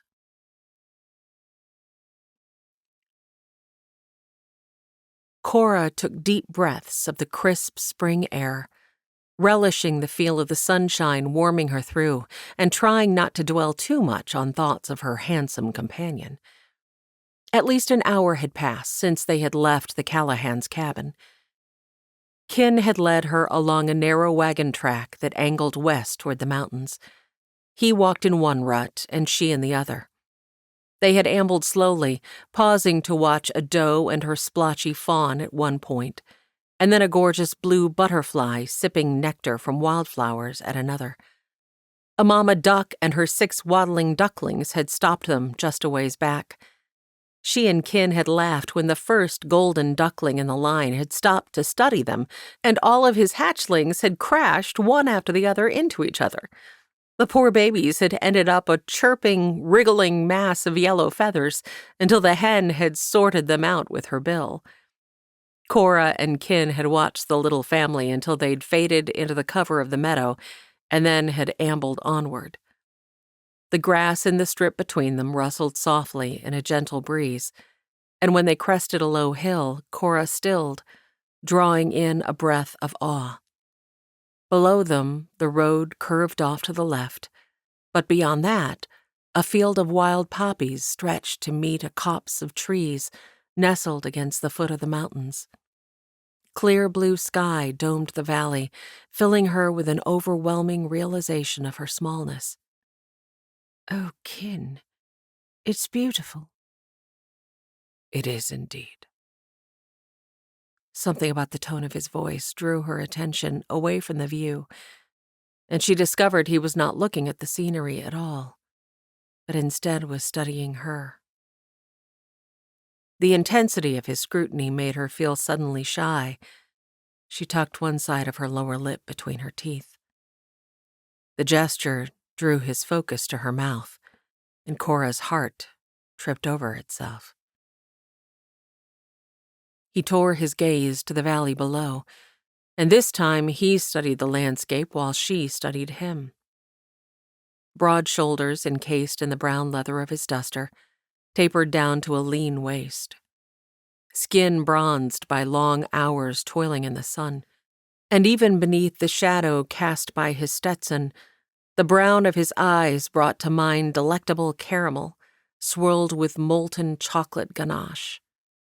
Once again, it seemed he hadn't used his razor that morning, and his stubbled jaw tempted her fingers to explore the rough plains. She clasped her hands tightly instead.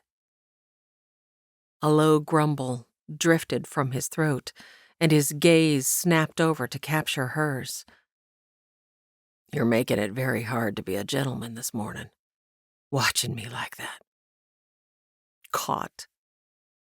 Embarrassment flared through her, and she forced her attention beyond him. The mountains. Yes, she would study the mountains. "Looking at you like what, Mr. Davis?" He laughed, low and soft, and heaven help her, the sound of it sent a tremor straight through her. "Like I was a piece of pie you wanted to devour." Before she realized what he was about, he'd stepped onto her side of the road and right into her space. He nudged his hat back with the touch of one finger, and then his hand skimmed across her forearms and curled warmly around her own. His fingers slid between hers, and he moved even closer, looking down at her languidly. "I dare you to deny it."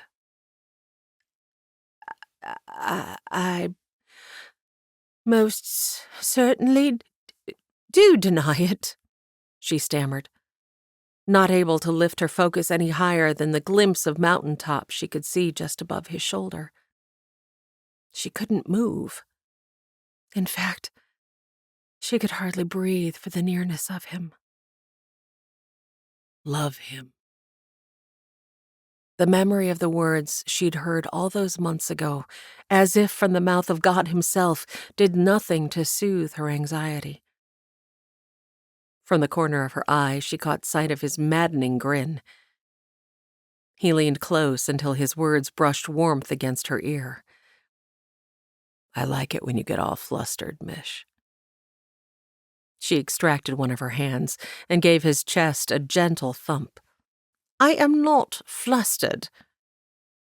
With a quiet chortle, he trapped her fingers against the beat of his heart. He nudged the laced fingers of their other hands to the small of her back and swayed her a little, as though he was hearing a tune she couldn't.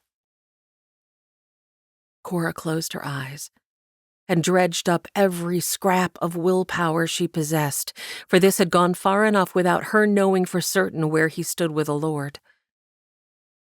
I have a serious question.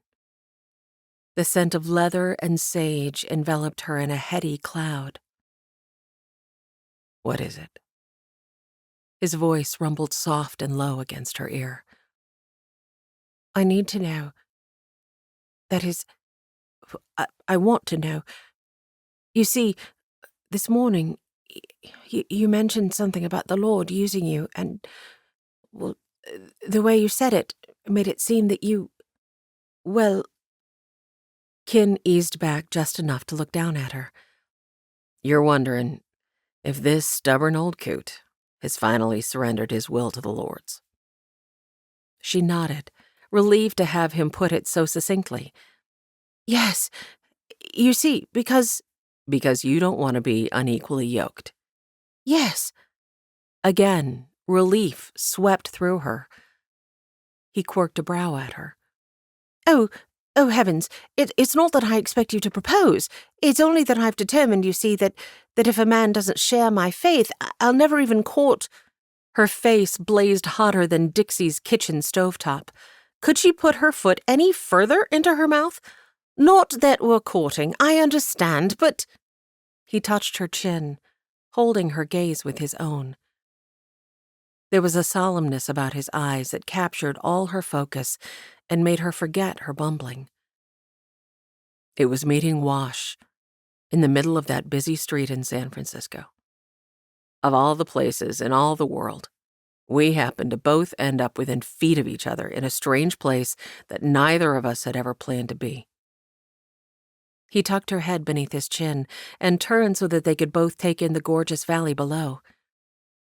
It was as if the Lord reached down and thumped me upside the back of my head. I thought, if God could care enough about Wash to put me there at the exact right moment, me, of all people, well, I might as well admit that he was trying to get my attention as well as Wash's. I'm telling you, Cora, if we had been 1 minute off on either side, we would have missed each other. I just felt this overwhelming love that God has for us. And I don't think I even realized that's what it was at the time. But I just surrendered. There's no fighting that kind of love. No point in trying to run from it. It was Cora's turn to lean back. And this time she gave in to the temptation to curve her hands around his cheeks. She let her thumbs sweep over the smooth skin near his lips and then onto the rougher territory of his cheeks. I have prayed for you, Kin Davis, for 2 long years, just like I told you I would. I fully confess that I felt you were an immovable rock, yet the Lord has shown me how small my faith is. One corner of his mouth quirked upward. Even rocks can sometimes have honey in them. The Lord is the sweetest of blessings. Thank you for praying for me, dear Cora. She closed her eyes, tears of joy and thankfulness overflowing. Oh, Lord, you are so good and merciful. Your loving kindness is from everlasting to everlasting. Forgive me for my lack of faith, and thank you for bringing this man that I love into your fold. Man that I love? Her eyes flew open. What is it? Kin's brow furrowed. Gracious, she couldn't answer that. Because no matter that he'd drawn her near and pulled her into his arms, she couldn't be the first to admit her feelings. Oh, just a thought that surprised me is all. Were her cheeks as rosy as they felt? Cora, I'll be keel-hauled. Cora gasped and spun toward the terrifyingly familiar voice. But she only caught a glimpse of Captain Sherman before Kin swept her behind himself using his left arm. Easy there, fella. No one has to get hurt. With a quake of fear, Cora realized that Kin had pushed his long duster back with his right hand and had settled it on his colt.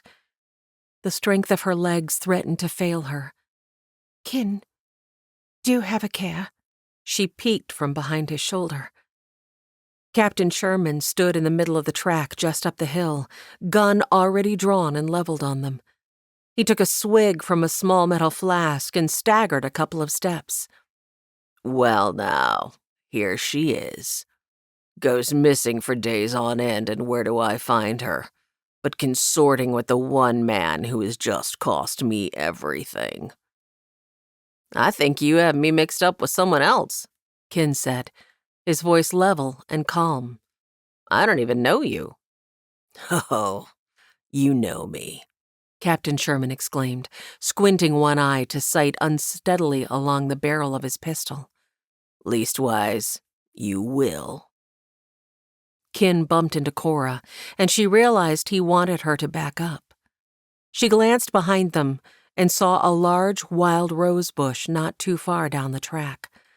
If they could put that between themselves and the drunken captain, maybe they would have a chance to escape into the trees beyond. She retreated a step, relieved when Kin moved with her. "You disappeared from town too, Kin Davis. You take that little whelp to California to sort out his inheritance?" "I took a boy to California, but there wasn't a whelp in sight."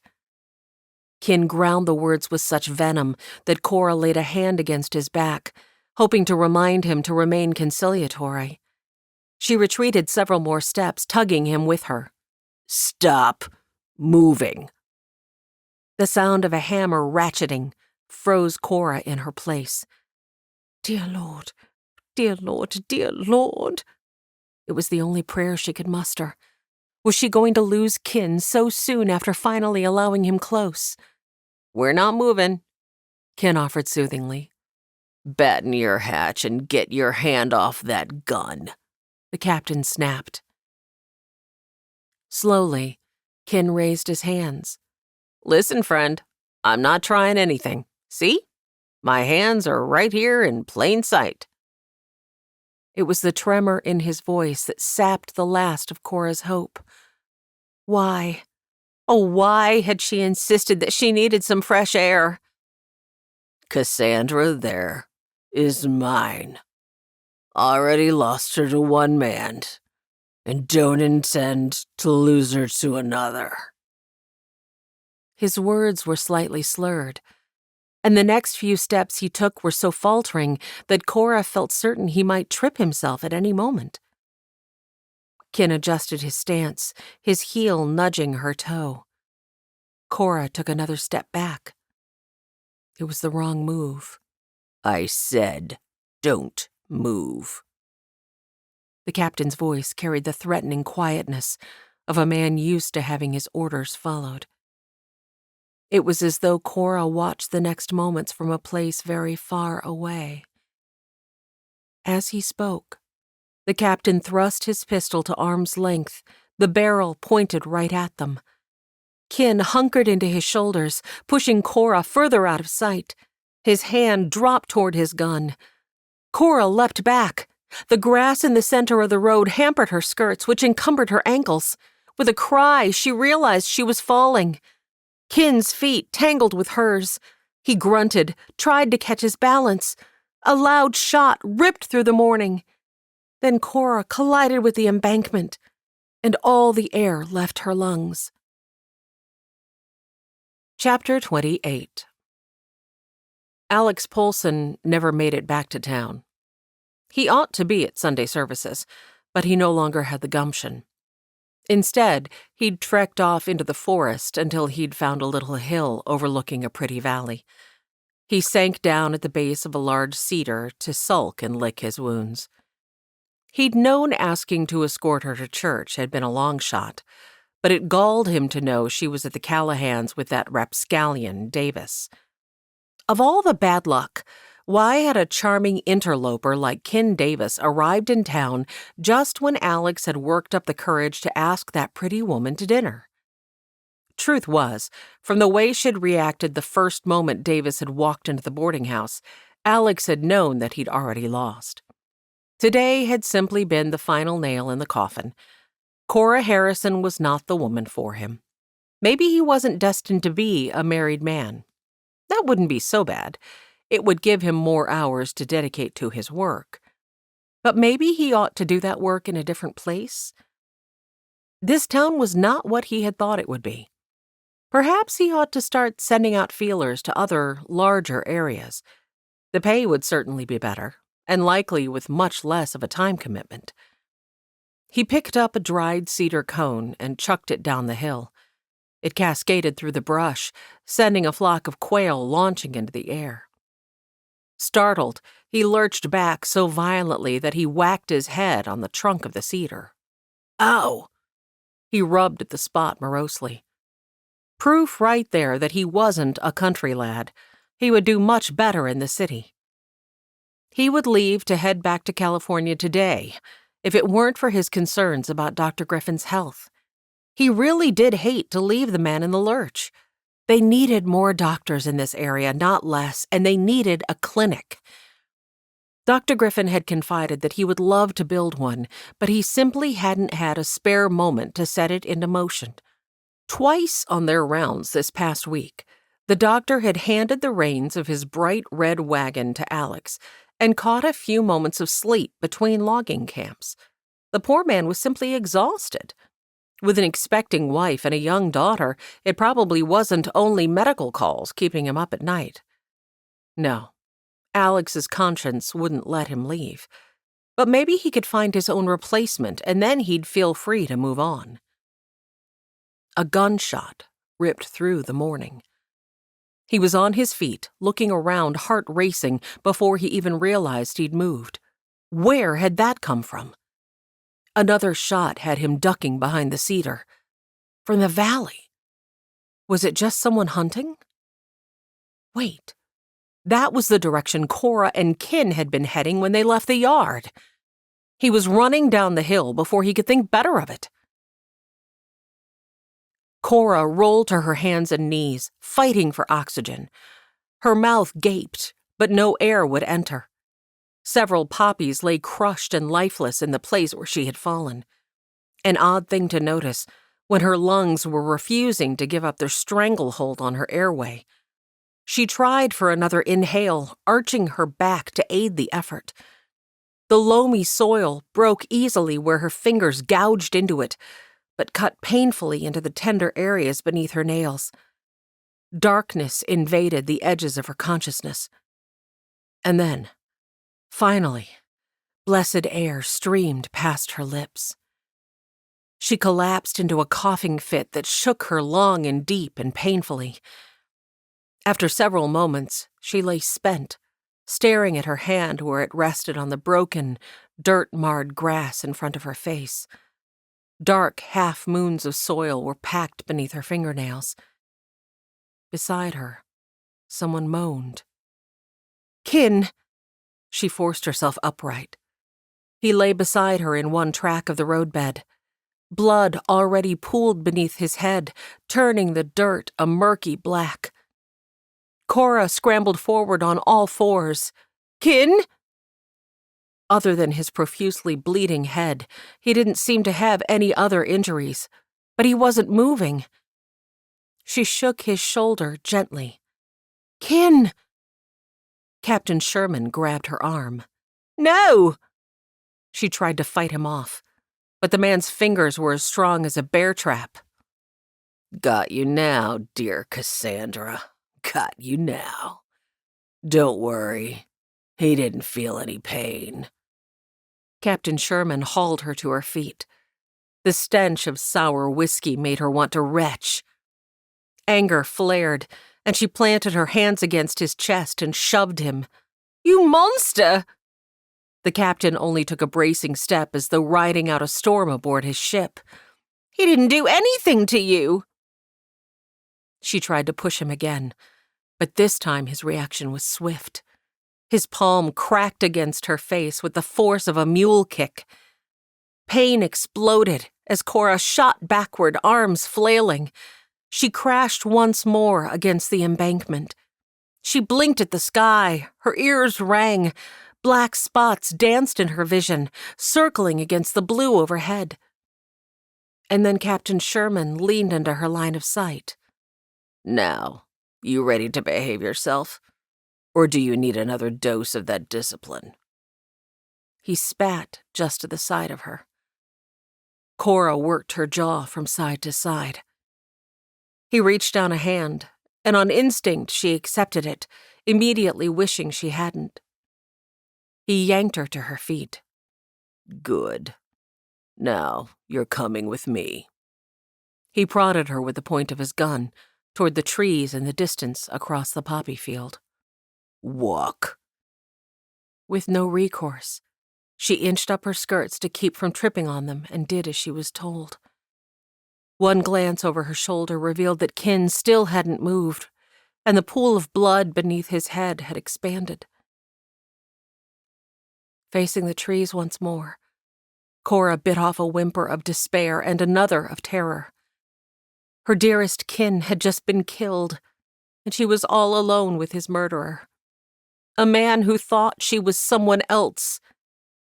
The whole world felt as if it had just gone dark.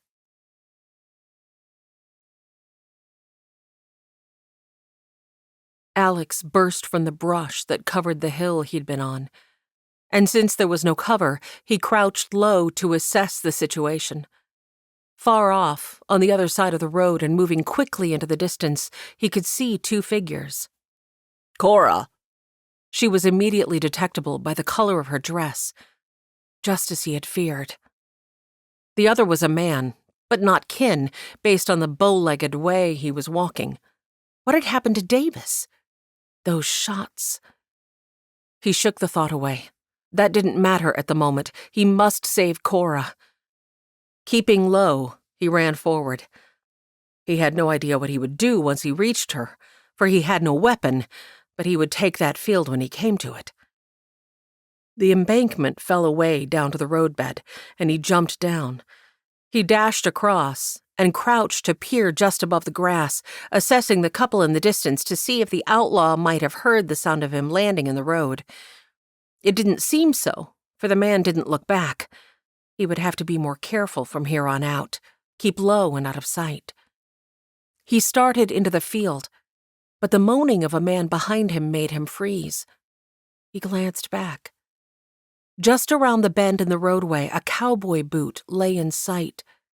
At first it was still. Then it moved. Another moan. Davis.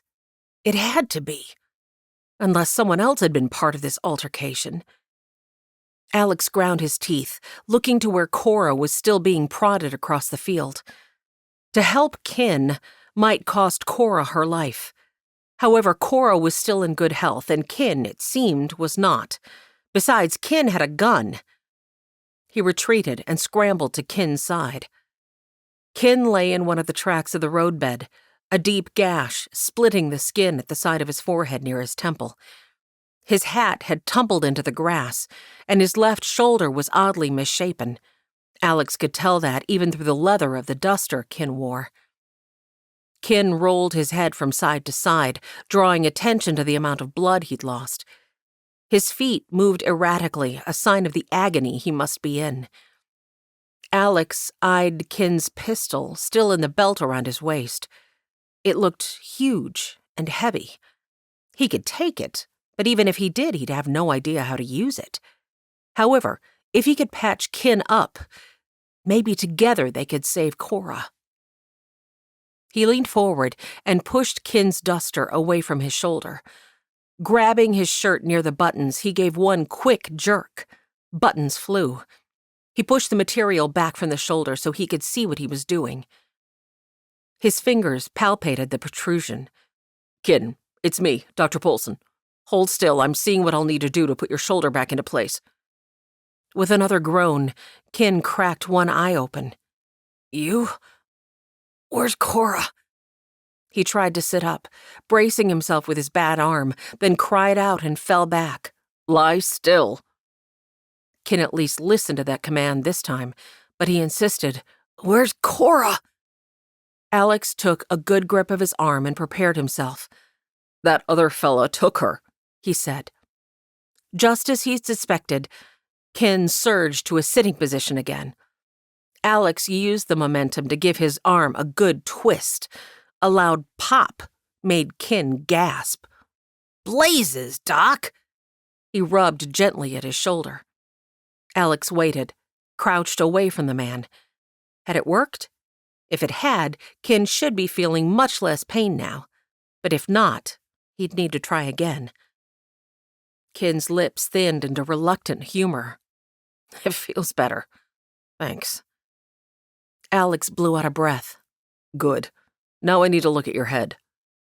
Ken frowned. What's wrong with my head? Alex motioned to the bloody dirt and grass. I think you were shot. Ken muttered a few comments about the lineage of the man who had shot him. As Alex leaned close to examine the wound, he asked Ken if he knew who had shot him. I only know him as Captain Sherman. He has a couple of companions. You see anyone else around? No. No, just the one man leading Cora away. Do you have a knife? He has Cora. Ken tried to stand. Easy. I can't let you go anywhere like this. It only took a little pressure from Alex's hand on Ken's recently reset shoulder to make him grunt and fall back to the ground. Sorry about that, Davis. I'll bet you are. Ken groused. Just needed you to know what kind of shape you're in. I need to stop this bleeding or you won't make it half a mile. Knife? Ken reached into the top of his left boot and extracted a Bowie. He handed it over, hilt first. Be quick. Alex was thankful the blade was honed to a razor-sharp edge as he quickly cut a strip from the bottom of Ken's shirt. Once he had 2 full-length strips, he patted them together and wrapped them good and tight around Ken's head. This will need stitches later, but it looks like you were lucky. If that bullet had been half an inch closer, we wouldn't be having this conversation. Now give me your belt. Wasn't my day to meet my maker, I guess. Ken shucked off his belt and handed it over without question. Alex measured it against Ken's torso, then buckled it at about the right size and looped it behind his neck. That will give you something to rest your arm on. Ken scrambled to his feet. Can I go now? Oh, whoa. He broadened his stance to catch his balance. Alex pressed his lips together grimly. They would be lucky to catch up to Cora at all with the state he was in. This way. Come on, I'll lead the way. Oh, no, you don't, Doc. What? Ken pointed toward town. You have to get back to town and tell the sheriff I need his help. I'll go after Cora. But, even as he protested, he couldn't deny a little relief. No buts. Get moving. With that, Ken stumbled into the field and lumbered in the direction indicated by the crushed grass. Alex grimaced. Cora and her captor were nowhere in sight, and in his current condition, Ken would be no match for a man crazy enough to capture a woman in broad daylight. He'd better hurry. Chapter 29. They'd walked for miles. How many, Cora didn't know. The going had been easier before, but here the brush was thick and her skirts hampered their progress. Cora was actually thankful for the hindrance, because it slowed them. The moment they'd moved into the trees, the captain had changed their direction. Instead of continuing west, he had turned them to the south. And even in his drunken state, he'd started being more careful about their trail. He used rocky ledges and creek beds to disguise their trail for the first couple of miles, and her fledgling hopes that Ken might still somehow be okay and would be able to find her had died. But now, with the slowdown, she thought there might at least be a chance for her to escape. Maybe someone from town would have found Ken by now. A sob caught in her throat. If they found Ken, then they might think to look for her. Her feet throbbed. Since their trek through the creek, she'd been walking in wet boots, and much of her forced march had been blurred by tears, so she'd stubbed her toes a couple of times and twisted her ankle once. Why had God taken Ken away just when she'd come to realize she loved him? Just when he'd finally surrendered his will to God's? She prayed like she hadn't prayed before, for Ken to be found and helped. And because she had no other choice with the captain's pistol prodding her back, she put one foot in front of the other. But now, blessed relief, the captain took her arm and pulled her to a stop. They had come free of the thick underbrush and were in a little clearing between 3 massive evergreens. The ground beneath them was liberally padded with pine needles. Sit. The captain shoved her against the base of one of the trees and took off the bandolier he wore across his body. He unbuckled it, draped it around her, and used it to cinch her firmly to the tree. He pulled the leather strap so tight that she could only pull in shallow breaths, and it cut painfully into her middle. Don't go anywhere. I'll be right back. She heard him crash into the brush. She tried to wriggle free, but it was no use. Her ribs prevented her from squeezing out one way, and her hips and crinolines the other. Hopelessly, she gave up fighting the restraints. He returned and cleaned a spot in the center of the trees free of needles. After placing several rocks in a circle, he built a fire. To her, he spoke not a word. She watched him carefully. Even though it couldn't yet be more than mid-afternoon, his eyes kept drooping. The liquor he'd consumed was finally catching up to him. She must act now. "Excuse me." He blinked slowly, giving himself a little shake. His dark gaze settled on her. Cora worked the dryness out of her mouth. "I need to use the necessary." He huffed, but to her surprise, he didn't deny her request. He rose and loosened the bandolier, then tugged her to her feet. He motioned for her to move behind one of the trees. Try to run, and I'll shoot you before you go more than 3 steps. Cora's brows rose. So had he come out of his stupor enough to realize she wasn't his Cassandra now? It seemed like it. She didn't think he would have threatened Cassandra in such a way. Except he had slapped her when he'd thought she was Cassandra. She moved to the other side of the tree, but she didn't need the privacy. She knew she couldn't escape him by running. But if he fell asleep... She waited what she hoped was an appropriate amount of time, and then returned to the circle near the firelight. "Thank you." Sit, was all he said. She did. And this time, when he went to cinch her down with the bandolier, she took the biggest breath she could muster and pushed every muscle in her torso out just as far as they would go. He took his time, tugging on the leather and assessing the tightness of the bonds. He seemed to realize something was amiss, but his inebriated weariness must also be clouding his mind, because he finally gave a grunt and moved once more to the other side of the fire pit. It was all Cora could do not to blow out the breath she'd been holding in one great whoosh. Instead, she managed to release it in a slow, quiet stream. Excitement shot through her at how loose the band was. She mustn't let him see that. She leaned forward and let her head droop as if she intended to go to sleep herself.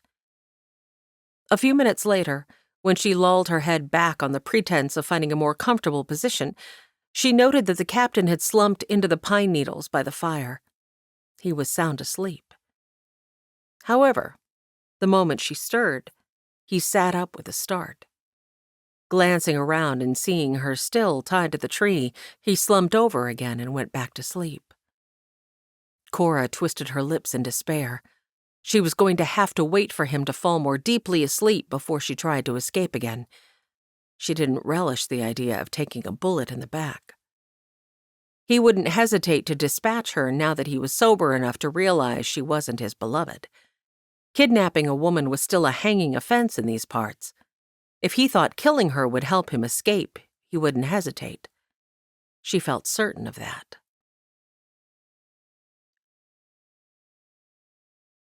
Kin collapsed against a tree, giving his head a shake. His vision was blurry, and things around him warbled like a mirage. But Cora was in these woods somewhere, and he wasn't going to let a little dizziness stop him.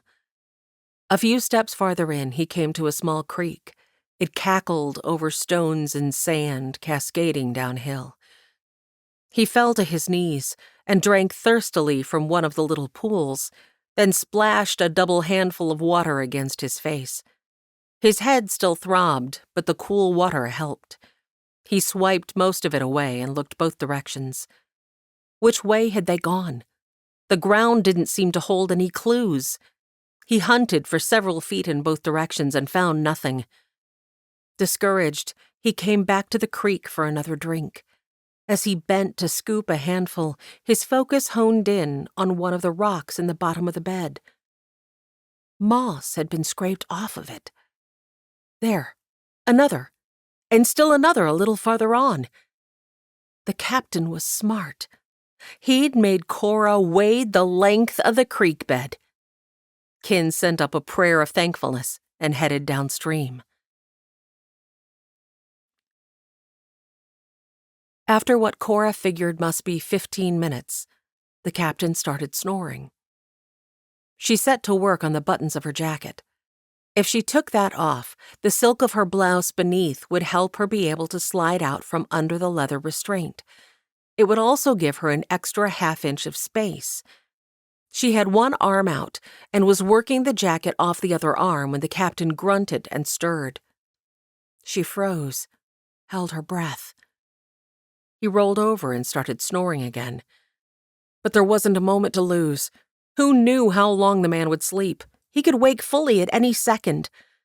With her other arm free of the jacket, Cora set it quietly onto the ground beside her, and then went to working the bandolier up over one shoulder. It was a task, especially with the rough bark of the tree continually catching at the leather of the bandolier or gouging into the tender skin of her back, but she finally had the leather above one shoulder. The other was easier to free after that, but now the leather was around her neck.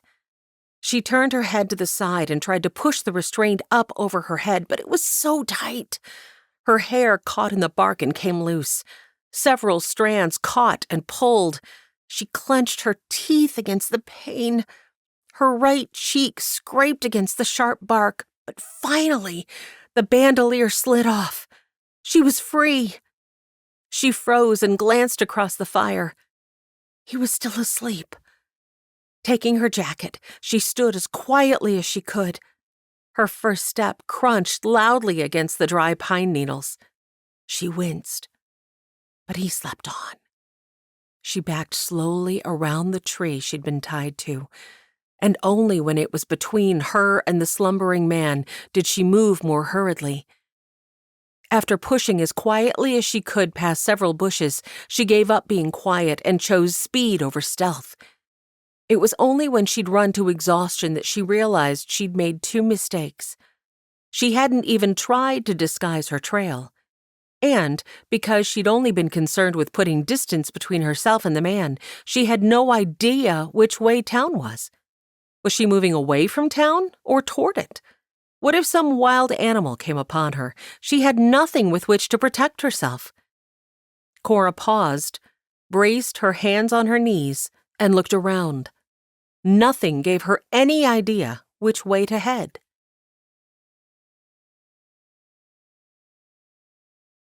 Kin smelled the smoke first. He slowed and tested the air. Not coming from behind him, obviously, or he would have noticed the scent sooner. The wind was coming toward him. But the brush was so thick here, it was hard to determine whether to the right or to the left. He chose the right and pressed ahead quickly. A wave of dizziness caught him unexpectedly and caused him to lose his balance. His boot came down on a branch that snapped loudly. He froze, cringed. He may as well have called out to announce his presence. but no sound indicated that anyone had heard the noise. He proceeded, more cautiously this time. The scent of the smoke grew stronger, and his anticipation mounted. He was close, but he willed himself to draw a long, slow inhale. He needed to approach with caution so that he didn't get Cora hurt. There, through the brush, he could see the light of the fire that must be the source of the smoke. Why would the man have stopped after only several miles and built a fire to boot? Didn't he know that kin would have hunted him to the ends of the earth? The man's drunkenness must not have him thinking too clearly. It didn't matter. All that mattered was that he had found them. If that man had hurt Cora in any way... His teeth slammed together, and he shucked his Colt, inched forward, paid careful attention to where his feet fell. There were 3 large evergreens, with the fire built in the center. He leaned against one of the trees, took a quick breath, and swung around to the other side, gun at the fore. Disappointment slammed into him. The area lay empty. He dropped to a low squat. Had stepping on the branch earlier alerted Sherman? He could even now be hiding in any of the surrounding brush, taking aim. Kin slunk back into the bushes just far enough to give himself some cover. He searched the surrounding area methodically, every shadow, every bush, every tree. There. It wasn't Sherman, but it was a broken path through the brush. Something had moved through here quickly. His heartbeat quickened. Had Cora escaped? He scooted over and bent to study the ground. Yes! The imprint of a small boot lay clearly visible in the soft dirt beneath the juniper. The toe of the print was slightly deeper, indicating she'd been moving fast. She had escaped. Good for her. But overlaid partially atop Cora's print was the larger, heavier print of Captain Sherman. Sherman was on her trail. Kin moved out at a lope, giving his head a shake to dispel the blur that had crept into his vision. God, I need a little help here. Chapter 30. Cora figured moving, even if it was away from town, was better than standing still. She wanted to put as much distance between herself and the captain as possible, so she pressed forward. But she made herself move more cautiously now. The ground was soft, and she couldn't prevent her boots from leaving prints in the dirt. But wherever she could, she jumped from tree root to tree root or tree root to rock. And if she did have to land on soft soil, she took a moment to sprinkle some leaves over the area. Maybe that would at least slow him down if he made pursuit. Then she came to a place where a huge patch of wild blackberries grew so thickly tangled that she couldn't push through. If she had a hatchet, she could have hacked her way through. But of course, she didn't have one. And anyhow, it would void all her efforts at keeping her trail hidden. But she could hear a creek on the other side. If she could follow the creek downstream, she would likely come upon a settlement of some sort where she could get some help. She must find a way through. A branch snapped behind her. With a gasp, she spun around. Captain Sherman glowered at her above the round black hole at the end of his pistol. Thought you were pretty smart, did you? Cora licked her dry lips. Despair sapped the strength from her legs. She sank to the ground and hung her head. But just as quickly as the fight had drained out of her, it rose back up again. She fisted her hands by her sides. Whatever you intend to do with me, I wish you would get on with it. She cast him a defiant squint and immediately wished that she hadn't. Because a glint of anticipation filled his eyes, and his lecherous gaze slithered over her. It would be my pleasure. He moved toward her. Cora's heart hammered so loud and fast that she felt a bit faint. She scrambled away from him, but the tangle of thorny vines behind her blocked her progress. "Get away from me!" Sherman only laughed. He snatched for her ankle, but Cora kicked out with both feet. One of her boots caught his gun hand across the knuckles and sent his pistol flying into the brush. He cursed loudly as she clambered away on all fours. "Lord, please!" There was no time for more of a prayer than that. Her breath hissed through her teeth. Panic threatened to choke her. No longer worried about the thorns, she grabbed several brambles and tried to squirm and break her way through the thick shrubs. But the green branches didn't break easily or give way to create a path. Sharp protrusions caught in her hair, blouse, and skirt. One scraped a cut along her arm. A spear-shaped one, broken off at some point in years past, jabbed her so sharply that she instinctively jerked back with a gasp. Sherman was on her again. He grabbed her leg and yanked. She clawed for a grip, but thorns stabbed her palm and she cried out. It was no use. Dragging her on her belly, he hauled her out of the patch, then dropped her on the ground at his feet. He fell onto her, pinning her legs. "Come on now, darling. You can't have it both ways. You just told me I could have my way with you." He flipped her over. "I did no such thing." Cora scrabbled one hand along the ground, searching for any weapon to use against him, but only came up with a handful of sandy soil and pine needles. She flung it into his face. He yelped and lurched back, clawing at his eyes.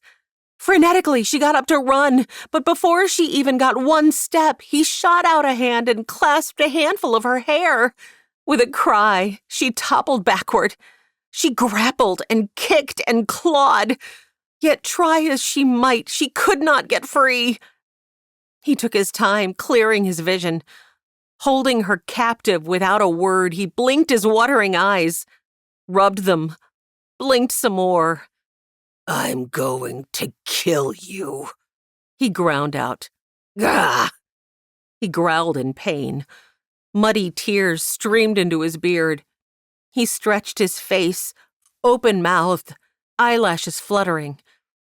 "People will be looking for me by now." Cora didn't really believe her own words, but it was the only thing she could think to say. "Nah. Even if they have figured out you've gone missing, it'll be hours before anyone even knows where to start the hunt." Cora tried to extract her hair from his grip once more and cried out when he gave her a vicious shake. Using her hair as an effective tool, he flopped her onto her back and reached to undo his belt. A lecherous grin split his lips, bunching the skin near his red-rimmed eyes. Cora's horror mounted, as for the first time it registered what he truly planned to do to her. "Oh, dear God, please." The prayer emerged as a whimper. Then she said more boldly, "Kin will have told them where to look." Sherman grunted a laugh. He leaned over her and grabbed her face in one meaty hand. His fingers sank painfully into her cheeks. Spittle clung to one corner of his lips. His hungry gaze roamed her face. "He won't be talking. In case you've forgotten, we left him lying dead back there." Cora couldn't stop her tears. She had not forgotten. All was lost, for she was powerless against his brute strength. Something crackled in the brush. "I wouldn't be so sure of that." "Kin!" Her hopes surged. Shock washed over Sherman's face. Eyes wide, mouth gaping, he involuntarily loosened his grip when he looked up. Cora reared back her head and then brought it forward like a battering ram. Her forehead cracked against the bridge of his nose. Ah! Blood spurted everywhere as he clapped both hands to his face. Get off her, Ken roared. A broad brown hand appeared on the captain's shoulder. And then Captain Sherman was airborne. He crashed into the blackberry bushes a pace away. Sherman's hand dropped to his hip, but Cora saw the moment it registered that his gun was still off wherever she'd kicked it. His eyes bulged, and he lunged in that direction. But the blackberries had firm hold of him now. He cried out, thrashed once, then froze. He gingerly lifted his hands above his head. Don't shoot. Ken thrust his revolver toward the man. Why shouldn't I? Cora scrambled forward. Ken, don't. Attention and gun still focused on Captain Sherman. Ken reached his free hand to help her up. You okay? He asked, without looking at her. Yes. She rested a hand on his arm that still stretched toward Sherman. Ken, you got here in time. Please, let's let the law take care of him. Yeah, good idea. Sheriff Callahan stepped into the clearing, followed by his 2 deputies. He mercilessly hauled a howling Sherman from the brush. On your belly. Sherman complied without hesitation, and with the deputies standing guard, the sheriff cuffed his hands. Cora could see that he was bleeding profusely from several long scratches. Ken blew out a breath, holstered his gun, and sank to a crouch. He touched his fingertips to the ground to help maintain his balance, hung his head, and gulped great breaths several more times. Then, very shakily, he stood and gathered her into his trembling arms. Thank God. Thank God. Oh, thank God. He pressed a kiss against her temple. Good job, Ken. I didn't think we were going to catch up to you in time. I forgot how good you are at moving through the woods like a ghost. Sheriff Callahan approached and clapped Ken on one shoulder. Ken winced. Go easy on the shoulder. Sorry. Reluctantly, Cora stepped out of the shelter of Ken's arms. Reagan arched a brow. Were you going to shoot him? Ken glared at the man, who was being led away by Deputy Joe. Then he met the sheriff's gaze evenly. There was no need, once Cora was safe. Uh-huh. The tone of the sheriff's voice said he wasn't sure whether to believe Ken or not. He gave them both a once-over. You 2 better go see Doc right away. I'll send Joe with word for him to meet you at our place. Thank you, Cora said. The sheriff nodded. How did you know where to find me? Her gaze bounced between both men. Ken shrugged. After I came to, Dr. Polson was there. He patched me up as best he could in a quick manner. Then I sent him back to town to fetch help and came after you. The sheriff brushed dirt off his hands, face grim. We were halfway home from services when Dr. Polson found us. Thankfully, both the Holloways and Rodantes were coming to the house with us for a celebration meal. Glad you're both okay. Come and see me after you talk to Doc, all right? I'll have a few more questions. With that, he walked away. It was just Ken before her now, and he looked a lot the worse for wear. His skin seemed pale, and dried blood matted his hair and beard. The large bandage around his head was also stained with blood. Look at you. Very gently, he touched her cheek. She could only imagine what kind of bruising she had from that slap, but she was in prime condition compared to him. Cora, I'm so sorry. I'm fine. I thought I'd lost you. Cora reached to touch the bandage around his head. Are you okay? He took her hand and curled it close. The brown of his eyes softened as he looked down at her. I am now. You sure you're okay? She pressed her other hand against his chest. Yes, thanks to you. She frowned at the belt looped behind his neck. What's this? His lips thinned into wry humor, and he adjusted his wrist to rest in the loop. My shoulder got popped out of joint somehow when I fell. He gave the belt a flick. This is supposed to be a sling. Guess I forgot about using it there for a second. We need to get you to dock. She started in the wake of Sheriff Callahan and Marshal Zane, but Kin's warm fingers wrapping around hers stopped her. With his free arm, he tugged her close again. Before Sherman came upon us, I was about to say something that I need you to hear. Can it wait? I'm worried about you. It can't wait. His scrutiny swept across her brow, past her eyes, across her cheeks. It paused on her lips, lingered, hesitated. Cora's heartbeat quieted in her ears. In the tree above them, a bird twittered. The gentle hum of a honeybee buzzed in the near distance. After a long moment, Kin's head dipped. His lips grazed hers, tantalizing and gentle. Her knees lost their strength, and she clutched his shirt, moving as close as she could without crushing his arm. He started to draw back, but she chased him up onto her tiptoes, capturing his lips again with her own.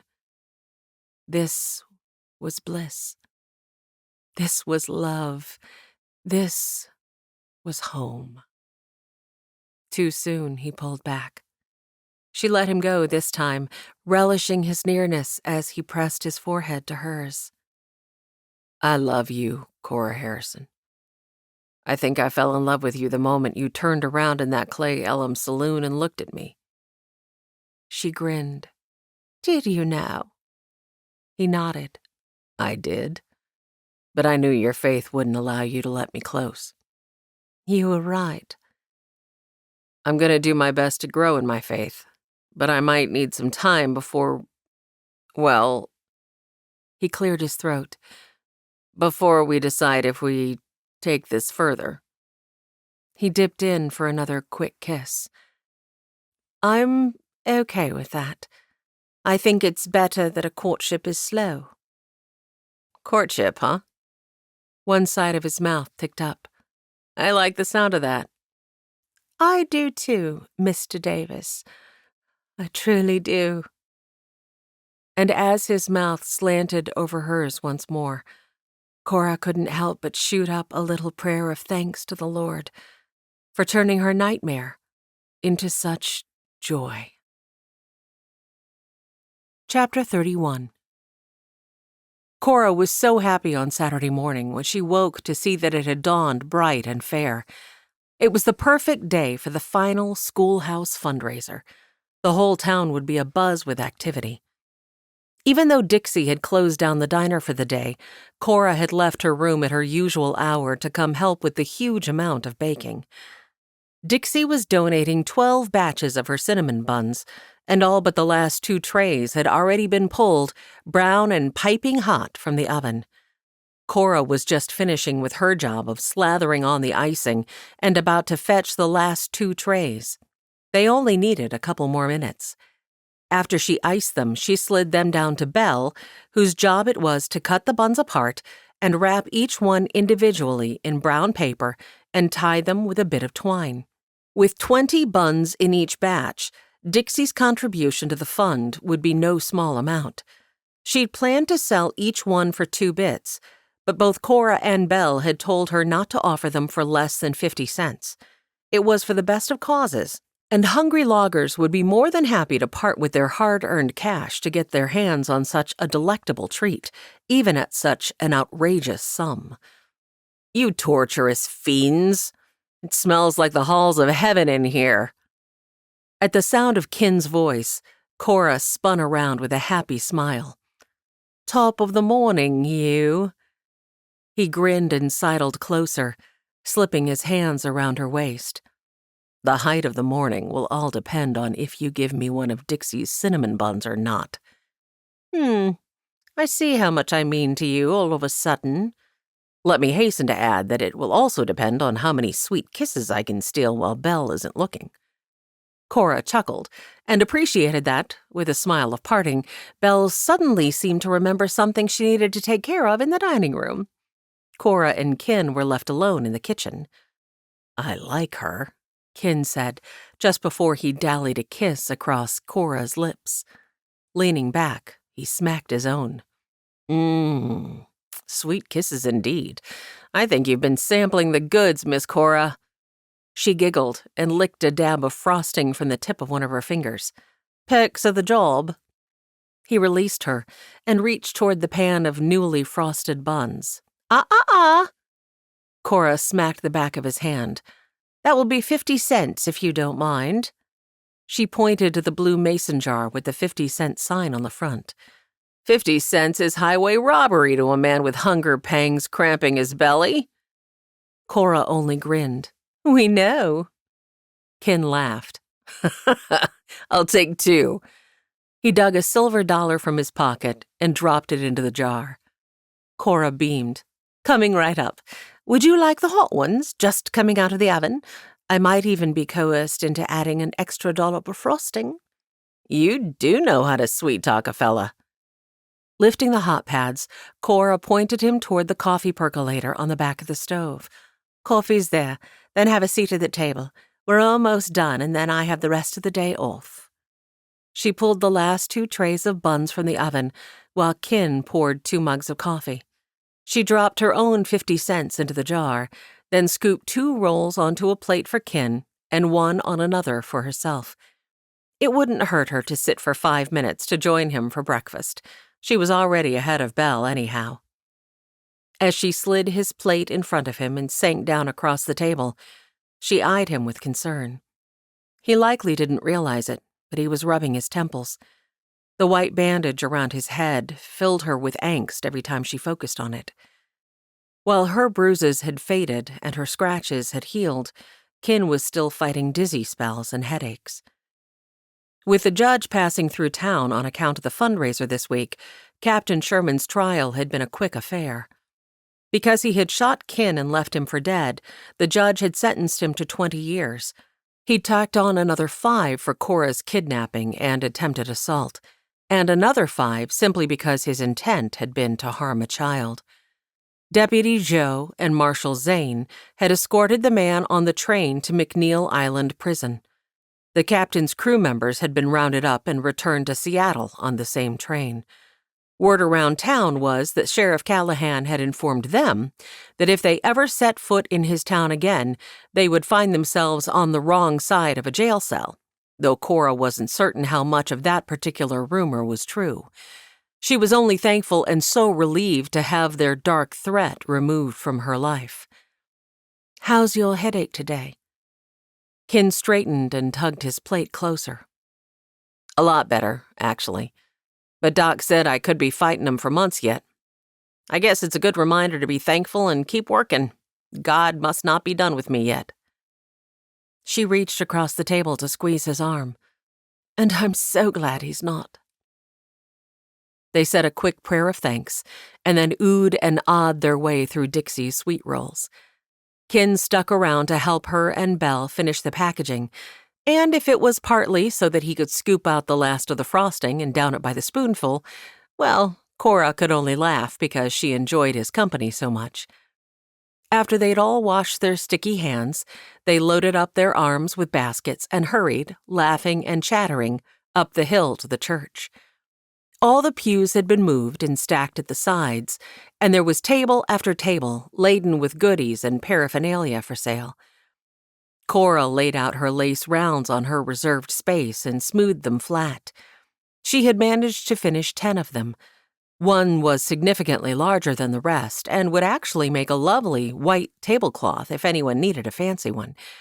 She wasn't sure if $2 was too much, but considering the hours she'd spent on each piece, she hadn't been able to justify anything less. Kin lifted one of the little paper tags she'd tied to one. $2, huh? She wrinkled her nose. "Do you think it's too much?" "No, not at all." He shook his head. She blew a breath of relief. "Oh, good. I didn't want to overprice them. Oh, there are Charlotte and Reagan with Charlotte's pies. I should go help her. Would you mind manning my booth and collecting the money if anyone decides to buy? My donation jar is there on the back corner of the table. Of course. Thank you. Cora hurried away. The morning passed in a flurry of activity. After she'd helped Charlotte slice and plate 10 pies, Belle had asked her to sit for a portrait, and Cora had obliged her with a little trepidation. But in addition to her donation of lace, she'd planned to spend a whole $2 at the fundraiser, and since Belle was only asking 2 bits for her sketches, it was a bargain. Belle brought such life to her portraits with just a few strokes of her pencils, and it was only 15 minutes later that she presented Cora with the picture. To Cora's surprise, it was not only a portrait of her, but Belle had added Kin, too. In the sketch, Cora wore an apron and held a cinnamon bun behind her back, and Kin was attempting to see over her shoulder with that adorable lopsided grin of his. Belle, it's beautiful. Belle gave her a squeeze. You two are beautiful. She tipped a nod. Don't you think you better go rescue him? Across the room, Mrs. Hines had stopped before Cora's booth and was fingering the largest piece of her lace. Kin had his hands clasped behind his back and was attentively replying to each apparent question she asked. Cora grinned. Maybe I should at that. Thanks again. She gave Belle a quick hug and then hustled through the crowd. As she approached, she heard Kin saying, "The price is well worth it, Mrs. Hines, I can assure you. You won't find any finer lace here today, and I can promise you that." Cora's hackles rose.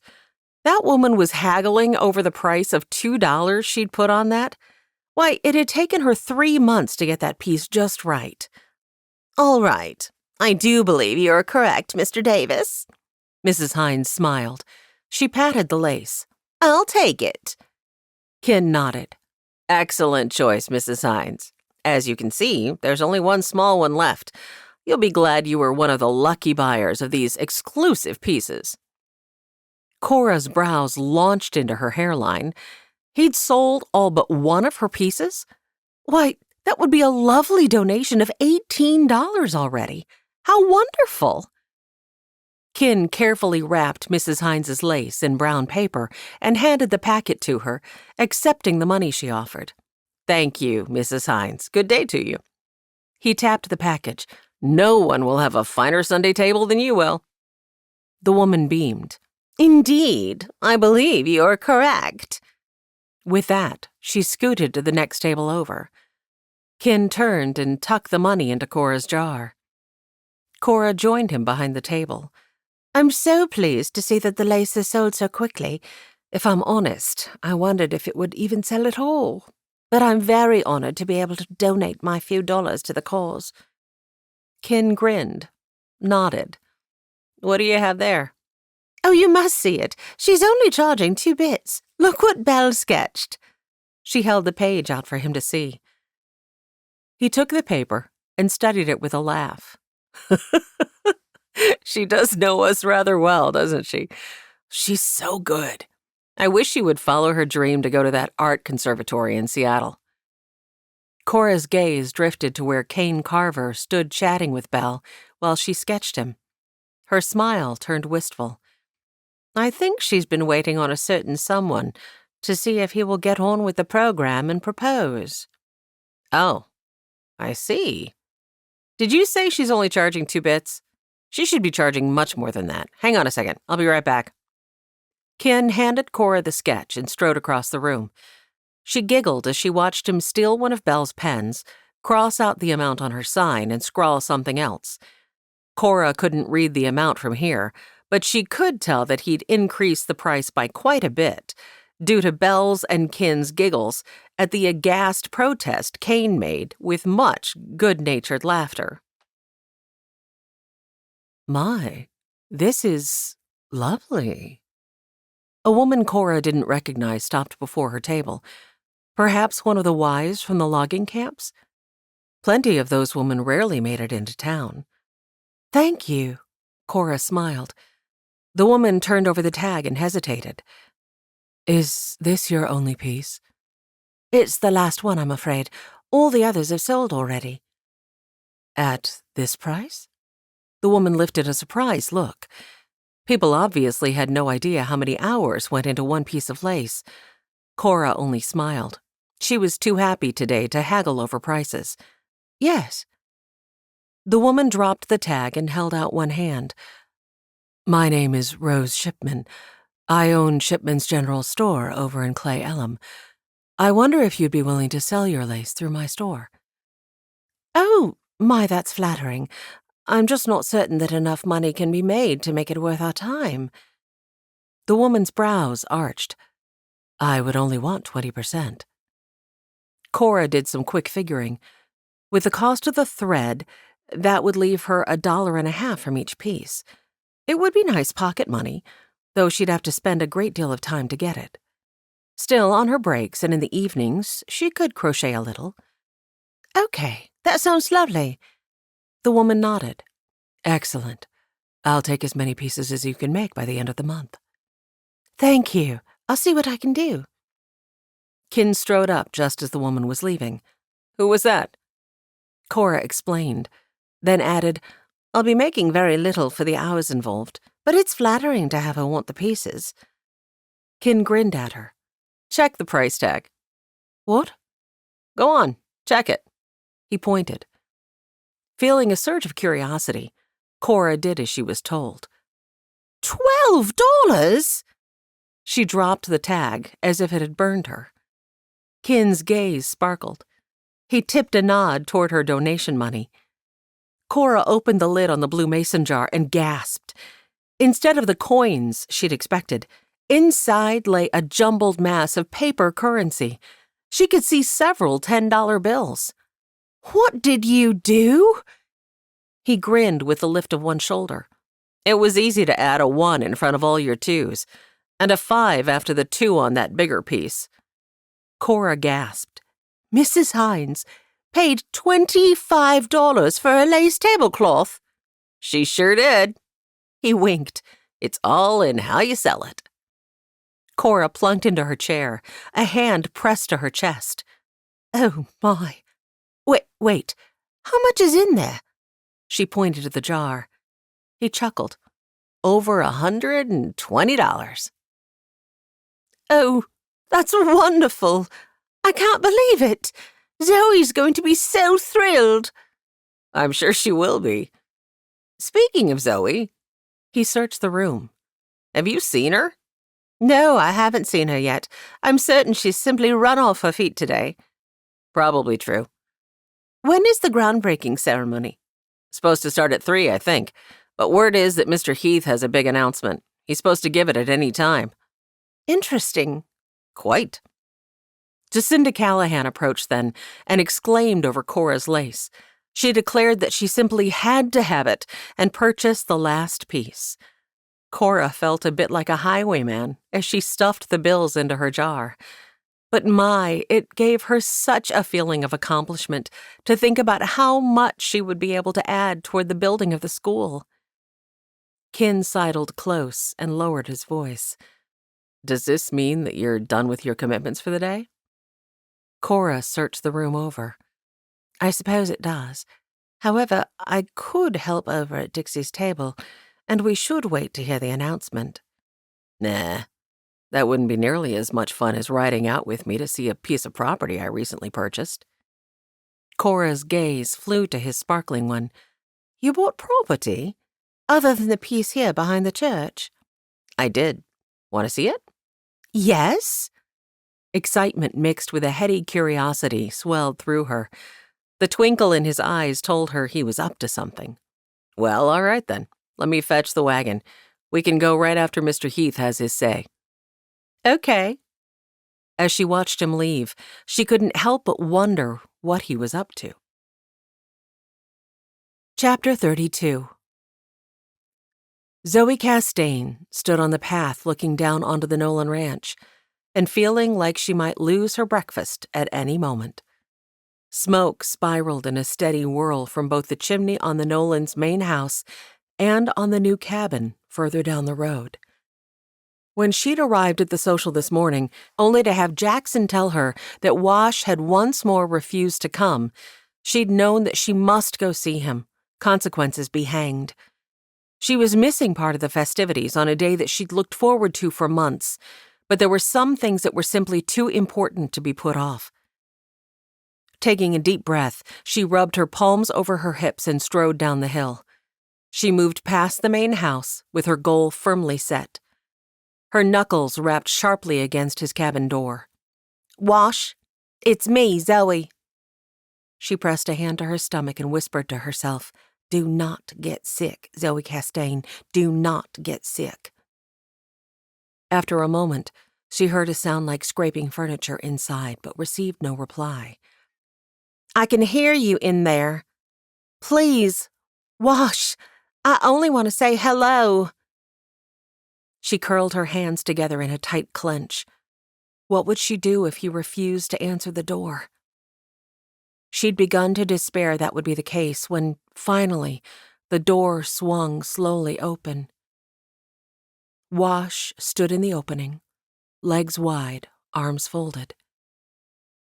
She scanned him from head to toe. Then again. Other than the frown on his countenance, nothing seemed changed. His face was unmarred. He had both arms, both legs. So his injury really had been as minor as that new doctor had been proclaiming about town? Anger surged through her, hot and powerful. Her chin notched up several degrees. Washington Nolan, I ought to pummel you. Here I've been worried sick for days that something was really wrong, and you look just the same as when you left. A muscle pulsed in his stubbled jaw. "Good to see you too, Zoe." His words set her back. She pinched the bridge of her nose, willing away the ache in her heart. It is good to see you, Wash. I just don't understand why you've been avoiding everyone. Avoiding me. Her voice turned small on that last word. Irritated by the sting of tears, she blinked rapidly a couple of times and then forced herself to search his face. Surely he had a good reason. Arms still folded, he lifted one shoulder. "Just haven't felt much like engaging in empty prattle, I guess." Haven't felt much like... Was that what he thought of all the dreams they'd shared? Empty prattle? She turned her face toward the spring green of the fields surrounding the cabin. From here, due to a little rise in the road and a small copse of trees, she couldn't see anything of the main house, except for the spiral of smoke against the blue of the sky. Butch's green pastures lay empty, with only the barbed wire fences giving any indication that they were normally filled with cattle. She frowned, wondering where all his animals were. Maybe he'd gathered them all into one of the farther fields. Realizing that shock had caused her mind to wander, Zoe snapped her gaze back to Wash. She needed to understand where she stood. Before you left, you asked me to wait for you. I thought you would at least come and see me. He propped one hand against the door, shifting his weight a little. Heavens! He'd been muscular when he'd left due to hard work on the farm, but this cavalry had broadened him. The bunched muscle of his arm seemed to be chiseled from hardwood, and his chest was at least twice the width of her shoulders.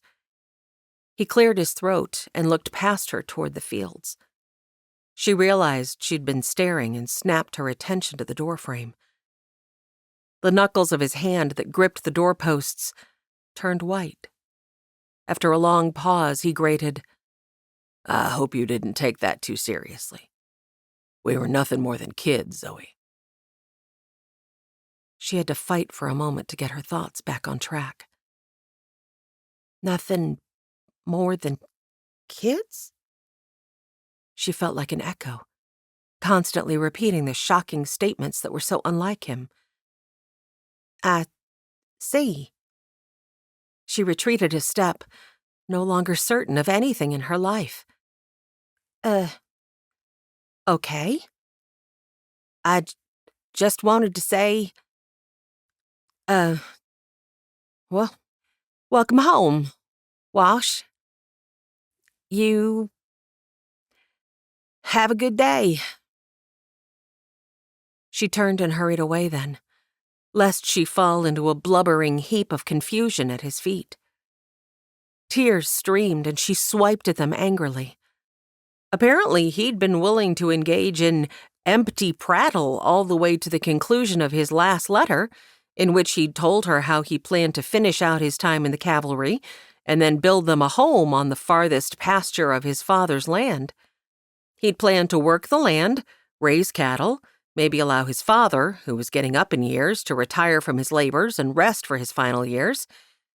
And now, Zoe huffed, hefted handfuls of her skirts, and took the incline back toward town with as much speed as their legs could muster. Nothing more than kids, indeed. Someone certainly is acting like a child.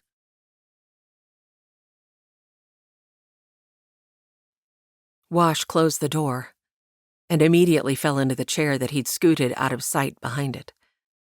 He bent until his forehead pressed against his knee and massaged the aching muscles of his lower leg. For the rest of the day, he'd be paying for his pride of not wanting her to see him leaning on a crutch. A sob caught him unaware. He scrunched his eyes tight and gulped another breath. That had been much harder than he'd expected it would be. He almost hadn't been able to force himself to say those words. But that would have been the ultimate selfishness. It was better this way. Even if his heart felt as though it lay in lacerated pieces around his feet, she would have a better life without the burden of caring for him. A cramp seized his calf, and he cried out at the severity of it. He dug his thumbs into the pain, gasping in relief when the sharp cramp gave way to the pressure. Yes. Zoe would be much better off without being stuck with a cripple like him for the rest of her life. He just had to stay away from her, so that his heart could come around to accepting what his mind told him was true.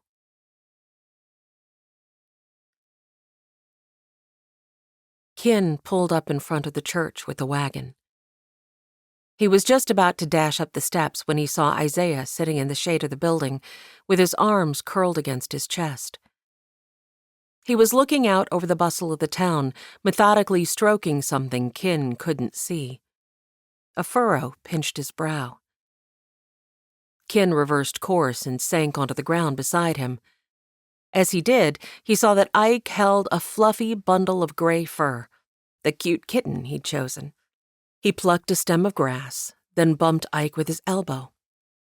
"Morning, kid." He reached over to scratch the kitten behind one ear. "She old enough to leave her mama now?" Ike shook his head. "Got's another week. The Verdantes only brought her in for the day." "I see. Something on your mind?" Kin studied the frown still on Ike's brow. Isaiah transferred his gaze to the sleeping kitten in his lap. "Nah, it's nothing. She sure is a cute little thing, ain't she?" "Sure is." Kin wasn't ready to let him off so easily. Burdens always feel lighter when shared with a friend. Ike's face twisted toward him. "We friends?" Kin lifted one shoulder. "I'd like to think we are." Ike's brow slumped again. "You think the Callahans only adopted me on account of wanting to protect me? The judge, he signed the papers and everything just yesterday, but I don't want to be a burden to no one."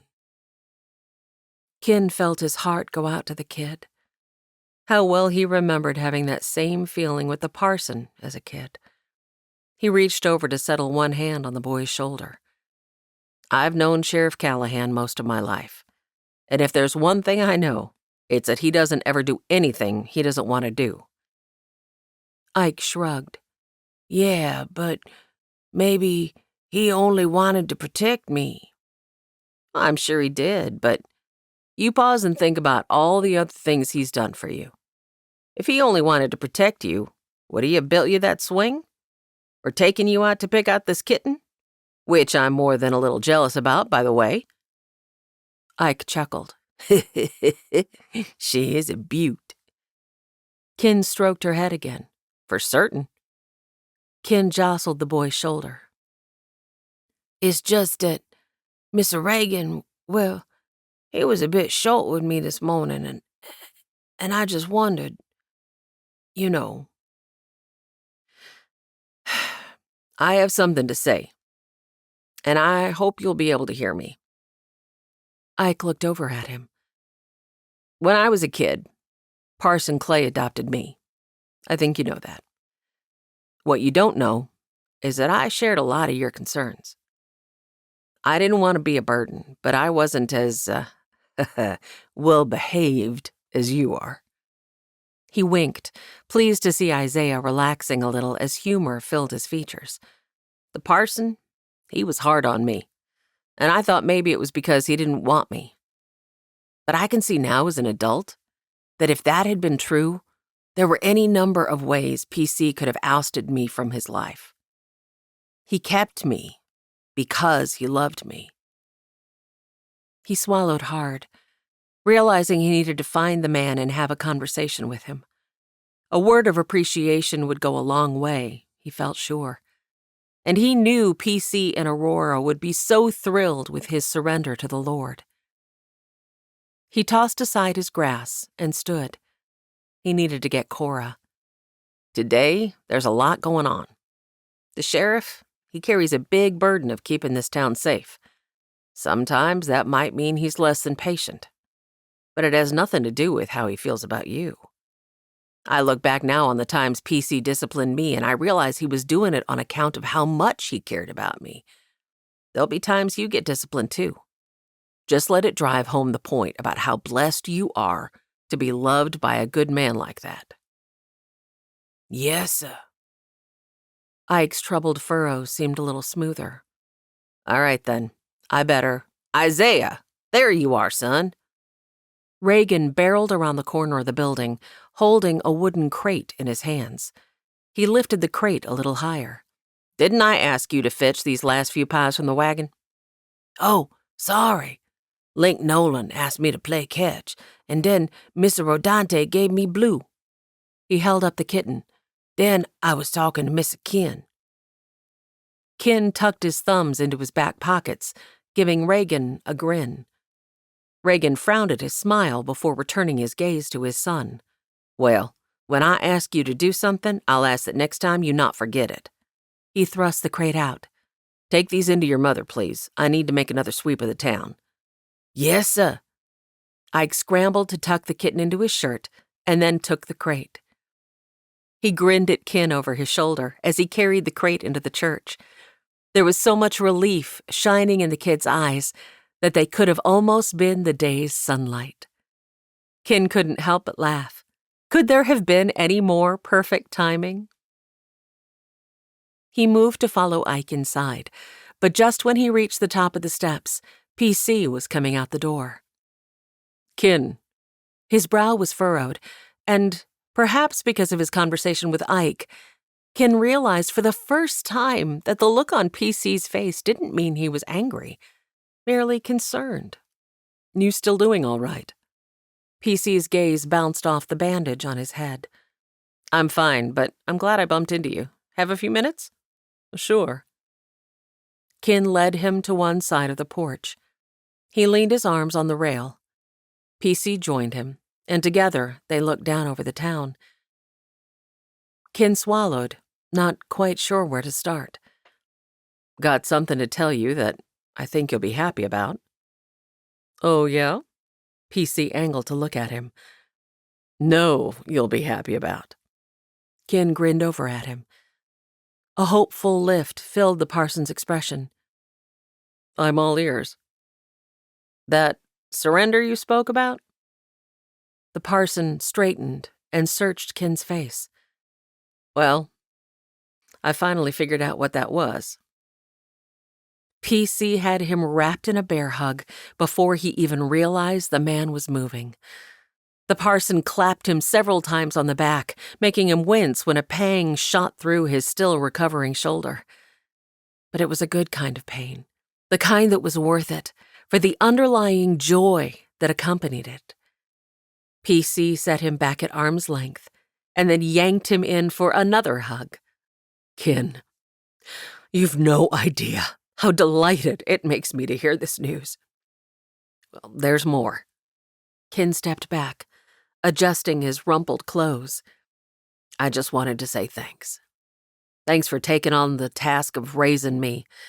I know I couldn't have been easy. But you stuck by me, and I need you to know how much it means to me." Genuine tears sparkled in the parson's eyes. "I know I was far from a perfect guardian." Kin shook his head. "You were just what I needed."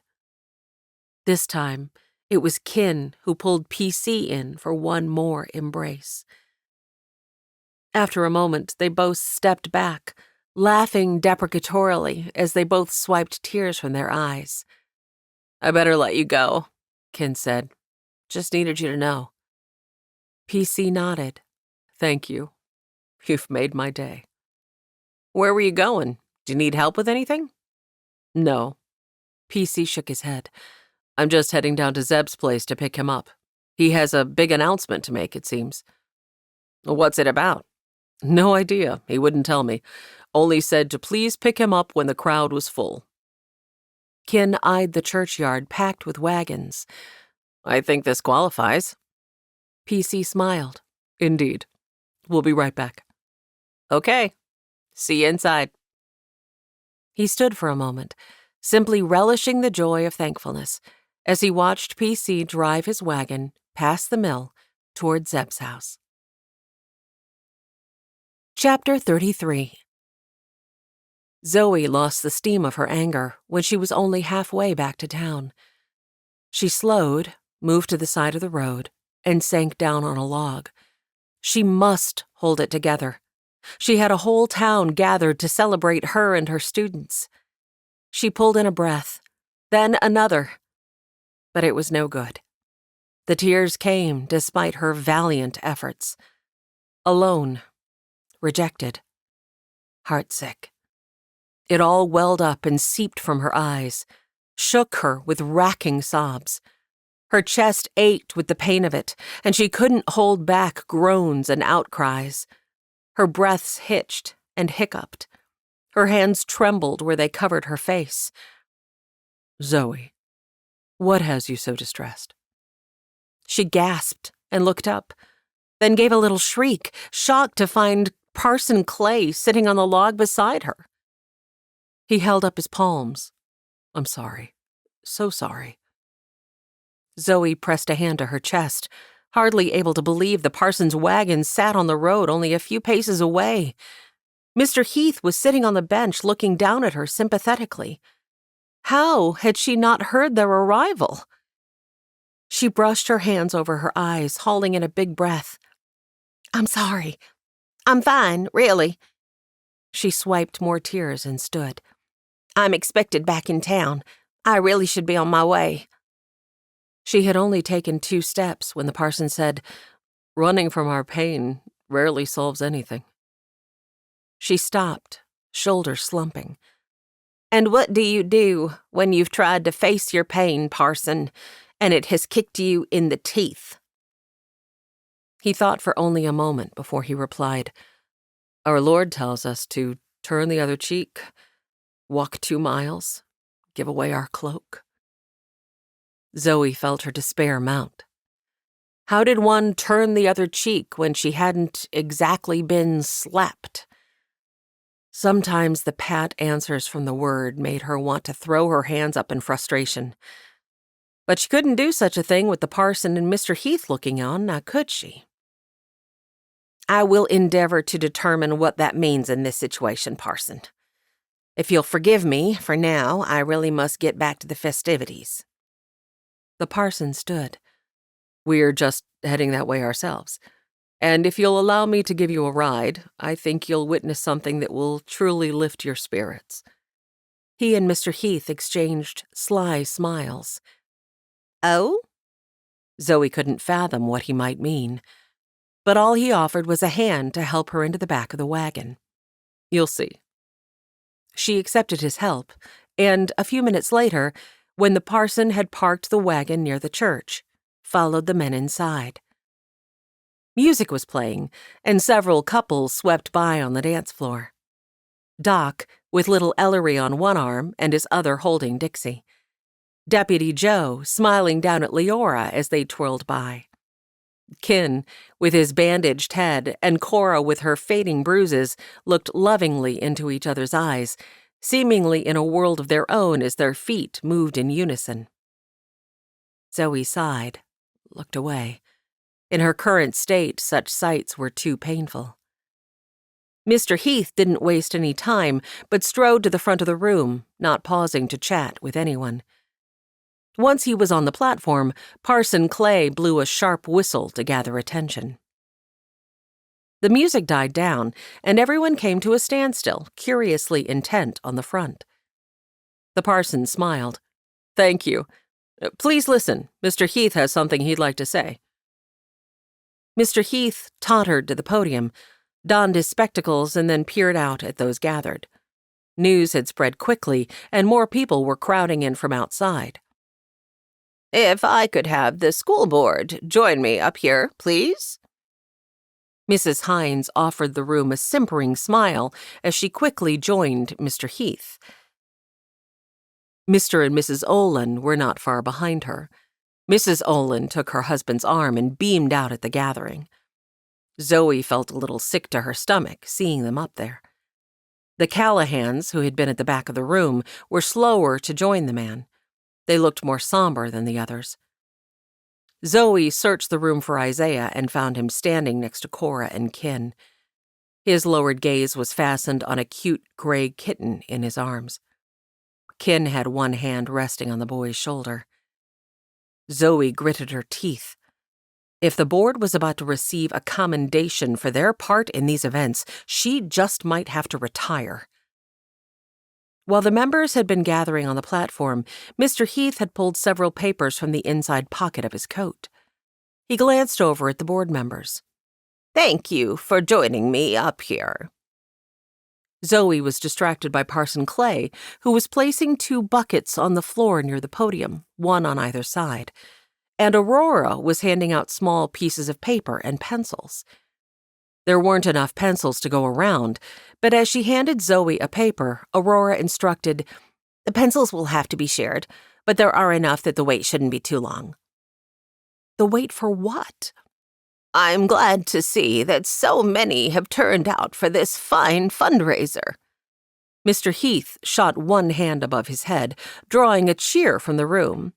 "As you know, these are your duly elected board members, and you have them to thank for all the wonderful entertainments this evening." Another cheer. Zoe studied her fingers that were crimping one corner of the blank paper in her hands.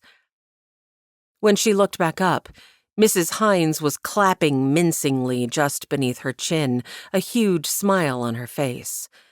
When the cheering continued, she dropped a little curtsy. Mr. and Mrs. Olin gave small waves, looking appropriately embarrassed. The sheriff and Mrs. Callahan seemed very solemn and focused on the floor at their feet. Mr. Heath waited to speak again until the room had quieted. "What you may not know is of a recent vote the school board took." Mrs. Hines' simpering smile froze. Her eyes angled toward Mr. Heath. Mrs. Olin shuffled slightly. Mr. Olin stretched his neck and straightened his tie. But it was the tiny smile Charlotte did her best to hide that sent Zoe's hopes soaring. He wasn't. Mr. Heath swept a hand down his long white beard and searched the gathering. "Isaiah Coleman, you here, lad?" The crowd parted around the boy. "Ah, there you are. Come join me, if you would." Isaiah's eyes were a bit trepidatious as he handed his kitten off to Kin and moved slowly toward the platform. "There's a good lad. Right here beside me, if you please. Now," Mr. Heath lifted his gaze to the crowd once more. "Isaiah here came to town with Mr. Davis from Seattle a few weeks back." "Coleman!" Lincoln Nolan shouted encouragingly from the back before being hushed by Butch. Isaiah smiled shyly. A ripple of laughter filled the room. The Olins and Mrs. Hines looked even more uncomfortable now. Zoe felt anticipation begin to lighten her mood.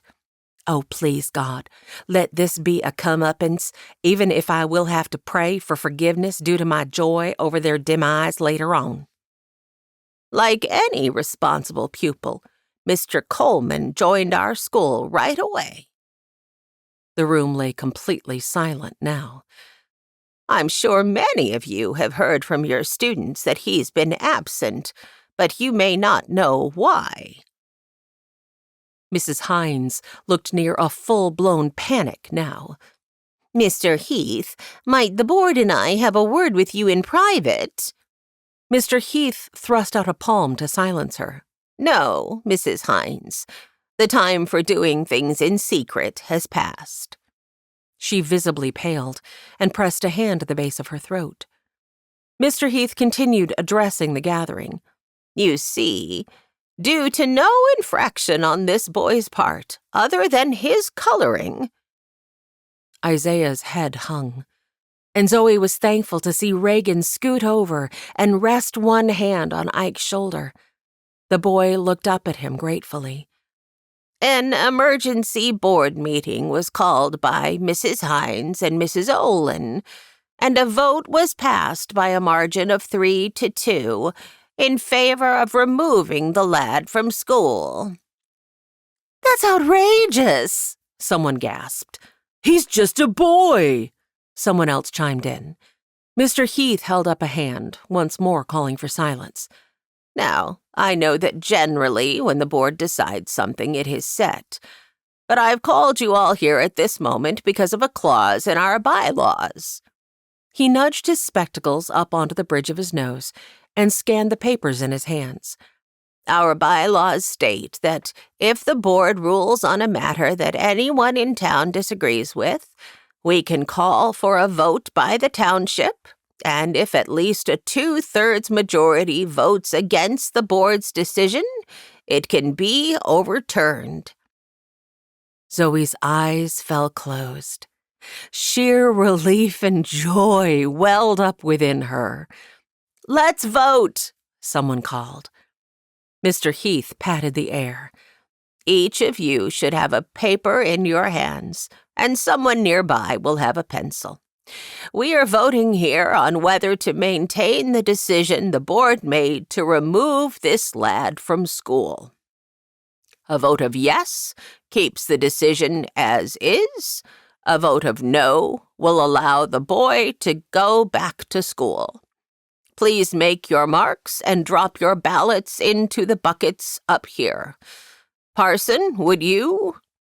He swept a gesture to the buckets. The parson moved forward and turned the buckets around. Zoe could now see that one had a sign that read yes and the other no. "Just drop your vote in the appropriate bucket. If it's close, we will count them. But I think I know what the good, fair-minded citizens of Wyldhaven will choose." When the person next to her handed over their pencil, Zoe took great relish in writing in large, bold letters, "No." One by one, people filed past the buckets, dropping their papers in. Since Zoe was near the back, she waited patiently, inching forward as she could. When she was finally able to reach the front of the room, it gave her great pleasure to see that the yes bucket lay completely empty, while the no bucket was filled almost halfway with little pieces of paper. Mr. Heath beamed at Isaiah. "Welcome back to the Wyldhaven schoolhouse, son." Zoe rushed over and drew the boy into an enthusiastic embrace. Oh, how she had needed this bit of good news after today. Mr. Olin took his wife by one arm. "I told you this was a bad idea," he snapped as he marched off the platform. Zoe couldn't hear his wife's reply.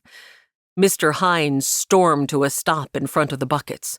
He gave his wife a purposeful squint as he dropped his paper into the no bucket and then turned to stomp away.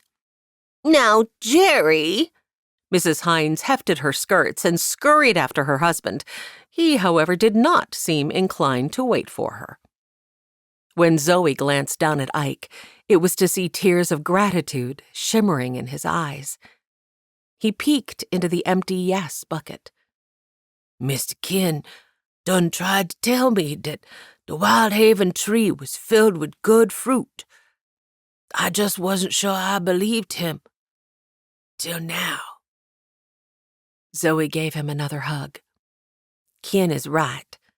Wyldhaven is filled with good people." Her thoughts drifted to Wash. Maybe all he needed was a reminder about what it meant to be from Wyldhaven. She had to figure out how to help him.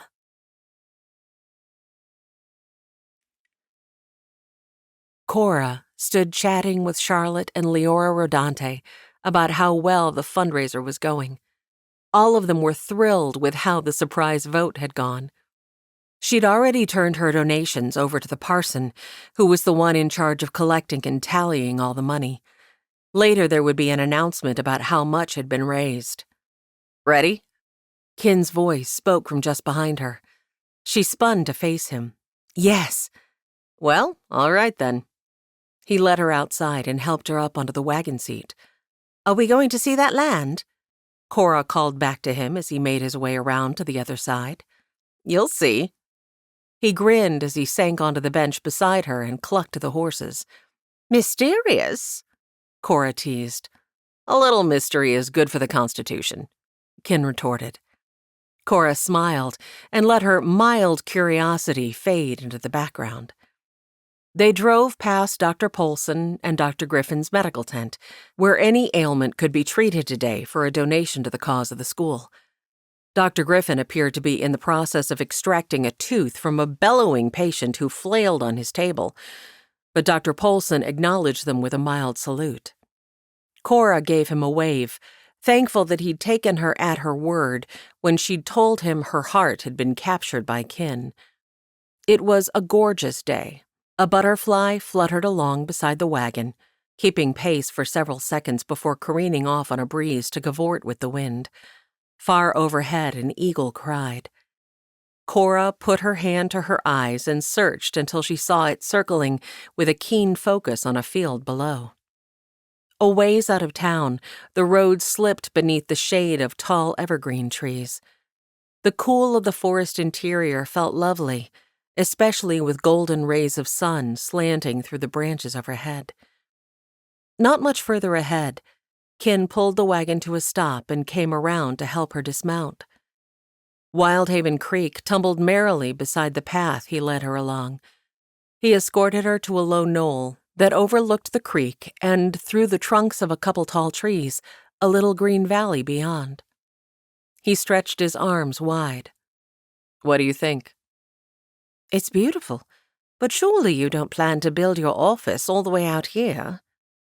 Cora inhaled the sweet scent of the wild lilac bushes growing nearby, then bent to admire a dark-centered daisy. "No, I think having my office in town will be best." His voice was suddenly coming from much closer to the ground. She turned to see what he might be doing, and froze. Ken was down on one knee, holding a ring between his finger and thumb. Her hand flew to cover her mouth. He swallowed, cleared his throat. "Cora Harrison, will you marry me?" She stepped nearer and took his hand to encourage him to his feet. "I thought we were going to wait a while." His brows peaked with a little worry as he sidled nearer. I was going to, but then I thought, scrap that. I don't want to wait a moment longer to make you my wife. He grinned languidly. What do you say? Will you have a reformed reprobate like me? Her gaze dropped to the ring he held aloft between them. It was a simple silver band with a small, sparkling white stone inset at the top. It's beautiful, she breathed. It was my mother's. Cora spun in a circle to take in the property. Who did you buy this from? Ewan McGinty. His voice sounded like sandpaper on nails. How long are you going to keep me in suspense? Grinning, she looked up at him. I thought mysteries were good for the Constitution. He laughed a bit nervously, wiggled the ring for her attention, and quirked a brow. Cora raised her arms and wrapped them around his neck. She leaned back, giving him a coy look. She wanted to retort with something witty, but her mind was blank. It seemed she could only focus on one thing. She lowered her left hand to waggle her ring finger. The answer is yes, Mr. Davis, an emphatic yes. He blew a breath of relief. I wasn't certain you would have me. Oh, you most certainly were. He shook his head as he slipped the ring onto her finger. I most certainly wasn't. Cora raised up on her tiptoes and dallied a kiss across his lips. Well, concern yourself no longer, my angel. Thanks for being my missionary, he whispered against her lips. Such a surge of longing swept through her that she gave him one final peck and then stepped back, holding out a hand to keep him at bay. I'm not feeling anything like a missionary at the moment, so you better keep your distance. He growled happily and tugged her close for another quick kiss. His cheek pressed against her ear. We could have PC marry us today. There was a hint of humor in his words. She leapt back and smacked his chest. Most certainly not. I want time to plan the perfect day. She put several steps between them. Now, tell me what your plans are for this property. He mumbled good-naturedly, but when he took another step toward her, she retreated with a laugh. Kin Davis, you behave yourself. He capitulated with feigned grumpiness. Fine. I thought we could put the cabin right here, and then... Cora forgot to pay attention to what he was saying, as she happily stared down at the ring on her finger. This has been an unabridged production of Honey from the Rock by Lynnette Bonner. Copyright 2022 by Lynnette Bonner. Read by Amy Lilly. Directed and engineered by Adam Hassel at the Oasis Audio Studios. If you've enjoyed this audio production, please look for Beside Still Waters, the next story in the Wyldhaven series. It can be found on Amazon, iTunes, and Audible. This has been an unabridged production of Honey from the Rock by Lynnette Bonner. Copyright 2022 by Lynnette Bonner. Read by Amy Lilly. Directed and engineered by Adam Hassel at the Oasis Audio Studios. If you've enjoyed this audio production, please look for Beside Still Waters, the next story in the Wyldhaven series. It can be found on Amazon, iTunes, and Audible.